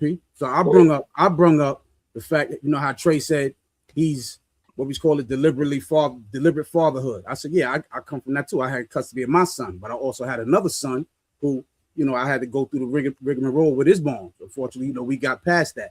But you have a lot of people, a majority, I think, in the community of the reason why we can't, our 12-year-old kids can't run businesses and all that other stuff, because we can't get past or relate to where it starts with the baby mama. So as a father or a man, some of us don't have access to our children, and a lot of our children stray off, and we end up going to start But another this is why I brought up IQ, man, because the ability to maintain relations. Come on. I mean, But John, he was talking to me. Let him go, man. Let him go. It is what it is. Ain't no echo chamber. Listen, you should want to hear opposing points of view. The ability. I heard about the IQ part already. Okay. Let me get my point out. What I see is the inability to maintain relationships not all throughout Black America, but it's somewhat pervasive. Going all these YouTube panels is Black men, Black women trying to figure things out. You look down on the streets, it's crime and violence. It's people that don't trust each other. These are all kind of the ingredients that go into what makes up kind of low IQ. That doesn't mean all Black people are low IQ, but it doesn't have to be all. Again, we need our lower class to be more productive. I need to be able to go and find me a Black woman to clean houses. They don't do So it. your Section 8 tenants are low IQ? I don't have Section 8 tenants, so don't say that. But the Hispanics clean houses. Hold on. In all these lower class professions, where it takes a little bit of intellect, not a lot, the Blacks are getting outcompeted. You have to start to ask yourself, why are these things happening everywhere? There's So, has to John, be something that's respect explained. your wisdom, John. Bad I perfectly example, respect your John. wisdom. Wait, what you say, Creator? Hey, look at the Hispanic example. communities. Look at the Hispanic communities versus the Black communities. I think you're Anywhere you oversimplifying. go, pound for pound, the Hispanic communities are much more orderly than the Black communities. See, that we go. That don't mean higher IQ. No, but hold on. What is the lower class white people doing? Okay, but their communities are much Being more low IQ, lower class white folk. Hold on, because we only have these expectations. Hold on, we only why they want to talk? because you already made your statement. Now we got to respond. You don't have to repeat it. John, you got to Every lower respond class because you group. keep saying the same thing. Respect. Every lower class group has safer communities, orderly communities, businesses. Now listen to him, man. I can't. Hey, Almost I every one of stop them. him when he wrong. So hold on. I just want to ask the question. What are the John? What are the lower class IQ white people doing? He just said they own business. Their communities are safer than the lower class Black No, they're communities. not. Just look up this crime statistics in West Virginia. That's 90%. Now y'all know y'all just shift the conversation from us to them. No, it's the reason I said that. No, because you're comparing That to. nigga did it again. He did it again. Shift the conversation. He did it again. No, I'm just asking you to And we look at went the all the way underlying back factors. to white That's all I'm folk saying. and Hispanic folk. Yeah, I get that, but hold on, no, because this is what happened. Hold on, This is why you should stop. We Hold on, have you should to make stop. sure. Smurf, stop for a second. Because ahead. JT is making a solid point that the plant that I told y'all he is just shifted the conversation. But I'm saying all of us can't have it at one time. So just let either man have it with him real quick. Go ahead. All right, go ahead. See, this is the I can go problem. with that. This is the problem is we talk about what the upper class white people do, and then we try to romanticize what the lower class white people do. Right? They don't do nothing. Like, hold on, no, sir, wait. Nobody have a standard that all of their classes have to be productive. We understand that every race have unproductive classes. Why are we trying to put these unrealistic expectations on Black people? What I'm saying to you, and you may be a little bit late to the conversation, is that in across all classes, if I want to open up a restaurant, I need some person who's probably going to be low class, willing to work in my restaurant. In the Black community, you don't have that. You can't go to the ghetto and hire anybody because there's so low trust. You're so scared he might set you up for a robbery. So Blacks say, okay, well, I can't open up restaurants in my own community. I can't open up the convenience stores. I can't open up the liquor stores. I can't open up anything in my own communities. Someone else will do it because they can bring their own people in. That's But that's the lie. That's the lie that you keep saying is that all of the lower class Black people are in the hood. I have literally Black people working for my store right now. Okay. What are you talking about? Hold on. Eat a man. This is the craziest part.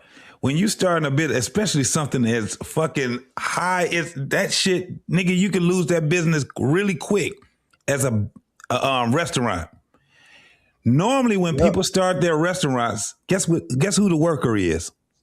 Them. That's why They're I'm the telling fucking worker. No, you said finding somebody, and then when they need to find somebody, guess who they're gonna have? They're gonna have mama. They're gonna have motherfucking aunties and sisters. You fucked up the whole goddamn conversation again. All right, so real quick. Hold on, y'all. Hold on. One second. John, what is your point? My point being is that the first example I gave was the 12-year-old working the corner store in Brooklyn. 12 Okay. o'clock at night. Okay. The Blacks aren't going to do that, right? They're not going to do that. I was a software developer for 20 years. I can count on one hand how many Black Americans were software developers in 20 years, so they're not there. Okay. The easiest way to make headway in any place is doing business with your own people. By and large, Blacks have ceded ground to other groups of people. They go by their liquor. The Popeyes chicken is mostly staffed by Hispanics in my neighborhood, and I live in a very Black neighborhood. And on it goes. Even to get your car washed, the Hispanics wash the cars. Okay, so we got your point. So hold on, come on, we got to keep going. My point being is that there has to be something explaining this. Why Black people cannot even compete on the lowest level, washing cars in their own neighborhood. Because we don't want to watch no cars. No. I don't want to watch. That ain't what I want to do. Hey, creator, I'm not gonna let this funky ass nigga say this shit. Black people are doing some spectacular ass fucking shit, bro.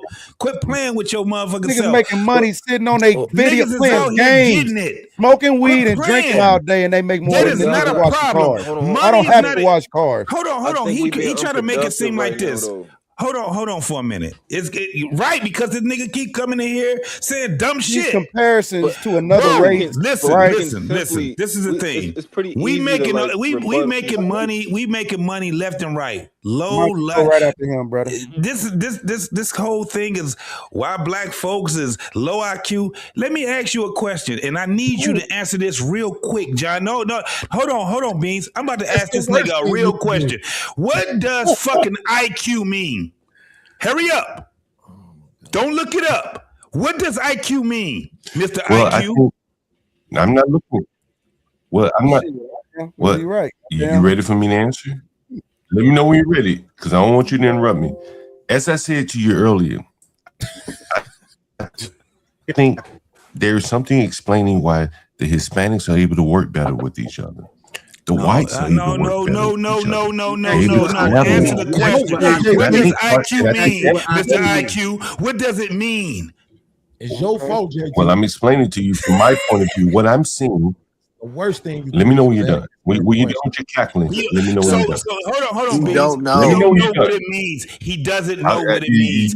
I'm heard a white man say No, it. he don't know what it means. We can go I'm to the asking- next person. He don't know what it means. That's why I was saying what I was saying. I'm not about to get this nigga all this time so he can look this shit up. Thank y'all. No, So he don't know what it means. As I was stating earlier, I gave Thank a you. solution to the problem for Bugs. Bugs, the solution was when the brother have an issue in a certain area, we have the support and counsel needed to get him mentally in the place so that we can get him where we're at, whether it's financial, physical, mental, emotional, spiritual.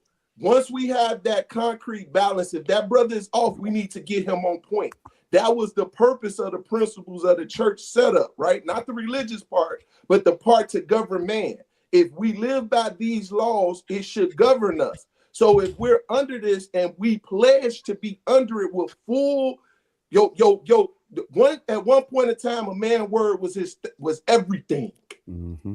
If we get back to say, your word has to be everything or we gonna exile your ass. Any rebellion of what we have in the plate, you got to go because you're gonna always blunder the issue. So when you look at, as an example, quick example, I'm gonna land. When you go and look at the transition from Moses to Joshua, God said, be strong and very courageous. What they did was they said this, the general, which was Caleb, right? I'm landing. Anybody that rebelled against Joshua that's getting the word of God, we're going to unalive him because he has no need in our camp because one bad apple spoils the bunch. That's crazy. That's out great. He said so he want to kick as many people out. Every time I talk to P talking about kicking somebody out the community, right? listen. How would you relate that to the youth? Okay, I'm kicked out. Okay, cool. You just ain't coming in. P, I'm cool with not being in your community because I got my own black community. Like this is the whole point is listen. This is this tribal mentality that they gonna kick you out, and if you ain't a part of the clique, that means you ain't black. Cool. No, I ain't said you wasn't black. Listen. I said you wasn't a part of my community. Who gave you the authority to say that you can make the rules for the community? We did. The community did. No. Did you agree with him that he make the rules for the community?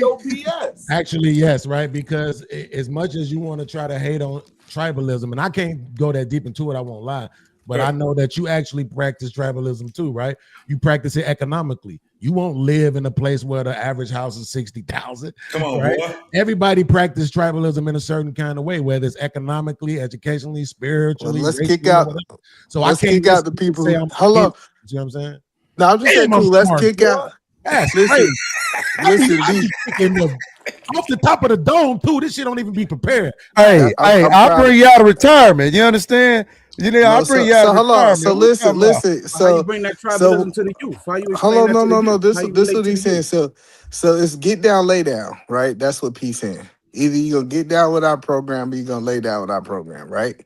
Yep. And you believe when you start kicking people out, how many of the youth out of percentage you're gonna be able to keep? The good ones. The good percentage. Yeah. That's how they do it in the military. Yeah.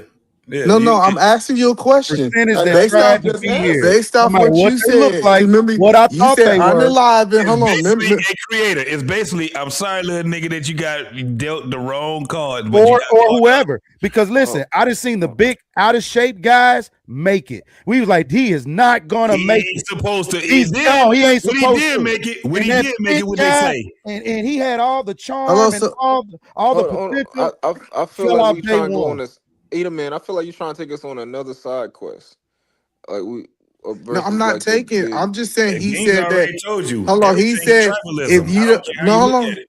hold on. Basically, what he said is he said that basically he gonna start a community, and if they don't do what he say, they gonna get kicked out. Right? No, he That's said he for the has you oversimplifying, I think, what he Different. needs. I don't Yeah, think that he yeah. needs that if you don't move at the snap of his fingers, he's going to kick you out. Like I think. Well, hold on. So what?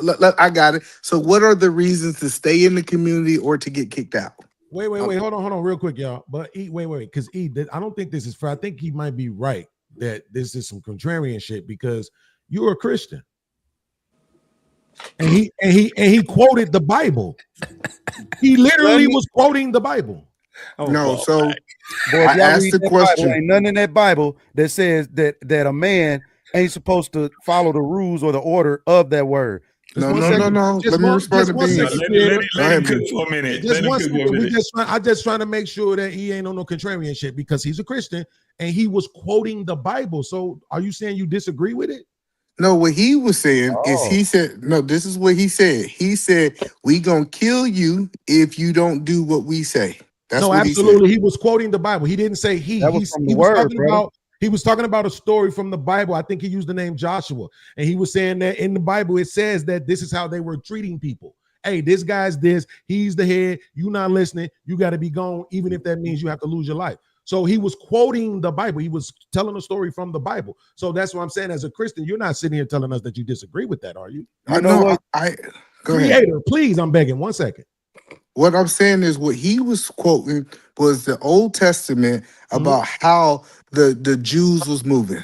That's what he was talking about, right? Absolutely. If you understand Christianity, right, this idea that Jesus fulfilled the law, right? It's things that's in the Old Testament that we are not held to the same standard today. Right. Okay. So the point. No, but wait. So let's stay right there for 1 second, just for 1 second, if Trey don't mind. Here's the thing, though, y'all get that wrong, right?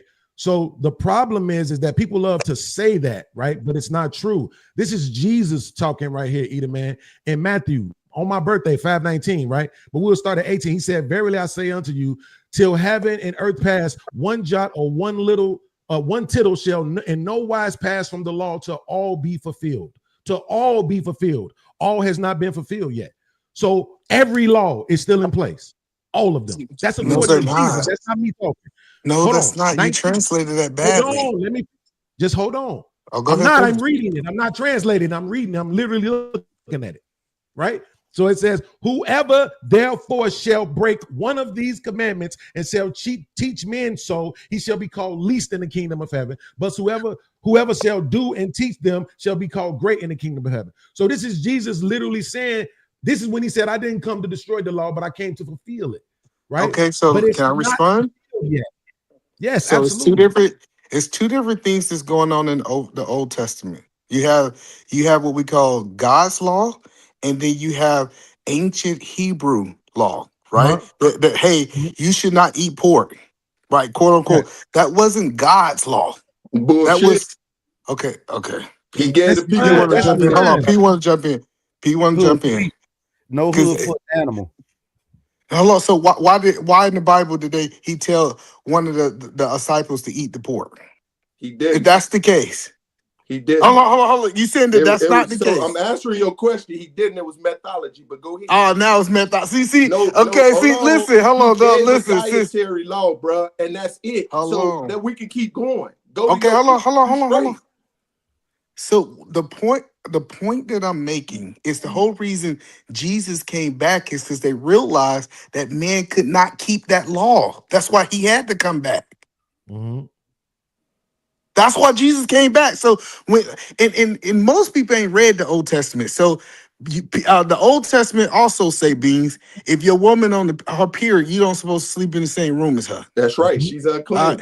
Listen. I'm telling you, these quote unquote laws that's inside of the Old Testament, it's a difference between ancient Hebrew law, which was the law of the culture, and God's law. And people try to put them all together. They all was God laws. But No, they was not. That sounds like somebody trying to make something happen for their comfortability for modern day. Cool.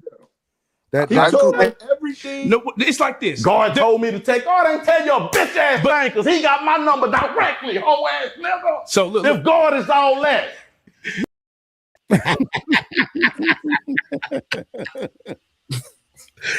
That clip gonna forever be funny, nigga. He say he got my number directly, whole ass nigga. So the whole point is cool. He said, why he got at me? Nigga, I have no problem with P. P said that he gonna take the tribalism mindset, which is okay. You can do that. And he gonna start kicking people out. So my question to P is, what is the rules for people to stay and what is the rules for people to get kicked out? So once again, I didn't say anything. I gave you a principle what Joshua did. When the reins from Moses went to Joshua, God told him to be very strong and courageous. They had a general, that name was Caleb. Caleb said, anybody that go against Joshua, listening to God, we're going to unalive them, right? They gotta be away from us as rebels. So, I heard you the first time you said that. You still ain't answering my question. You did. So I'm gonna You're not answering my question though. Why not? Edelman, your question is unfair. right? No, it's cool, man. I can answer. You're So at asking the him end of the day, to what create we're an gonna do organization is, and because laws that works, right now. we're gonna fulfill that. Now, if you can come up with something else without your kickback, with a better solution, put it to the table. And I'm listening. I'm open. See, okay, and B, he answered my question. Yes, we're I'm gonna sorry. go I'm by sorry. I didn't hear him. I was reading. Because I know Beans is fair. I know Beans is fair. I was reading. I just I'm not gonna lie. I'm reading. so I got you. Man, you're I asking asked him. You're essentially asking him like, hey, you're asking him to be the king or the dictator of this land, right? And I'm to not. create the rules off the top right now, and No, let I'm you know not. what all the rules of his land is going to be right now. And No, I'm not. realistically, most likely he wouldn't put himself that high, and he'd be making all the rules himself. He would deliberate with other men and people and create the rules of his, whatever society he's talking about. But you're asking him to like tell me all the rules right now, and it's gonna get people kicked out. Like, goddamn, like I will though, bud. All I'm gonna do is, if he asks me, all I'm gonna do is take him to the Bible, and I say we gonna Yeah, but Smurf. He asked me a question, JT, whether they want to do it or not. At least I'm giving him an answer. But that means that he's not tribal. So let's hear what he has to say on some shit that's not tribal. All right, I'm with you. That's so that way means more. I'm out of it now. Yes. Okay, I'm gone. Eat a man. So he's not You going on to answer point. my question. No, he just did. What you want me? What you want me to answer, JT? Because it apparently it seems as if you're not tribal. You doesn't have a tribal mindset, correct? Am I correct? Do I have a tribal mindset? I don't think so. Okay, so explain to me what it is that keeps you from being in a tribal mindset then. Because you asked him all these questions, so why you on the opposite of what he's saying? Well, So the you reason tell the me, reason that I am not on a tribal mindset because I don't agree with everything because a group of people agree with it. okay, so what is it that you don't agree with? So this idea, there's a whole bunch of stuff. I should build a business and give it to Trey's kids because they black. That's transitional. That's not a tribal type No, of thing. no, no, That's no, no, no, family. no. That's No, family. that was the tribal mindset that was being talked about. Talk about we need to keep things in the black community. So Ain't that in as the a Bible though? no, Ain't it's in the Bible not. that you gotta give your But what's kids? wrong with that though? Why is that wrong if other people are practicing the same thing? Right. It's not. He asked me why I wasn't tribal, and I answered his question. Beans. I'm just asking you. It's a rebuttal question. I'm just asking you. It doesn't. It When you does not said it- make sense for me to build something for my whole life and give it to another man's legacy. What you gonna do with it? You gonna take Wait, it to the another man- grave with you? Hold on, real quick, JT. What does that mean? Beans, this nigga talking about something we was talking about the other night. What are you talking about, Edom, man? Yeah. That was the other night, bro. No, but no, I'm answering his question. Yeah, He asked me a question. Wait, this is what I'm saying because it sounded like at first you was disagreeing with what Smurf said, right? But he was talking about something else specifically from the Bible. You're saying that we're not upholding to that law anymore, but technically that wasn't law, right? But but it was still permitted, right? So, but I'm just saying now you're saying something about building something and giving it to somebody else. I'm not understanding that. Who is the other man that you're talking about? Trey. Trey said I should build something instead of me giving it to my kids. I should give it to his kids and they'll marry somebody black. There again, he left out. Oh well, we're not talking about detail. But wait. He left that a whole Hold on, lot. y'all. I just want to put a nail in this real quick though. But the issue that you had with Smurf that just took us on a 10 minute, which was fun. It was great content. I'm not gonna stunt, but that issue in itself, I'm saying this: do you really have a problem with that? Because if you do, that you're saying you have a problem. No, I don't have and everything. No, I don't have a problem with the Bible. I have been what Smurf says specifically. Well, about the way he was governed. this is what P been talking about. I didn't talk to the. See, I'm about to answer your question. What I got a problem with? You just said this is what P said. Listen to what I'm saying. I'm asking you. Do you have a problem with the way that he said he would govern? Because that we're literally living. No, I told you no. I said no first. No. The problem I have with P, did that answer your question, Beans? No. I said that first. The problem I had with P always talking about he gonna kick somebody out. Right. And I asked, Hello, Fred. Hello, Woody. Goodbye, Woody. Yo, this nigga's dumb. Yo, Eat a Man, listen to what I'm saying. You're literally saying no and then diagnosing the problem that you have with the statement. So no, that's because why you I'm asked asking you have no, a you problem asked me to have a problem with the Bible. No, you asked two different questions. That's what I just told you. I'm not talking about the Bible no more. I'm specifically saying that you disagree with the way that P said he would handle things. But I'm saying we live under that current system right now. No, Don't act right in a certain place. Don't follow certain rules in a certain place.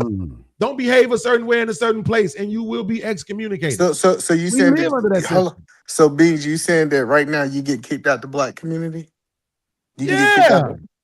You're not even in the other communities. That's a thing Because on that's the how they ground work. They hard. practice tribalism daily.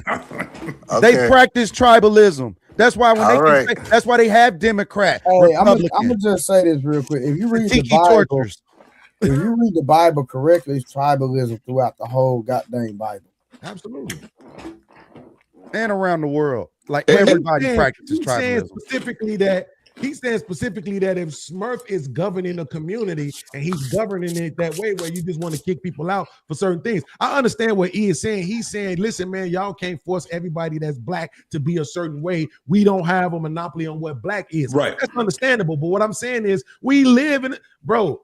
All right. So you know right now they trying to come out with this minor attracted people shit. Go try practicing that shit in the hood. Let's see how it work out for you. I bet you get unalived. Go openly, go practice that shit in the hood, and I bet you get unalived. That shit anywhere. That So- you ain't, so- it ain't Right? No, so I'm no, just no, no. saying, you So can't Beans, do the point- everything everywhere. The That's all point, we hold on, saying. no point. The point that I was making, Beans, you can get kicked out the hood doesn't mean that you're out of the black community. How P talk specifically is what he's saying is you getting kicked out the black community. No, you getting kicked out of his tribe. You're still in the black community. Eat a man. Nah, What is bro. what is your do that. point, bro? You sound like a feminist, They Eat a literally Man. do that. They do not. They No, have I want to know his point. What's the point? hold on. What's They the have- point? Sorry, go ahead. Now, I was just gonna say, Ben, one second. I'm just trying to find Eat a Man's point for having contention with what P. Smurf said when he say he's a believer all through that goddamn Bible is tribalism from front to back. So even if he disagree with P. Smurf, what is your point? So we can get like, what are you trying to get him to concede to a point, or you just don't agree I got with you. him? My point. I What got you Trey. doing? My point is that he don't have the power to kick somebody out the black community. That's my point. He can say it all he want. He can get up here and say, you out the black community. It means nothing. But are you talking physically, or are you talking about on some? Period. I'm telling you, the black what I'm trying community to is tell so you. big. Hello, the black community is so big. He can say, out of our section of the black community, you're no longer welcome, but you still can be in the black community, Beans. Not if they, bro, it's shit that people out here doing. They got lists that they add folks to. They got all kind of shit, felons, other kind of shit. I don't want to say the word PDF. Yeah. Like it's a lot of shit that people do to keep certain things out of their neighborhoods, bro. for real. Red line. I'm not saying And yes, when you you, can get out but of when neighborhood. even that's one of the major things right there, Beans. If you're doing that PDF shit right there, I don't give a damn where you go in the United States. You go in the black community and they find out that shit is happening right there, nigga. It's a wrap for you. Hold on. So Beans, so you saying, I just want to make sure if us 8 dudes other than you decide that you out the black community, that mean you out the black community, Beans? Yes, I can't win. What I'm gonna do? Right, I'm gonna have to leave. I'm gonna have to get the fuck on. What I'm gonna do? We're not messing with you. We're not dealing with you. We're not right. Hold on, B, so you understand what I'm saying. You 9 might agree, but I might have 8 other that disagree that still accepts me in the black community. Well, yeah, that's different. Though. No, But you hey, just hold on, added hold on. 8 more people. No, because y'all are not listening to what I'm saying. No, Eat a Man. I heard Because what we you going said. in circles. Hey, hold on, real quick. I'll But stop Eat a going Man, in here's the circles. I'll let problem. y'all go back and talk. Think about what the premise is. The premise that he laid out is that Joshua is the guy, and the community is saying we follow Joshua. So if you don't, ain't no other 9 on your side. They But all Beans, that against was you. my That point. commitment Hold on, is Beans, no, important. listen, That was Beans, the point. hold on, Beans. Look, check this out, Beans. We don't have no Joshua. No, we don't have a Joshua, but that was No, the you previous just made statement. me. Yes, we No, do. no, no, That was no. the Yeah, we previous do. Made me statement, Joshua. though. You asked P. Smurf if you are the head of the community. I did not ask How if you would was you the head? head. No, I did hold not. on, Peter, man. Play I the said, tape back. I that didn't you say if told- you was the head. No, I did no, not. no, You're yes, literally you did. lying in real time. What? Going. I'm a great listener because listening is an I didn't art. say if you was the head of the community. Yes, you did. You say P. Smurf. I If wish we you was are, on you Beans said, channel. how Beans do would have you played it back in real time. take See, the if I don't know we if was y'all talking about today or another time, though. no, he talking about I today, just, right I now. just read this today. I Oh, said okay. if all of us He make said a today. plan, I said if he was the head of the community. Did I thank say you. that? I didn't say Well, I that. can't say I remember hearing you say that, E, but I do remember hearing you say that he always talking about kicking somebody out of the community, which is That why have I'm nothing saying to I do with didn't him being the understand. head. No, hold on. This is the point that Yeah, I'm saying. no, Hold on, you're right, hold on, you're right, Bean. you're right, Bean. you're right, you're This right, is what I'm trying to say is we go to the Bible and right, it was clear that Joshua was in control. absolutely. And then he tried to use the rules of the Bible and say, well, we gonna kick you out to do this, that. And he almost make it seem like he's Joshua. And I'm like, you don't have No, the power of He might Joshua. be Hold though. on. Look at them All right. dreadlocks. Look at that beard. Okay. All right. He might be Joshua. Joshua probably looked exactly like that. Let's just be honest. You can look like Joshua, don't mean you Joshua. So the point that I was making, Beans, is for us to have this quote unquote mindset, we have to appoint one person, or even if it's a group, the Joshua group, to make these decisions. If not, no individual have the power to move like Joshua. But in a So sense, that's what this is, brother. This is what we doing. Like, we don't need an official, but this is a test run on how we can cooperate in order to move forward and to delegate and to come together to make decisions as people from all over the country or all over the world. This is a test run. That's And just so what all. we got to Back do on now, that, hold Creator. on, we got to carve off all the fat. We got to carve off, we got to do what you're doing right now, Edom, man. Even test some of these strategy, right? You have to push back because you everything can't be this smooth road. You get what I'm saying? There's gonna be somebody gonna ask those questions. And I need to know, as a warrior or as a general, I need to know all strategy, how everybody can come. So if I went through a Edom man, I won the Edom man. I'm ready to go. If I won the Trey men, if I ran the Beans and the Grant, if I win these guys over, these archetype of men, I got them. Oh, well, hell, we pretty much that would pretty much, I mean, that's pretty much the archetype of our community. So No, but so Beans, And let me pick you. Hold on. Let me hold on, you piggyback gotta real come quick, come. E. Let me Go let me ahead. show you something real quick, E. You know I'm not long-winded. So watch this. I shit. also Yes, stated. you are. Nigga, you I my also age. stated. All We y'all all niggas long-winded. long-winded. Y'all Every fellas be nigga I know easy, here man. Good talking long-winded. to y'all. Peace to Look, the panel. what All right, what boss. I also stated was this. Because I have a hard time articulating certain things. For instance, we just had an issue with a brother that was having issues with the mother of his child. Guess who I'm sending over there to handle that? My man Beans. Why? Because Beans have the better mindset to articulate and keep everything intact so we can keep that brother. So I'm giving him the support he needs so that he can be able to handle that. Now, when it comes down to building the infrastructure, that's why I need Creator. Creator understand that this financial literacy is very important, but he can't do it all. So I'm gonna add JT to the team. I'm gonna add Grant to the team because they're gonna bring two different personalities. One may handle more of the financial part. The other one may handle more of the Yep, teaching not long-winded, because huh? he can articulate. I'm about to land, little dude. Damn, you ain't that big man. You gotta love I'm your messing people, with you. man. You So gotta I'm gonna love. land at that. I also got solutions utilizing the brothers around me. I land. Okay, the point that I was making, Being, so you can understand, because people think it was an attack on the Bible. The point that I was trying to point out, if people are scattered, if the Black community is scattered, we can't then say that we're going to kick somebody out without a leader. That's what the point that I was making. Now, we can say that we agree upon this, Beings, with 8 people on the panel, that since we're scattered, that doesn't go through. The good thing about, if you understand how Joshua led, is it wasn't that he was just in charge. He had other people underneath him, and it was actually controlled. So that's what I'm saying is we can't get to quote unquote the Joshua leading mindset until we get people under the authority. I think we have a problem though. Go ahead. I'm sorry. In good faith, though, right? Like the point of a good faith conversation is to understand exactly where somebody is trying to position their point at, and then talk to them there, right? I'm a very literal person, so I'm all okay with taking people literally, right? But I'm just saying, and once he lays out the structure or the premise of the example, then just deal with it there, and then go from there. Don't try to undermine it by picking apart every little thing that Well, I'm not picking apart, Hey, Bean. So you when doing I it now 'cause you talking while I'm talking. I do that all the time. Go ahead, I Beans. know. So I said, like, that's crazy, right? Like the point is that no, you may be right? Let me not say maybe. You are right. We are never getting back to that. That's never gonna happen, right? Unless we get into some super apocalyptic times. You know what I'm saying? Like with Denzel in that movie when he was blind and shit. Like, but we're never gonna get back to that, right? People have things in place to make sure that things just keep going the way that they're going. But no, Beans. But hold on. Now let me get. I'm almost done. I thought So you the said. fact of the matter is that will we ever be able to see that come to fruition? Probably not. Not to that degree. You know what I'm saying? But at the same time, the question just remains: are you or are you not for or against tribalism? Because that's the premise of what he's saying. So it's like, are you for it or are you against it?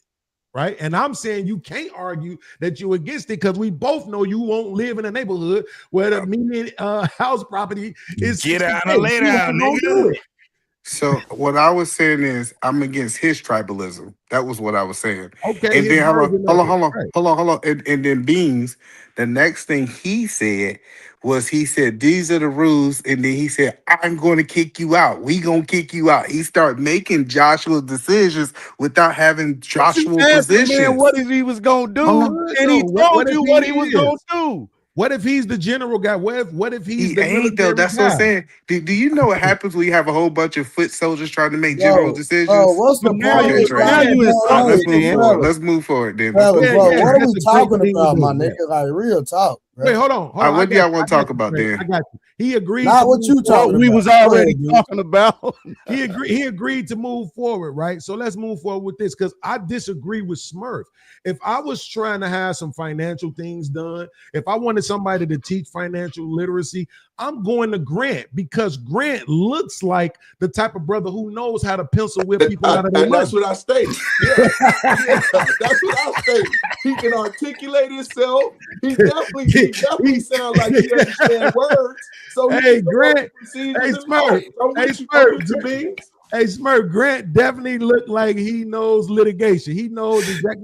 No, sir. What, Grant? I thought I was gonna get this. Well, if you look in the fine print right here, it says, Grant get everything. You don't get shit. You don't get a damn thing. And you fine right there, motherfucker. I don't know what to tell you. You got what you got 2 weeks ago. Exactly right. Contracts are important, and he who writes them usually is the one that wins. No, but I'm being funny though. But I was a part of another conversation with. I don't even know if I was on the panel with Grant. I think I might have been watching another show of yours, Trey, and he was on the panel. But I just know he was saying a bunch of stuff that let me know, man, this dude is intelligent, right? Like this is the kind of outcome I want for my son. I don't know what he got going on personally, women and all that shit, but from an intellectual standpoint, this dude got it, right? You know what I'm saying? Nah, for So sure he do, we for got sure. people. We got people from that reflect us. Even though, come on, let's be honest, this nigga ain't black, right? Y'all know this Hey, nigga. be careful. Be careful. They don't like that over here, Breeze. Right? Not Y'all calling do know this people. nigga is like Mexican. You can't do that over here, B. It's a lot of black people, bro. I say this a Chill lot. out, bro. In my family, bro, said out of all the Mexican. guys, out of all the men, I'm the brokest. Right? I might be the smartest, but I'm the brokest because everybody else had the audacity to chase money and I just didn't. Right? So you know what I'm saying? It ain't too many niggas like me. And I'm so glad that JT was standing up against that narrative with that coon ass nigga John. Right? It's too many black people doing well for us to persist this narrative to make it seem like we not. Okay, stop worrying about what us bottom 20% doing. Exactly. The other 80% that's getting it done. The see, that's already there, and the 30% that's still climbing. Don't worry about what us 20%ers is doing. We gonna keep getting y'all little food stamps in Section 8, nigga. Man, listen, the lower class, and I get it what he's saying. He's saying, hey, we need a little pull up when we only 40 million strong, right? And there's a percentage of us that's not doing so well. And even the middle class percentage is now considered to be poor, right? If you're making about under $100,000, that's borderline considered. If you, and tax wise, under 2 fish, you considered poor.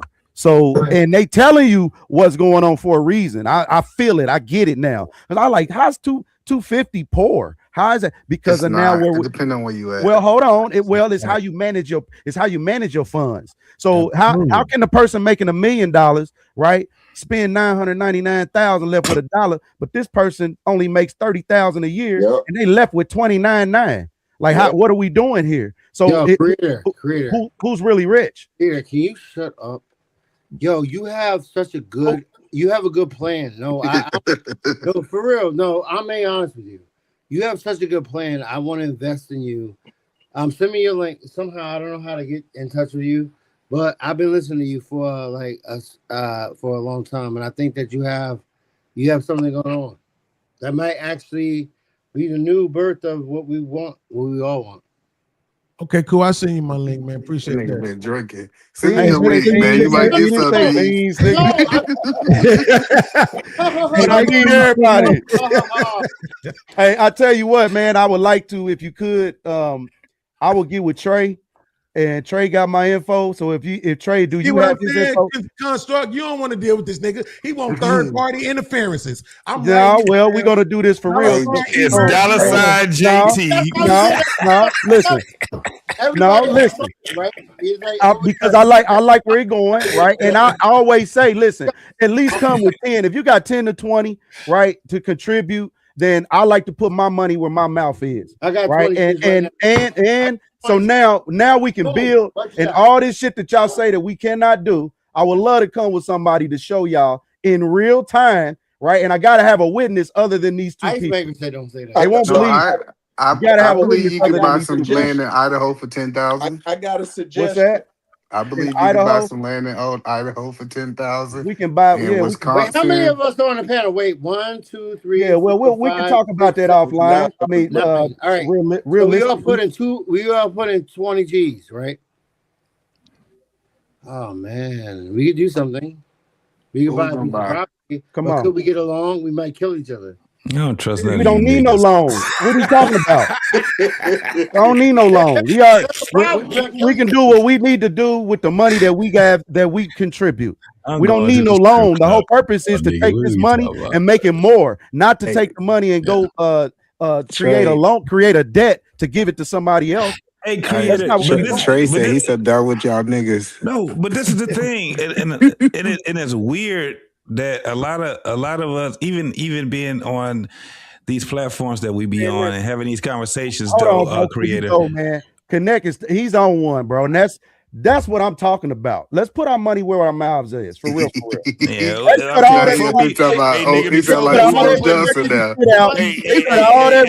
I put money bullshit out, we're gonna take a few dollars and let's make them more. Nah, nigga, all that trust we don't trust. I need a business plan. And this is how Uber got rich, right here. I need an IN, I need an EIN number. I need all that shit. No. Let's see how many. Okay, but listen. Hey, do you see how black people get scared? Oh my God, man. It's crazy.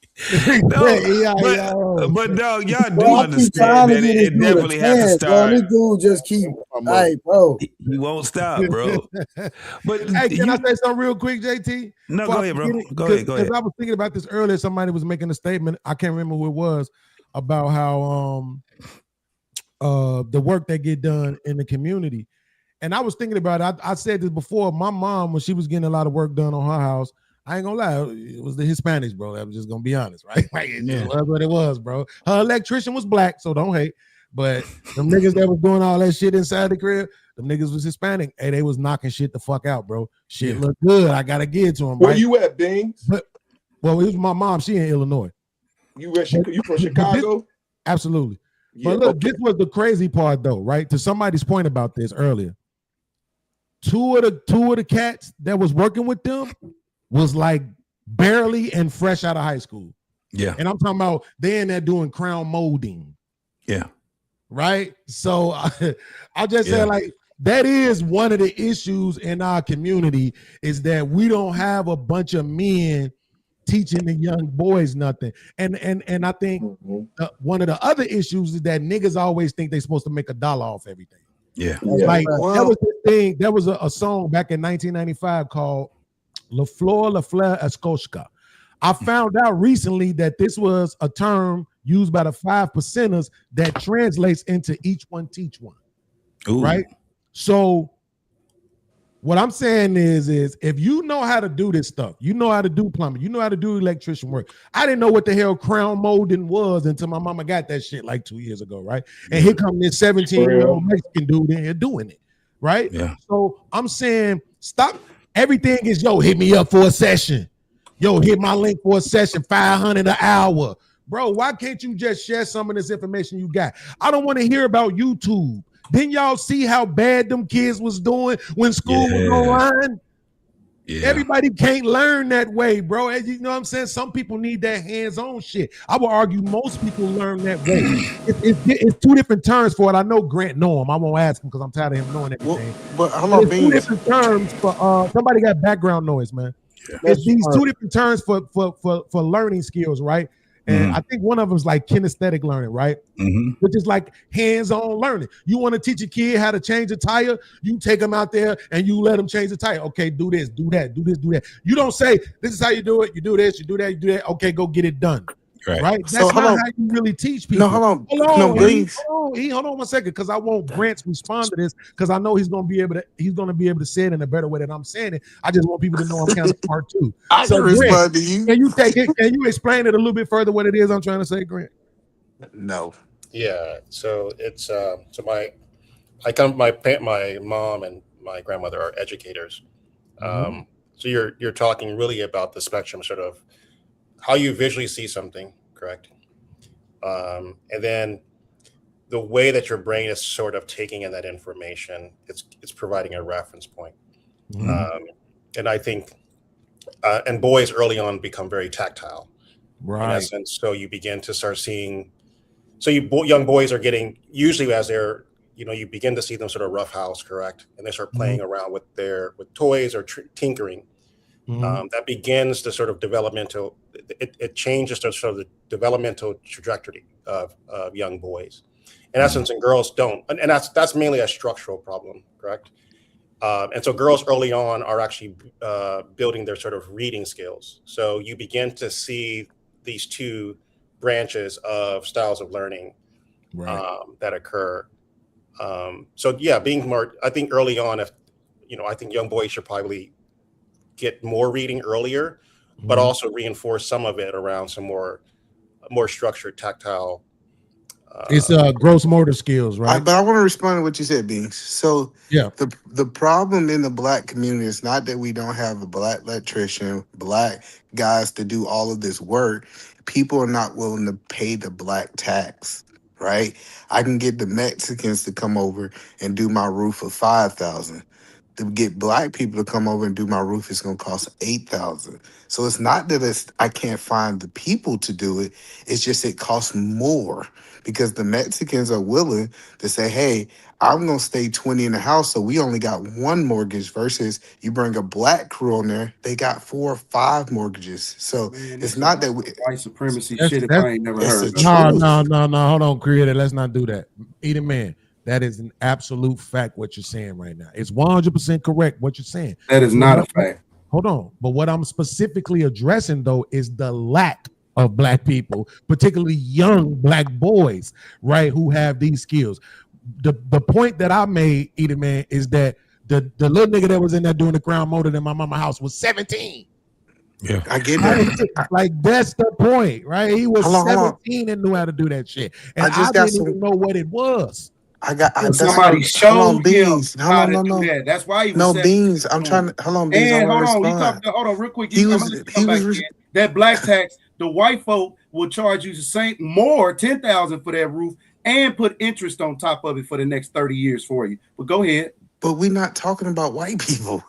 You just talked about Mexicans, You nigga. brought him up. No, Mexican was the subject that Beans brought him up, no, bro. no, Beans brought up He Mexicans. was talking about the Mexicans, bro. You brought the outside in, bro. No, He was talking Beans about brought the up. Mexicans, though. So that's disingenuous to bring up what white people. To say that we charge more and we charge a black tax when the white folk do your roof, they're gonna charge you 30, But we're not- 40,000. hold on. Hire the Migos to come Right. do your roof, and you're gonna have to pay interest on top of that. You can't So you're afford actually- that I 10. got you. Break I it got down you, into man. payments for you. It's I got okay. you, man. So, I Crater, got you're you, actually man. talking.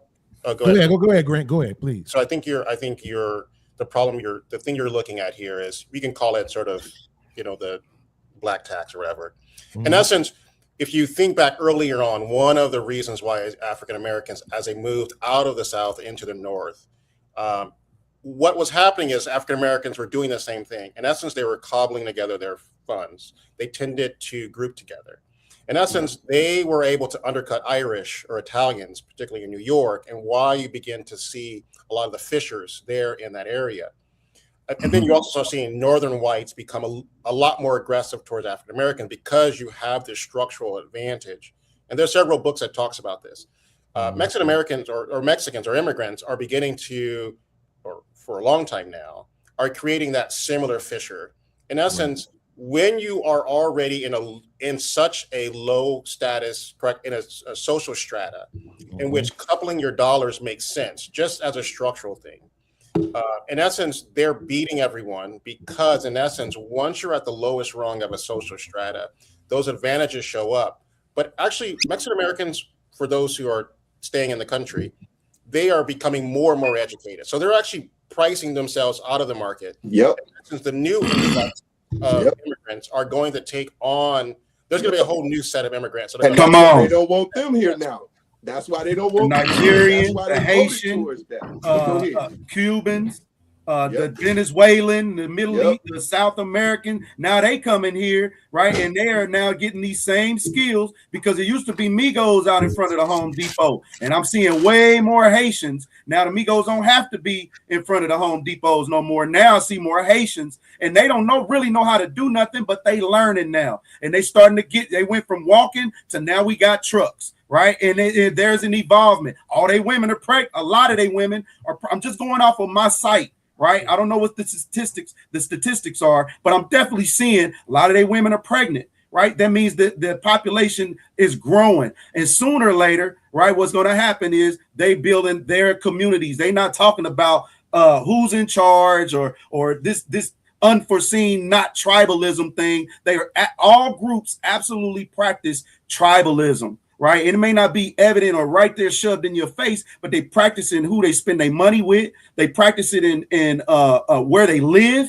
Right. Which is important. If it's Nigerian, usually the Nigerians kind of take up a certain section of the community. They start establishing stores where they can buy their fresh meats, the fresh goat, we just supplying us. We know we over here. We know a lot of people not. We just supplying us, not creating excuses. Right, but just making it happen, not focusing on riches. Wealth is probably a focus, but not necessarily focusing on riches, but being consistent in the business structures that they have. So if they now have their own plumber that they can go to, their own electrician, their own framer or construction contractor, they own meat markets and things of that nature. And I'm starting to see now in my community more of these things, but they got banks, cell phone places that they own, that's theirs, that they dealing with. So our community, I just think a lot of this. Hold on real quick, Edie, man, before you go.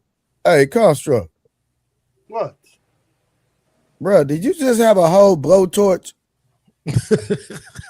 I light my fire. I have a wood stove.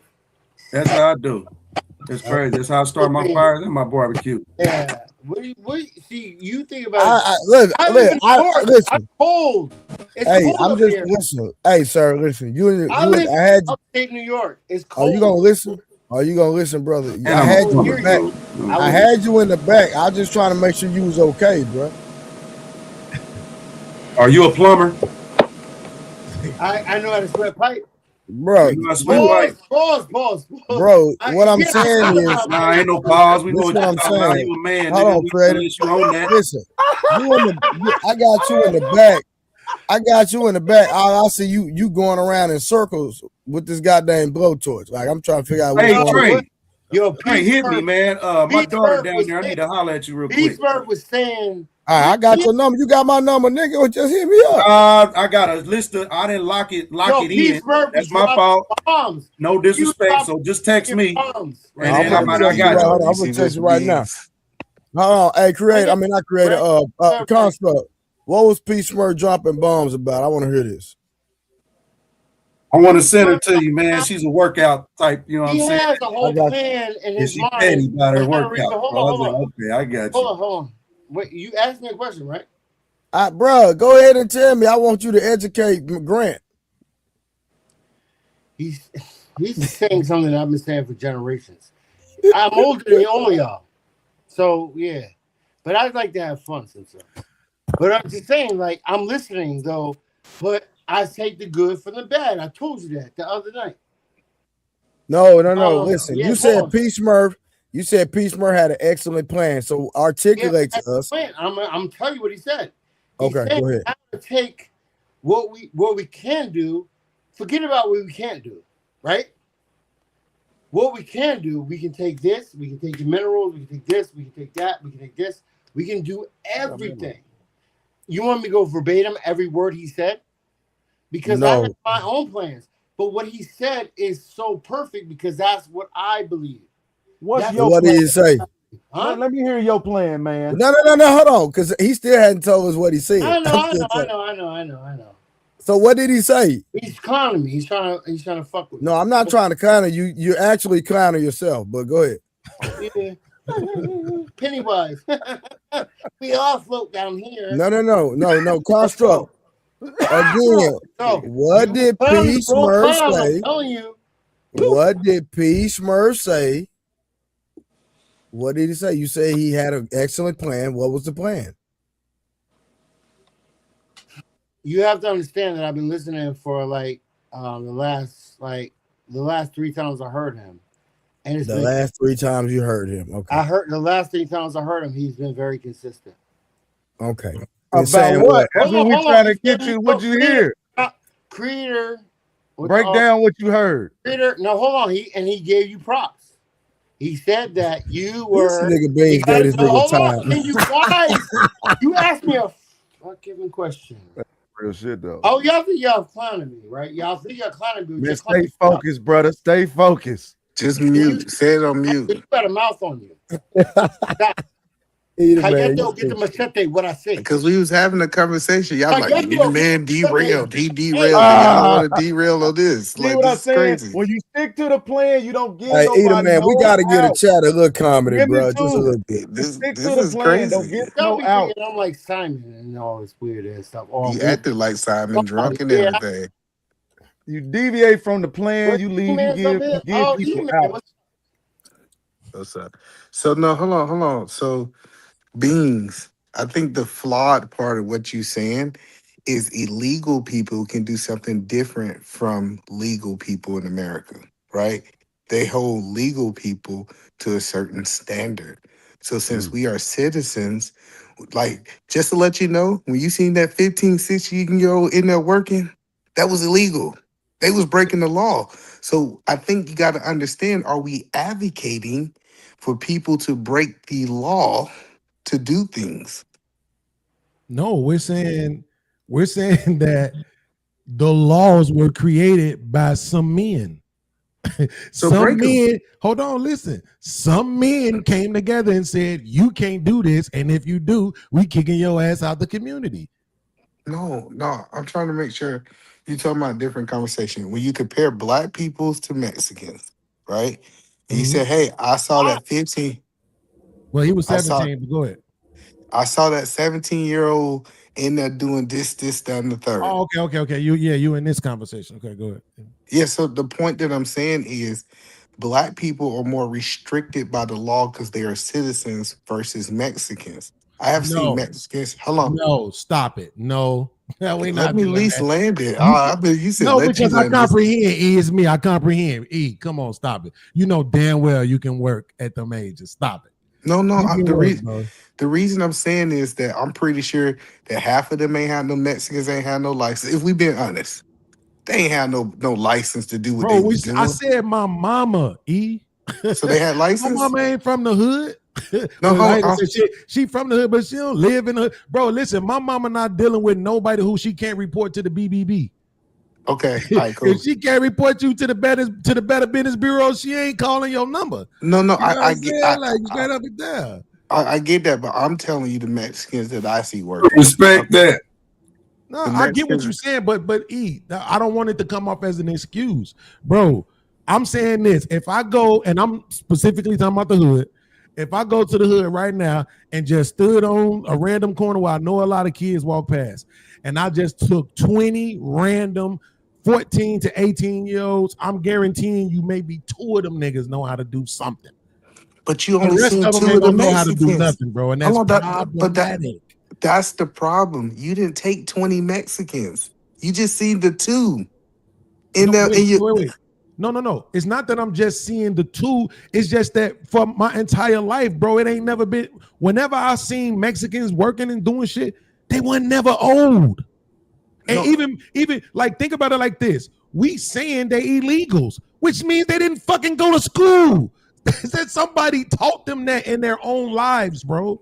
Some I get daddy, that. some uncle, somebody union. taught them that. Some grandfather taught them that shit, bro.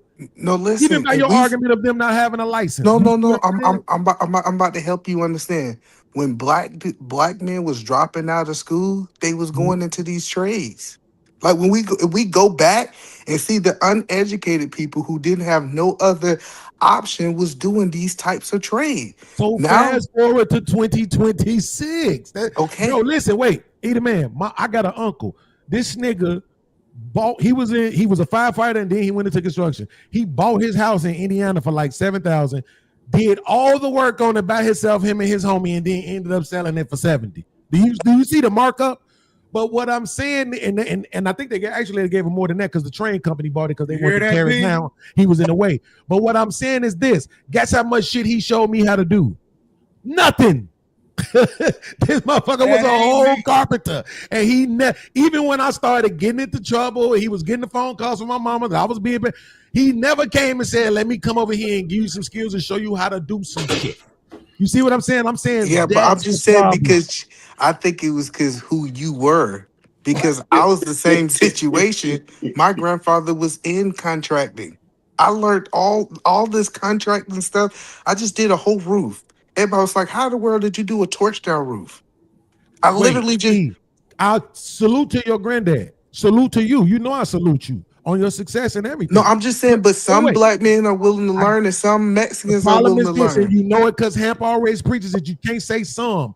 I literally just gave you an example with numbers that we can use. I said if I take 20 random niggas walking down the street, only 2 of them gonna know something. You didn't even disagree. So the fact that But you if I know took something 20 is not random benefit. Mexicans, But the it'd be fact the that same you- thing. I disagree. That's the disagreement. I Okay, disagree. now I understand what we. Wait, especially if we're talking about first generation. Now, if you talking about some kids who been here, maybe because we all have adapted this Western mindset that's some shit for lower motherfuckers to do. We all gonna get to the bag one day somehow, some way. Instead of thinking you're gonna make 300 a day. That's why a lot of people don't want to do that shit. To your point, the point that was made earlier about the car wash and all of that type of shit. You know, motherfuckers don't be wanting to do the job. No, they don't. But what we talking about is my auntie about to get a house built. I can't go do shit. None of these kids can't go do nothing. They can't go earn. They can't go get no change. They can't go get their pockets tapped because they can come in and do none of that plumbing shit. They can't do none of the electrical shit. They can't do none of that carpentry shit. I mean, it's bad. Even if hold on, real quick, creator. Either man, let me make sure I make this point clear. Fuck comparing us to the Mexicans, we still can't do it. Even if they can't, I don't want to not be able to do it because they can't. I'm saying we should though. We are kids. We should be able to say at least 50% of them kids coming out of high school know how to do something. I ain't saying they know how to do it all. I'm saying they know how to do something where we could purchase their way into a union. You see what I'm saying? They can go start getting it in immediately. Because you know what You know Go what ahead, used to P. happen? Piggybacking on you real quick. What used to happen was because you probably weren't interested in cars, you were more interested in just say plumbing. You would come and work for me. Your dad was supposed to send you to me, whereas my son may be more automotive minded. I would send him to you. Right. You know what I'm saying? And you would train them up. Therefore, now you get a balance because now I can talk to him and say, what did your dad teach you? What did your dad talk about? And That's I not can how it make an was. adjustment off of you because I understand where you coming from, and now you're getting the support. That's what helps build. But it wasn't like that, Beams. If What it it was was that is we easy, was carpenter. Hold on, no, let me tell you go what it ahead, was. brother. Go ahead. We was carpenters. That's what we do. You ain't have no choice back in the day that you could learn from somebody else, You Daddy. would go to That's your not how uncle. long. No, I'm telling you how it was. Wait, just finish your It was statement. I got 14 okay. uncles. All right, go ahead, bro. Wait, just You're let him right. finish his statement though, Smurf. Go ahead. So the biggest problem that we have, we don't have generations doing the same thing. Right. We don't have 4 or 5. That's what we need. Hey, we are carpenters. Our family do carpenter. That's what you're gonna learn. You going to do it. Hey, Beans family, they automotive. That's what they do. I don't send my kid to another man to learn. No, you learn the family trade. But what we got the mindset now is that our kids can go and do whatever they want to do. And so that's why I tell you, if I have a family Deliberate business, parenting. hold on, no, listen. I have a family business. Every woman inside of my house, except my 5 and 3-year-old, know how to run my business. I don't play that. Like we need to start getting to multiple generations in one business. That's the secret of wealth that we're missing. Enforcement. That's a great point, E. Damn, that's a great point. He made a great point. Enforcement of your legacy. So it ain't. You don't have a chance to go be a ballerina, nigga. What are we talking about here? I just want to be in art. I just want Do that when you get grown. You hear me? Hey, yeah. But right now you getting ready to learn this. I'm in the real estate. My son in the real estate. My daughter's in the finance. Like they into the things that they daddy into. So my woman is in this. They into what we into. Why they ran? They tried other things, but what I taught them is what made it easy for them to Because move it was forward in life. imperative, right? Yeah. It was Well, imperative. It was imperative. me began when their daddy had retarded. I know what challenges that they gonna meet when they get into the future. So me knowing my kids, knowing me, being real with me, my strengths and where I'm not so strong, right? Knowing that, okay, these were the challenges that I met being me. Let me set these guys up because I know he not gonna want to work no job. He gonna go to the job. He gonna smoke a couple blunts. He gonna be in his head and he gonna leave. Right? That's not what he want to do. So let me set him up for what I know he's going to be strong or she's going to be strong in. And creator, the thing is that, and even what Eda Man is saying, the thing is that we want our kids to be better than us. We want them to be greater than us. It was the same thing with my parents, right? My father, although he went through high school and shit like that, he was working while he was in high school, right? He barely fucking graduated. Yeah, and he barely fucking graduated. But let me tell you what he did know. How to make money. He understood a certain aspect of how to make the money. Then he got me and my brother to a point where we got better than him when we got grown, right? My brother, he ended up going to college. My father wasn't even thinking about fucking college. My brother got a master's in executive business, right? And so what my father was doing, my father always had his own business. He was a cab driver. He had a landscaping business. These were things that was from the ground up, right? He wasn't a rich man or nothing like that, but he taught us how to be responsible for your family. It was times when my mama, she worked, she had a better education than him and everything. But my mother ended up having children while they were married. She ended up being sick and all kind of other shit that was going on. Guess what that motherfucker still had to do? Even if when he was sick, he still had to get out there and make money. I saw my father with the flu. That nigga ain't never went to, let me tell you, he never went to the hospital, dog, until he died 3 years ago. That was the first time I ever saw my father in the hospital. That man was sick than a motherfucker a lot of times, but he never looked at it that way. So what he taught me was, this is what you got to do. What you guys were just talking about. It ain't how you feel, nigga. You can be, my father ain't never told me you can be everything that you want to be. No, you be everything. You can be anything that you qualify to be, period. These motherfucking crackers is out here. That's how my father used to talk. These hunkies, he ain't call them crackers, he called them hunkies. These hunkies out here is going to do some shit that's going to be against you, but you're going to prevail. I guarantee you're going to be better than me. My father did not allow me, nor my brothers, nor my cousins to do anything outside of getting ready to graduate. But JT, we need it. And that was kind of, and it still seems kind of fucked up. Let me just say this, bro. It still seemed kind of fucked up when you really think about it, because my father had the mindset of, at least I can get you to a point where you graduate from high school, right? High school. He wasn't even thinking about college. He said, high school. Let me just get you over there, because he was just trying to get us to be better than him.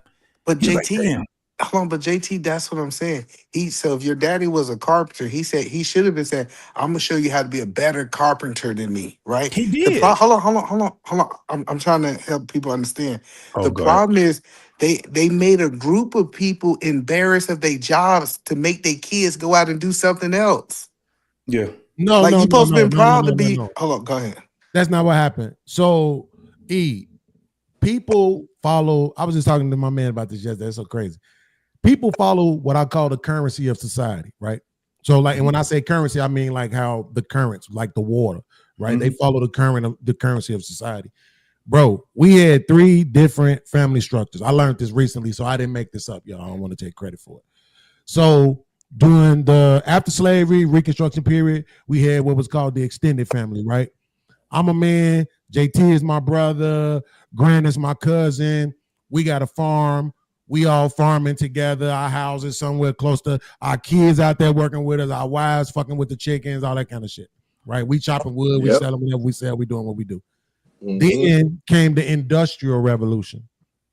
This brought on the nuclear family. Now, the woman chill at home, maybe do some domestic work, make some little change. The kids, all that work and shit, let's get that done. We don't want kids to be working like that no more. Everything falls on the man. Get your ass out here every day, go work. I don't care if you got to work 14 hours out the day. Get it done. Then we started moving towards this computer tech age. And now that's when they began in the 60s to push the individualism age, right? And it started with the women, with the feminism, and I can be by myself and all this other shit, right? So now we're in this sort of segregated ass individual family shit. Mothers over here, fathers over there. Everybody got a house. Everybody got a car note, insurance, medical. Everybody's fucking in debt. Everybody's a slave to the system, right? So we just been following the currency of the society, right?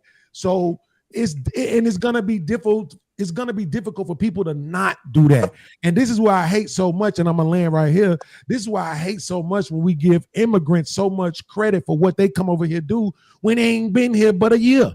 Yeah. Right? They ain't been here but a few years. They came over here and they're able to take advantage of everything that was created and laid out before them. They haven't been involved in the currency of society. They coming over here with their same beliefs, their same structure, their same everything. And then we say, why we can't be like them, bitch? Because you programmed. You are a member of this society. You've been here for this how long? And it's a language barrier. It's a language barrier. That's every important. time I see it, every time when we have the conversation, and even when I see it, I always had this thing in my mind where I say, "Oh, what a tangled web we weave." Yep. That shit is it's like a mind fuck. Cause you like, this shit is wild than a motherfucker. And we talk, I don't know another group of people to talk about our woes and how we can get better than us. It's just something that's wild. And nobody else even had it. Really, and we can see it now. And this the craziest part is we can see it now. Dog, our algorithms on the, on the web right now, dog, we go into, I look at all kind of shit, right? When I hear people talking, one of the things that I understand is that I can never veer away from my people. I can never veer away from my people. Because the motherfucker is like eating bland chicken or something. I have no idea. But it's something about us. even though we talk about what we talk about, but there's something about us that gets me to a point where it inspires me to be a better person. And it has been, it has always inspired me to be a better person. It wasn't nothing on outside of my black people. And I've been all over the world. I've done a lot of shit in my life. I've talked to so many people. I got all kind of friends and shit like that. And I'm speaking when I still comes down to my people. When I talk, I don't talk as passionate about nothing else on this earth than how me and my people can get together. And I done said some shit, man. I'll be like, man, get rid of them motherfuckers and get rid of them motherfuckers. Now I'm at a point where I'm like, if they ain't with us, when you know what I mean when I say that, Beans, you ain't with me, nigga, you against me, you can get the fuck away from me. I ain't got the energy to sit back and explain how you get the fuck away from me. I just want you to leave me the fuck alone and I fuck with my people. You know why? Because this is the thing. All right, JT. Hold on, JT. Let E jump in because if you say a lot, we ain't gonna be able to remember everything to respond. Yeah. He obviously got something you want to say. I just want to. So I think the one part, and I shout out to JT for messing with black people. Definitely. All right, so Beans, one thing you missed in that layout is licensing. Licensing really hurt the black community because it was, if you knew how to do plumbing, you come over there and do plumbing. You ain't need no license. Come on, if man. you know how to do roofing, you come do my roof. You come do my carpentry. It was this thing that you learned a skill by learning from somebody inside of the trade. And what they did is they made it into a school and say, now you're not qualified to get on this roof or qualified to do this electrician if you don't have the white man licensing. And that stopped people from saying, now, instead of you actually learning it from your family, you're going to go learn it from the white man. Yeah. And he's going so he gives the regulation, and we still got to do this today, right? They do have, that's code enforcement. I have to follow all the codes when I'm building something. Kind of just what Bean just said. Hey, I'm not hiring you if I can't sue you. I know it sounds crazy. No, that shit is right though. You know what I'm saying? I know it sounds crazy. I give you a chance, but I'm not hiring you if you. All it is I might micromanage you. I'll hire Mexican. Right. You know what I'm saying? I might gotta micromanage you. There's a certain level of accountability that comes that you're not gonna go and run off with my money. You're not gonna stop working on my roof, right? You're not going to take a year to do my roof, right? There's just so many intangibles about business, and then now we can talk about I can go and teach people or whatnot. That's why I'm rigid, because I'm doing this. It ain't, I'm not going to brag on nothing or even put it out there, but there's a lot of us that's actually doing this, and so I got real world results on people having the passion to want to do what it is that we do. Meaning I'm not hand holding. If you know what I'm doing, you see that I have the skills because I'm showing you on a daily basis. If you want this over here, come over. I'm not going to keep you out, but I'm not going to handhold. You're going to see what I'm doing, and I'm going to tell you what to do. I'm not asking you. I'm telling you exactly what to do. And if you want to move the way we move, right? Meaning we ain't taking lunch breaks every 2 hours. We're not taking smoke breaks every 2 hours. We won't work till probably 12 hours, and it's going to fly by. And then you got to wake up and do this again tomorrow, right? Yeah. That is a lot of pressure. We ain't talking about the money, because they may be getting paid. Most people get paid great money, but it's hard work on the mind, right? And the physical. Go ahead, Ben. No, I want to throw it to Grant, right? Because it like he has something interesting to say. But I also want to throw this in there, just so as an example, right? My homeboy, one of my homeboys, I don't want to embarrass him, so I ain't gonna say who he is, but shout out to my boy. If he ever see this, he'll know I'm talking about him. When he was buying his property and rehabbing them, he used all crackheads for everything, the plumbing, the electrical work, and all that, right? But this the thing, it looked like it. And that's exactly why my mama wouldn't use that shit. You see what I'm saying? So there's a saying, you get what you pay for. Right? So to a certain extent, it's some people out here like my mama who rather pay more because they want the best product that they can possibly get. You know what I'm saying? So it ain't necessarily that we can't get the people who ain't quote unquote licensed, but do you actually want their work? Right? Go ahead, Grant. Damn. Yeah, and that's even the white folk or the Mexicans or anybody. Even they coming through lined up for real. So when we say they license or whatnot, a lot of these Mexican companies are lined up properly, and they stand by that, by the work. Now the work ain't lacking, but they know in order for me to get into this certain wealth code of clientele that I need to be lined up properly. I need to have insurance, right? I need to be LLC'd. I need to have a bond, right? Just certain protections with your business. Now that don't mean that most white folk gonna use it, but they will. If something's not proper, I'm gonna tell you it's not proper, and I'm not paying you. So they understand that, and they move with efficiency. So it makes but Beans, you just gotta micromanage. Hey, hold on. Let's let Grant get in, because Grant is really patient, right? He don't never try to overtalk us or nothing. Go ahead, brother. Let's make sure he get an opportunity. Go ahead, Grant. Yeah. I mean, I can hear everyone talking. I say Smurf, get in here too after that. No, go ahead. I do think what I'm hearing is there is some oscillation between, I think everyone's saying that we're not doing as poorly as people tend to think, right? African Americans in general. But I also think there is a cohort, correct? A segment of the population that I think is doing quite poorly in this sense, correct? Absolutely. And I think we just need to, that elephant in the room, that there's something that we need to address. But I just think more broadly, if we're just talking about the people in the middle strata, correct? I'm imagining most of the people here on the panel who are at least middle and or above, correct? Everybody except me. Well, you are. I mean, you can tell. I'm poor. No, I'm you're absolutely not. No, I'm talking about from an economical standpoint. No, your wealth Obviously, is in your I'm very intelligent. your wealth is in your mind. Oh, well, then, hell yeah, I'm rich. No, it's not. Don't let him lie to you, Beans. It's in your pocket. I'm a billionaire. This is the most generational wealth you can give to someone, correct? The power of thought and reading and logic. In essence, those things will never be taken away from you. Economies fall, correct? Empires fall.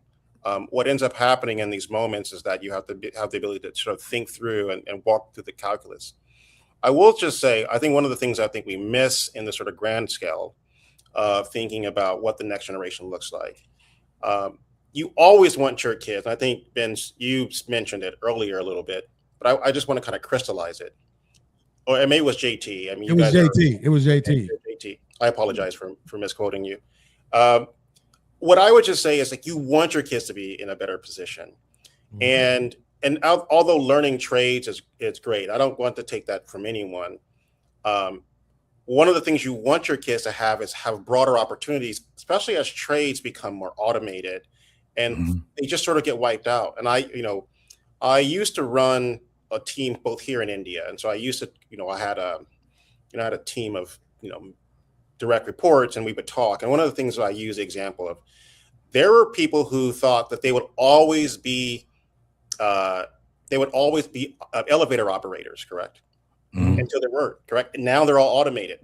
Most of us don't even know that there were people that actually used to push a button to let you go up and down elevators. Yeah, right. Yeah. Which just sounds wild, that someone's job was to push a button for you to get you to a different place.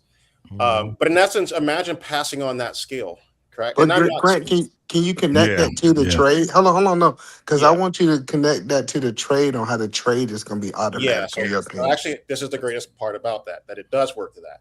But imagine one of the things that happens once you mechanize elevators is that once you become an electrician, correct? You become specialized in elevators. That requires a particular type of skill and engineering. Especially if you think about the mechanics behind it, are going to be far more engineering, and you're going to make much more, you're going to make a lot more in money. And so if you're the parent, you should be telling your child, generally speaking, son, daughter, I think you should go into engineering. This is what's happening. This is just an example. I'm not saying this is, But no, Grant, I'm trying to figure out, because when you said automatic trades, I'm thinking plumbers, carpentry. Yeah, he said when it comes automated. He's saying you the trades automated. No, because I think the trades is one of the automatic proof industries. So that's what I'm trying to figure out. How are you going to automate plumbing? So I'm not saying you're going to automate plumbing. So one of the things you have, when you look at sort of the data, there's only so many people that can fill these sort of very sort of manual jobs, correct? I think if you have a if you have what we call a moat, correct? You have this sort of moat that doesn't allow for this kind of automation. We know that building a house or plumbing may not necessarily be something that you can automate right away. But there is evidence that there are companies right now that are completely doing away with what we now know as sort of modern styles of housing. Yeah, and there But are we still materials. gotta maintenance all the millions of houses that are already built. And he finished. I'm getting to the. He was in the middle of a thought. Let's let him finish it, bro. The point he brought up plumbing. I'm just pointing out that, correct, there's going to get to a point that, in essence, whoever is building houses, and it could be 100 years from now, are going to have to reckon with whatever is going to be disruptive. And so there's always a moment in which the people who are doing something that seems to never have gone away. And you have to remember, most people who have lived only understood the world through their context. You know, when we were doing horse and buggy, they were like, "You're going to drive a car?" And they looked at people who were like, "A car? Are you insane? Right. Have you seen my 4-horse buggy? It's got spinners on it, right?" Like, they could not understand. Like, why would you? Mind you, you could go faster with a horse than you could with the car, correct? Because they were just like, "I got 7 horses. I mean, what are you going to do with your?" You can go over to certain terrains that a car couldn't go. And there were no roads, correct? I mean, the whole world was not for. So my bigger point is like, my whole point is like, the person who had the stables, correct, who cleaned the poo, these were real jobs or whatever. In essence, you have to still make those changes. That doesn't necessarily mean that plumbers and other, what I think are sort of high-rated trades shouldn't be part of an analysis about whether or not you want your kids to continue to do that. But I just don't know if there's enough of those jobs that you can say that that it broadly takes care of everyone, correct? It becomes very hard. But I'm not arguing against it for you, Eth. I feel like I'm on the wrong side of your argument. I'm just not. I'm saying I don't necessarily know if it's. No, it's not that. It's you're saying it in a very college way. So let me say it in a very 4th grade way. E. What he's saying is this: at some point in the not so far distant future, we might get to a plug and play plumbing situation. No, it is. Where the plumbing is just like pretty much set up already because of the way that they developing houses now. They like just dropping shit. You ain't been seeing them carrying houses and just dropping them motherfuckers on. And we might get to a point where plumbing becomes plug and play, where that shit is just already set up so much and it gridded where you don't even need too much. You just got people maintaining it, right? Same thing they do with the elevators. You got elevator maintenance. You got people who work on. You got people who install elevators, and you got people who repair elevators. What you don't have is people who operate them, right? So that's what he's saying, is that sometime in the near distant future, we might get to a point where you don't necessarily have a neighborhood of let's just say 100,000 people. You're not gonna need 5,000 plumbers. Nope. You know what I'm saying? A lot of people didn't realize. Let me show you. Let me articulate the actual event. So right now they have where a machine come in and dig the hole. The next thing, now normally the people dig the hole and balance it out, level it out, but the machine goes in, level it out perfectly. Then they shoot a plastic plumbing system, PVC, and it goes in and forms like a balloon. And when it gets to where it needs to, it turns where it needs to, it opens up where it needs to, and then it comes solid, like resin. That plumbing system in. That's one. Here go concrete. When you used to have a concrete brick people, now they're taking the concrete and actually laying it out just like they're doing the 3D figures these days, right? Hold on. Well, let's stay on the plumbing before you move to the next one, right? Okay, go ahead. No. Okay. For example, everybody know what setting the toilet is, right? Like setting the toilet. Like, it's still going to be levels of maintenance that you still gonna have to typically bring a plumber out to do. Do you agree with that? Yeah. Yes, but either man, that makes room for monopolies, right? That's what I'm saying. Like, bro, when I was growing up, we had, I don't know where y'all from, but in Chicago, we had Jewel Osco, right? That was the grocery store pharmacy. Yep. Right. and we had a spot called Dominic's. Yep. Now these was the like, you know, it's always two Bloods and Crips, right? So it was like these was the Bloods and Crips of grocery stores, right? That's where you went when your mama and your daddy had jobs and they paid for their food, right? You had the low budget joints like Aldi's, which came in kind of later, right? It was another joint, I forget the name of it, but Ultra Foods. Yeah, Ultra Foods came in. Now that motherfucker don't even exist no more, right? Yep. But it was Dominic's and it was Jewel, right? But then in your neighborhood, you had a bunch of local joints. They had bread, they had lunch meat, they had cereal, they had all of that. Bro, them shits don't exist no more. And guess what? It's one Jewel's. Dominic's gone, right? Yeah, superfoods don't even exist no more. Guess what happened? Walmart happened. Walmart. No, I understand how that happened. I understand Blockbuster. I understand how those things happen. I'm not saying that. But what I'm Right. So saying that's is, all, but that's all he's saying. That's all he was saying is that we will get to a point where you won't need so many plumbers in every specific area. no, I'm saying this because the point I'm making is humans are going to reject AI at one point. Because what's going to happen is it's not going to be enough money in circling in society for society to continue to sustain itself, right? I can see that. So it's going to be a rejection. Now, it might not be the first 100,000 people who lose their job, but it's going to get to a point where the government says everybody's starting to lose their shit. Hello, no, it's gonna get to a point where the government say, I have more people than I can support. We have to find something. We seen this in Oregon, right?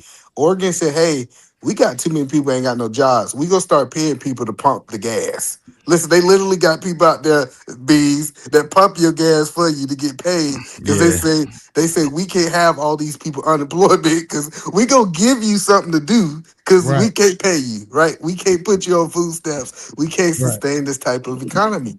So once the rejection happened, right? That's why I think that some of these industries are going to be AI proof because those are going to be the last one to go. It's going to be a fight against it. Yeah. Real quick, JT, either man, everything that you always tell me about government doing the more progressive, the more thoughtful and considerate thing of the people seems to always be happening on the West Coast. The shit you tell me about no, I'm not even. Like, I'm laughing because you're right. The shit that he was telling me about what society. Seattle was trying to do with the minimum wage shit, and it's working great. Based on how much your company make and how many employees. Like that's in Seattle. Houses, all that. Oregon, bro. But I'm saying, either man, congratulations to what y'all doing out there. But for the rest of this country that's owned and ran by corporations and criminals, I don't think they're gonna fall in line. No, but they do fall in line. So this is what happened. Hold on, Beans. This is what happened. It happens on the West Coast, and then 10 years, 15 years later, the East Coast catch up. So listen, you gotta remember this whole. Hold on, I'm just telling you. Remember the alphabet. Valley, so yeah, I get I'm telling you, the alphabet conversation was a West Coast conversation. The East Coast rejected it, and then what they slowly did, moved to the middle, and they went on to the East Coast. So I'm telling you, we're just the trendsetters. So the conversation, you're right.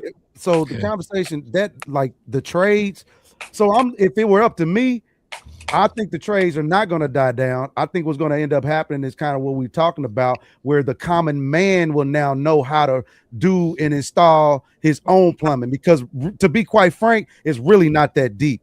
I think the common man, and even now in my city, I live in Indianapolis, Indiana, and relatively for you to build a home, minimal code in America, minimum code is pretty that minimal. And when you look at what it takes to build a home, you really will be shocked to find out that it don't take much to build a house that is nowhere from the ground up, supply plumbing and sewer laterals, right? And now you can live in this thing, which is why other communities come in and do what they do, because they understand how to build. They understand, well, we can take a few $1,000s and we literally have a house here.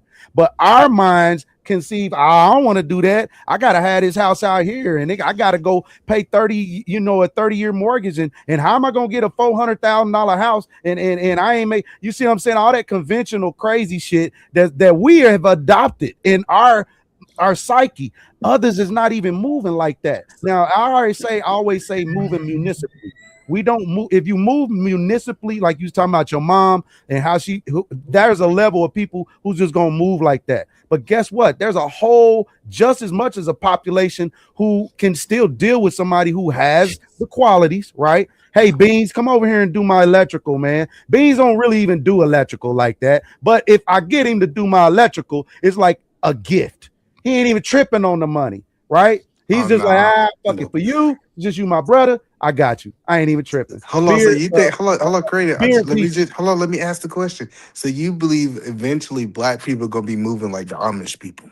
I do. Hell no. I The absolutely Amish do. That's what JT. That's what he said, The JT. Amish people ain't even moving like the Amish Yeah, they people. not. no more, No, nigga. well, I'm saying No, hold on. I see some Amish people throwing the shed. Let him answer the question. You asked him a question. Let him If answer. it's up to me, we will be equipped to know how a fundamental plumbing system works in your house, so you don't have to call nobody else. You don't have to call nobody to charge you $500 to change your faucet in your sink or your garbage disposal or your toilet clean your pee trap out. Like, you literally got to wait months. Granny's bathroom been fucked up for 20, 30 years because all the men in her house don't understand how to take out a metal tub.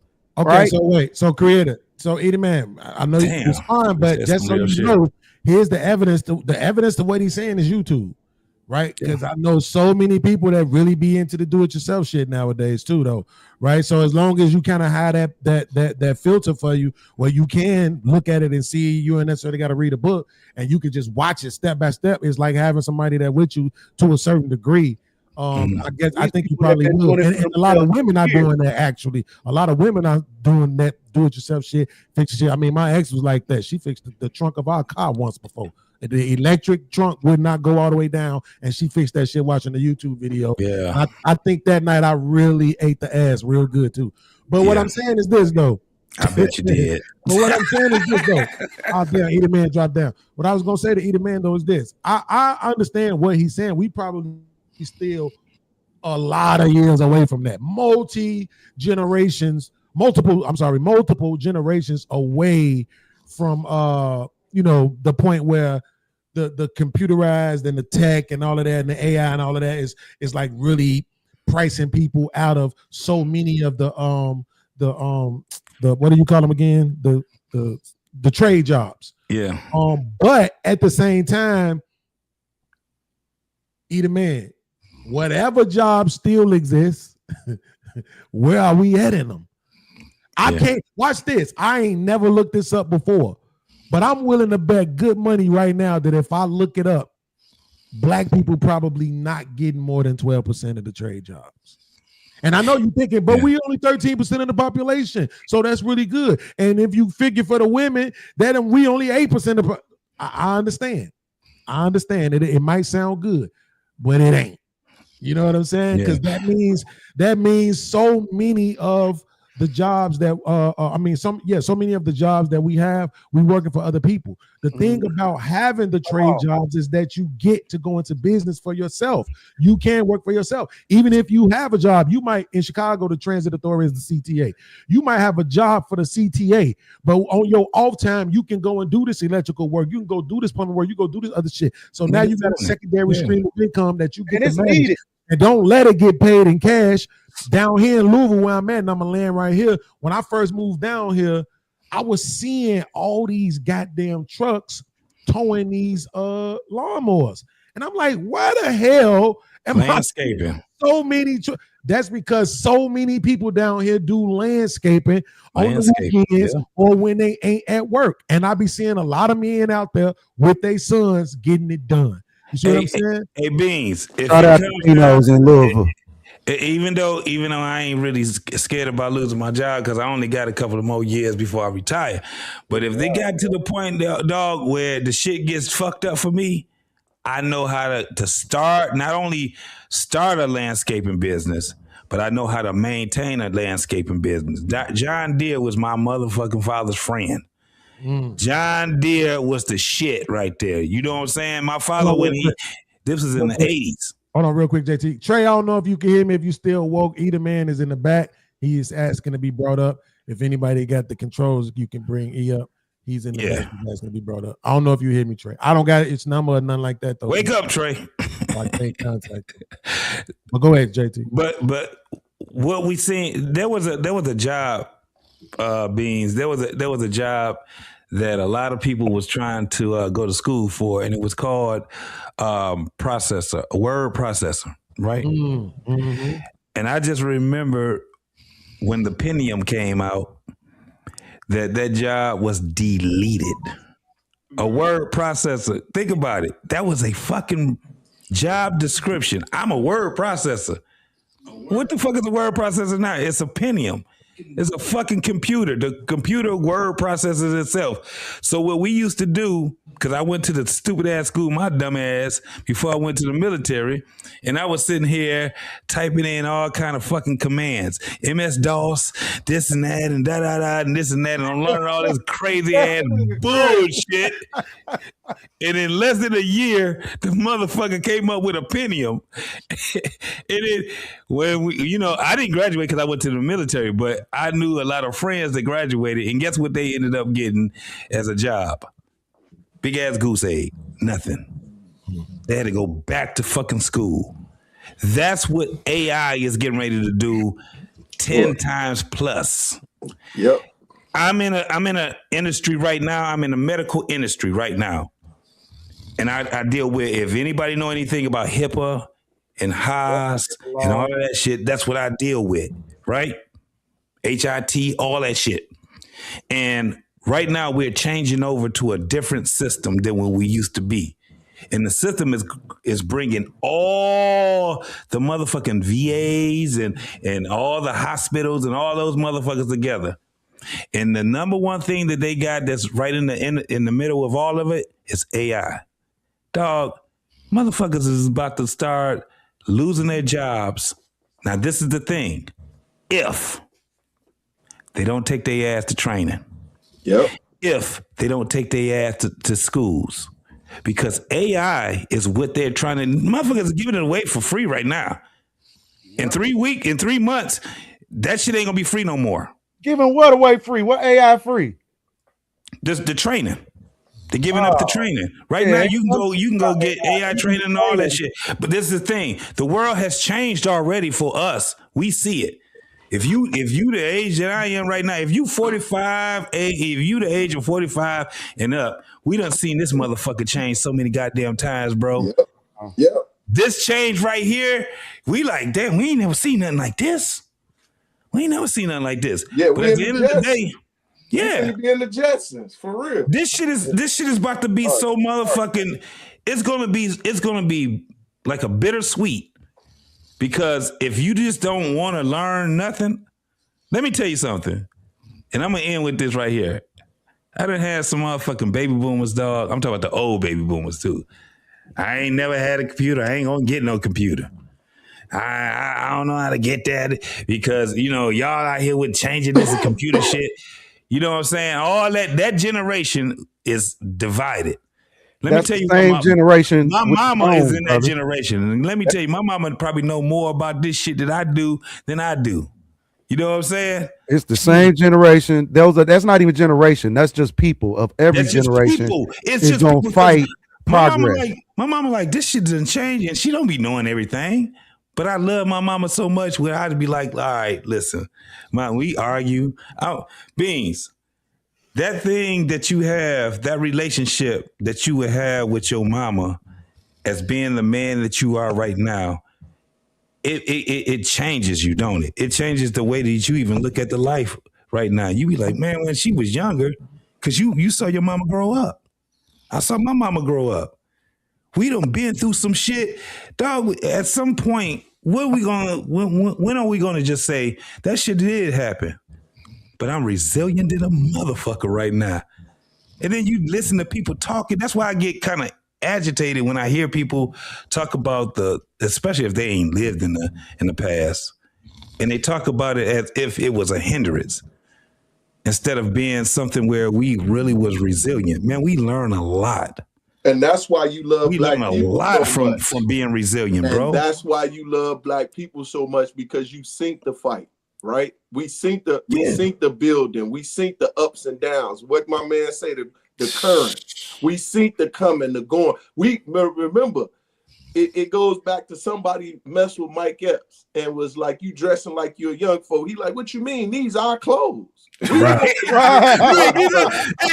Hey, when they tell us that we rap, you too old to be rapping. Nigga, this is my That's shit. what I said. Hey, Beans, you got to come out of retirement, man.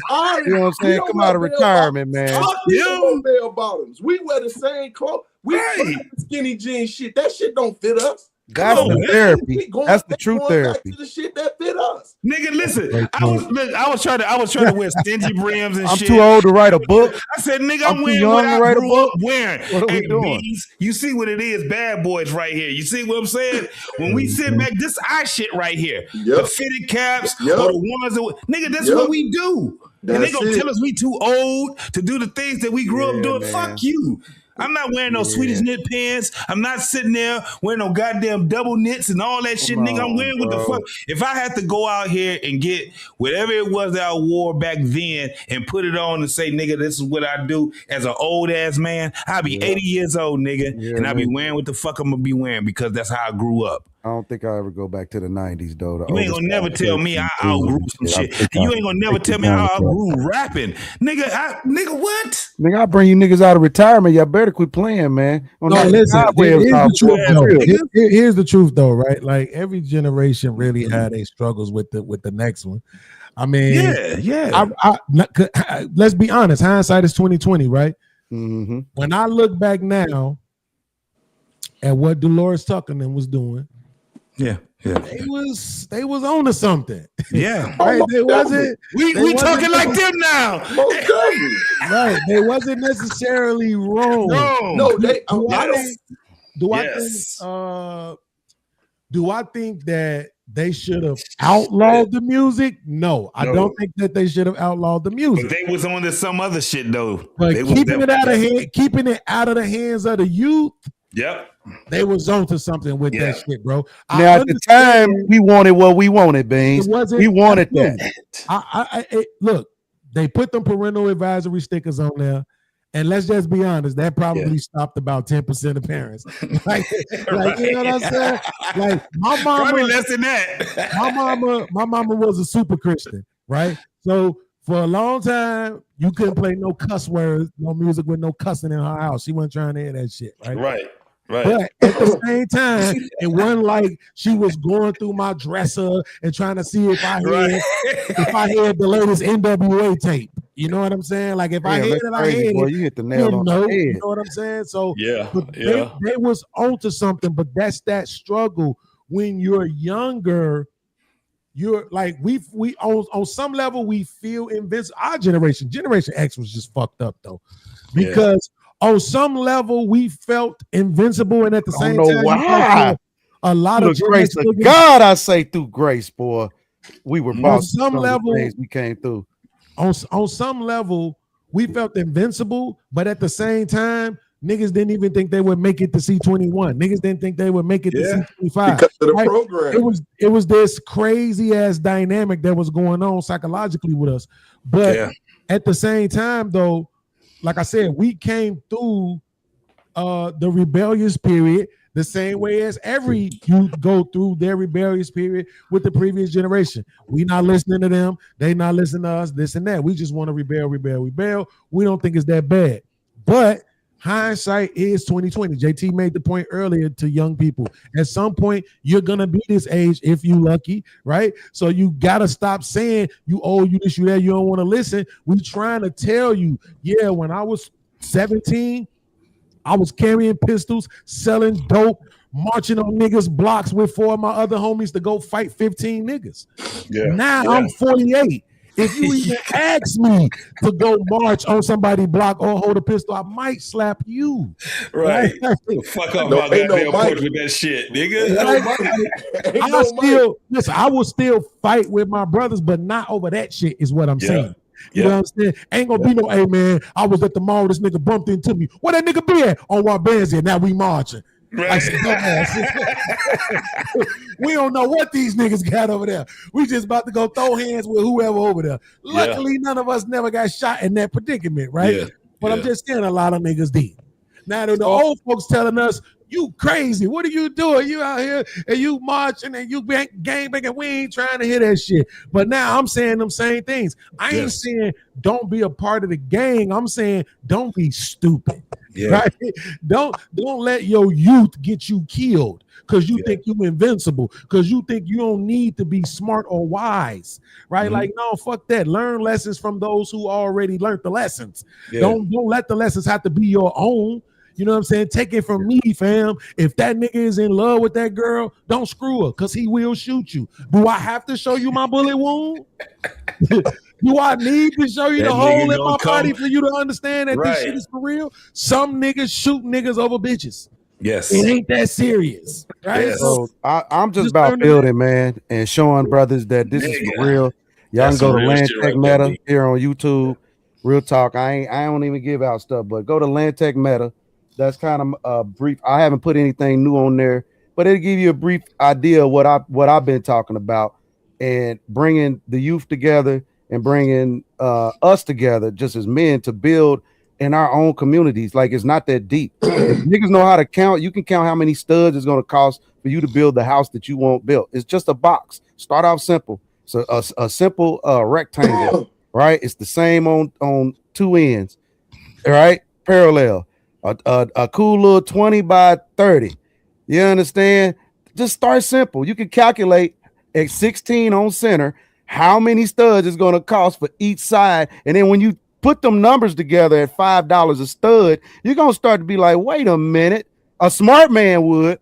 A smart man would be like, wait a minute, bro, this is impossible. But numbers don't lie. When you actually get your head into it, but our heads are not in these spaces. When our heads get in these spaces, it's going to blow your mind. And just like you did if you was a kingpin in the dope era, the real estate house building is really gonna go crazy for you. And I'm not talking about on no sham shit, no scam shit. I'm talking about we really can build communities that are gonna be affordable. Now we are the mortgage companies because I built the house affordably and I didn't have to go use nobody else's money. So I don't owe nobody essentially, right? Now I can determine the terms that I want the person that this thing that I built, I can determine the terms, right? And the payment plan, and they can agree or disagree, right, to my terms. They doing this, we doing it with everybody, right? But the difference is we are not in the middle of the play. We're not even in the build of the play. When you get your home built brand spanking, you just let everybody do everything they supposed to do, and you just hope everything come out right. You don't even see no money until it's done. That ain't how wealthy people do it. Wealthy people get, this is my money. I'm gonna go buy my land, and you're gonna build. You hear what you're going to build this. Do you agree?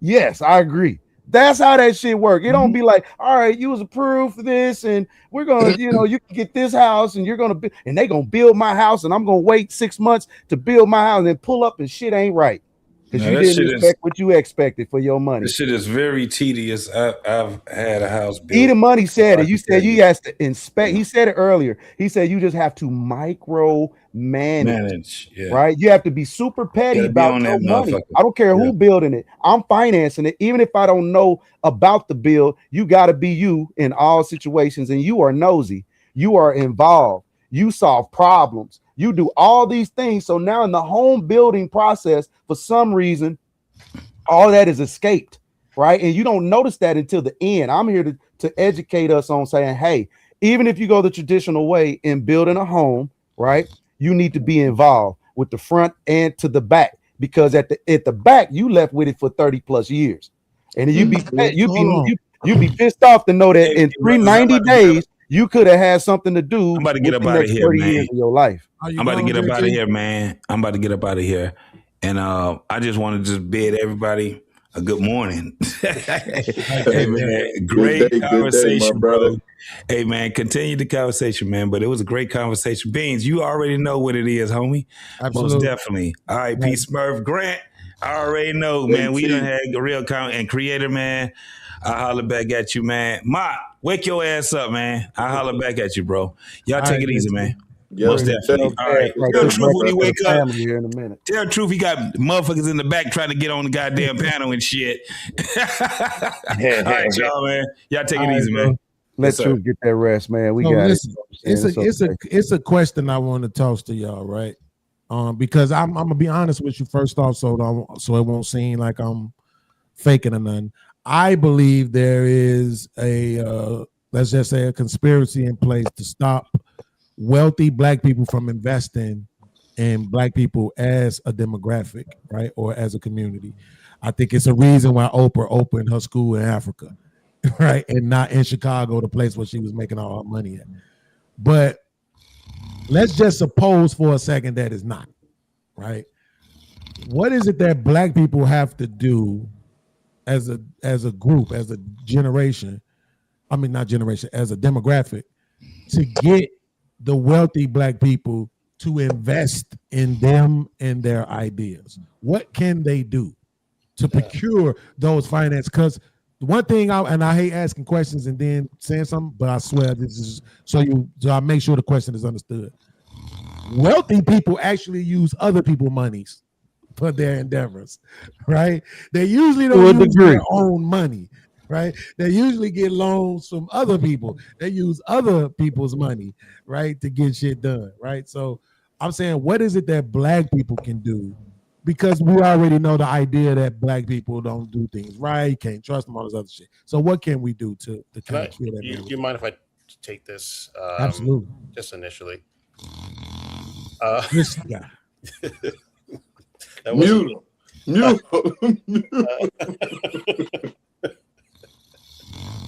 Oh, who is it? Trey or Mark? Yeah, that's Trey. It don't matter. We can't do nothing about it. Yeah, I'm finna can't do text shit him real about it. So I think on that note, man, hey, this was a great conversation. I think that's the symbol for real talk. I think this is a great conversation. If anybody else got StreamYard, y'all want to continue the conversation, you can open it up. If not, then if that's what y'all want to do, I could definitely start up a stream. If y'all want to come over there, we can get away from the snoring. Yeah, bro. It's only if y'all I coming. ain't I don't want to do it if ain't nobody coming. I Yeah, slept I'm up. all day, so I'm gonna be up. Yeah, I took a nap too, so Yeah, I'll start a stream then, man. I ain't got no problem with that. Let me get the stream together and I'll drop the link and everything so everybody could come through. What is it? At Beans?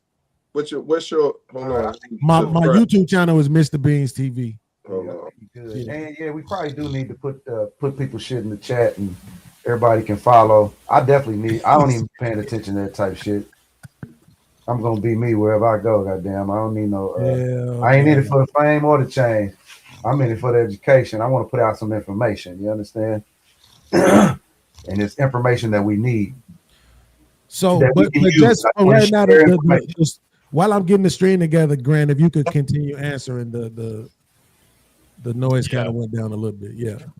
I mean, I think we can ask that question of people who are sort of hoarding their wealth. But I think that's a hard question. I think we should ask ourselves, why do we feel compelled to give our money largely to people who are going to hoard it? It's just a feature. It's a feature of the sort of rapacious nature of, some people.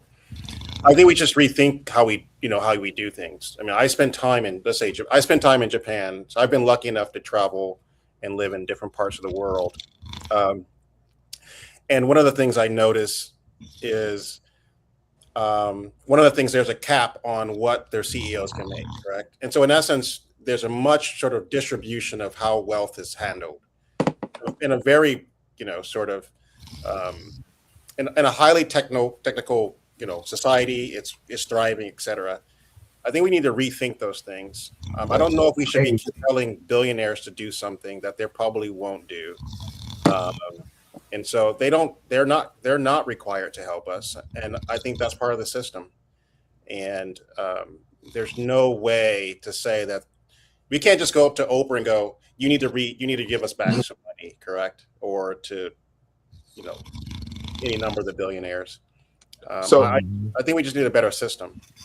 So I what think there's no one to hold these people. So again, we were talking about entities. When we say we, there really is no we, because we don't have an entity to represent a true. We all business people, so I ain't talking no strange language. There's no real entity to fight for us. 1 second. So the live is up, y'all. I'm dropping the link in the chat right now. Y'all see it if y'all want to come over. If anybody has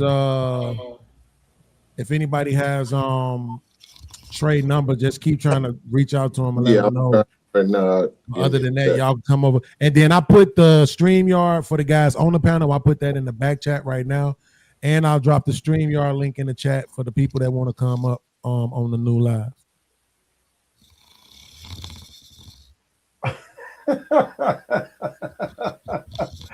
That's my nigga, man. That's my nigga. That's my nigga.